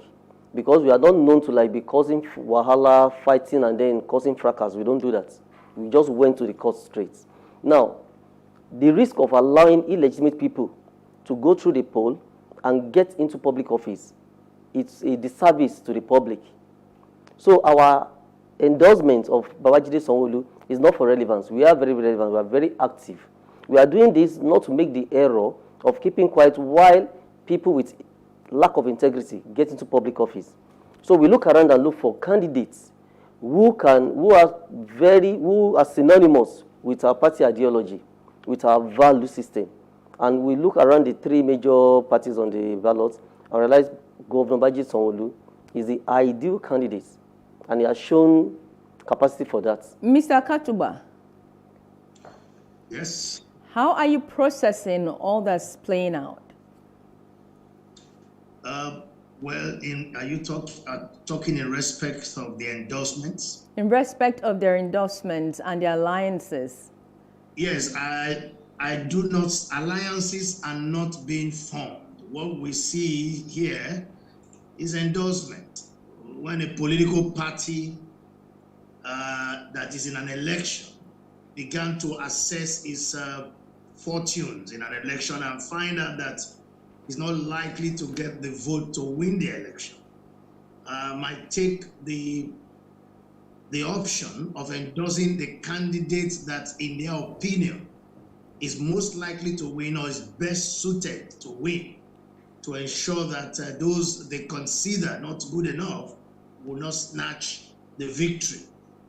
So it is alliances are deeper and broader and involve all manners of agreements, where different political parties set aside their differences and then come together in order to win more votes to form a government. But endorsement is necessarily not an alliance. It's actually one party looking at the circumstances. Because if you look at all the parties that have endorsed the governor, they are on their own not likely to make any significant impact in this election, but they have numbers of votes, pockets of supporters, that if added together to the vote of the candidate or the party they have endorsed, victory is surer, in order to prevent others they think will not do well. Because if you look at what they said that they were informed by the outstanding performance of the current government, and that they would not want to take chances so that all the developmental projects will be scuttled by the fact that the opposition or the most likely opposing candidate will be powered into power by sentiment. And so they are putting forces together to prevent that. So I think it's a positive development for the APC, because the APC is confronting an election in which reasoning is not the subject. The electorate the set of electorate that they are confronted at the moment, they are like a mob without reasoning. They are only trying to do damage, not really about development. They are trying to retaliate for a hurt of the past. They are trying to, so the previous election in the presidential, some are going to vote against the APC because they consider or thought or think that the election was rigged in favor of the APC, the party they thought or they believe should not have won the election in their own calculation. Okay, and so that's why you think that the parties have decided to forestall or to slow that mob movement, that movement. You say it's a positive development for the APC, but is it a positive development for democracy? Well, it is a positive development. It means that parties can work together when the push comes to shove, when things get tougher. From what you see, there could even be higher levels of engagement in terms of proper alliances. And there are very many ways this can be done. But for now, this is a positive development. It means that all these other parties can sit on the table in the future with the APC and demand good government, and also even demand some levels of involvement in the future government. But when parties align, I mean, we're talking about horse trading here. When they align, do they align because they care for the people, they care for development, they care for integrity, or they are just looking for positions and how to place their candidates and members in key positions? You're going to also answer that, but let Mr. Katuba take that first. Yes. First, it is in the overriding interest. First is about the interest of the party. First, the reason is the party needs to survive beyond the election. And by endorsing a most likely candidate that will win, you secure opportunity for your party. Then ultimately is for the benefit of the people. If the party they so endorse is a performing party, if the candidate is a performer, and ultimately he delivers the good of the dividends of democracy, it means that their initially selfish agenda has turned out good for the people. But in many climes, it's for the good of the people that motivates them, because they want to make sure that the best candidate wins. If you read what they have said here, they are saying that we reach the decision consequence upon our thorough analysis of all the good works and rapid development. Anyone who lives in Lagos, you can point to a few things that are visible, that are very iconic, that are going on. And therefore, these parties are saying they want to sustain that. So they want to sustain that. Respect, why, if they were that convinced, one would wonder. Of the citizens. Yeah, Mr. Katuba, if they were that convinced, one would wonder why they contested in the first place, why they threw up a candidate against this candidate that's been doing so well. Please answer the question I asked him that I said you're going to respond to. Okay, are you with me still? I've gone to the comrade. Okay. Okay. Right. Thanks to Mr. Aka Dugba, right? Yes. Actually, when we were sitting down to decide, we are like duty bound as a party to put forward candidates. Now, when you get to like some things come up in your program, was the process of electoral activities, and some new things come up, you have to sit down and analyze the data and every other thing. Now, choosing Governor Babajide Sanwo-Olu, one thing I want us to realize is it's through a thought process. He wasn't the only person we thought we like consider. At least I reach out as a party. We reach out to Labour Party. We talk for this.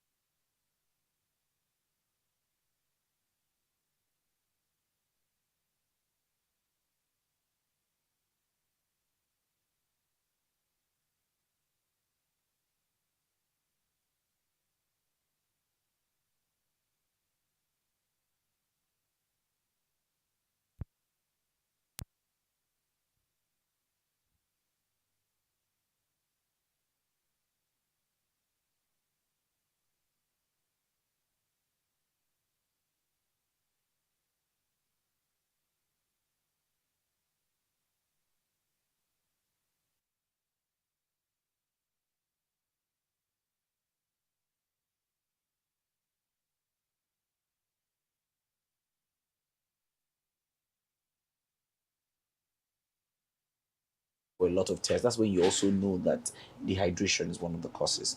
One of the other things to look out for is any other surrounding symptom around that fever, and of course any other surrounding symptom. For an example, open wounds, like I've said, and any form of infection.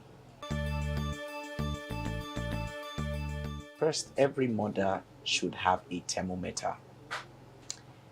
You don't say that my child has fever because you touched the child.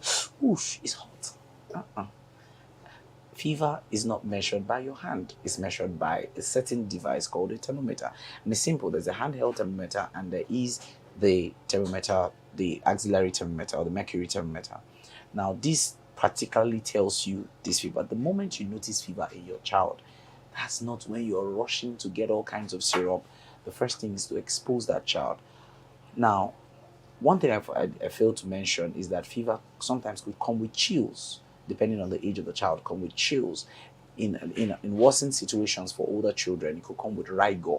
So that person, the child is feeling cold and asking to turn off all the fan, and in other conditions is already shaking. Now, this shakiness is because the body is trying to produce heat, and so is vibrating, all right? Now, when you notice that, because the child is feeling cold, doesn't necessitate covering and turning on the fan. No, that's even when you expose. That's when you want to tepid sponge.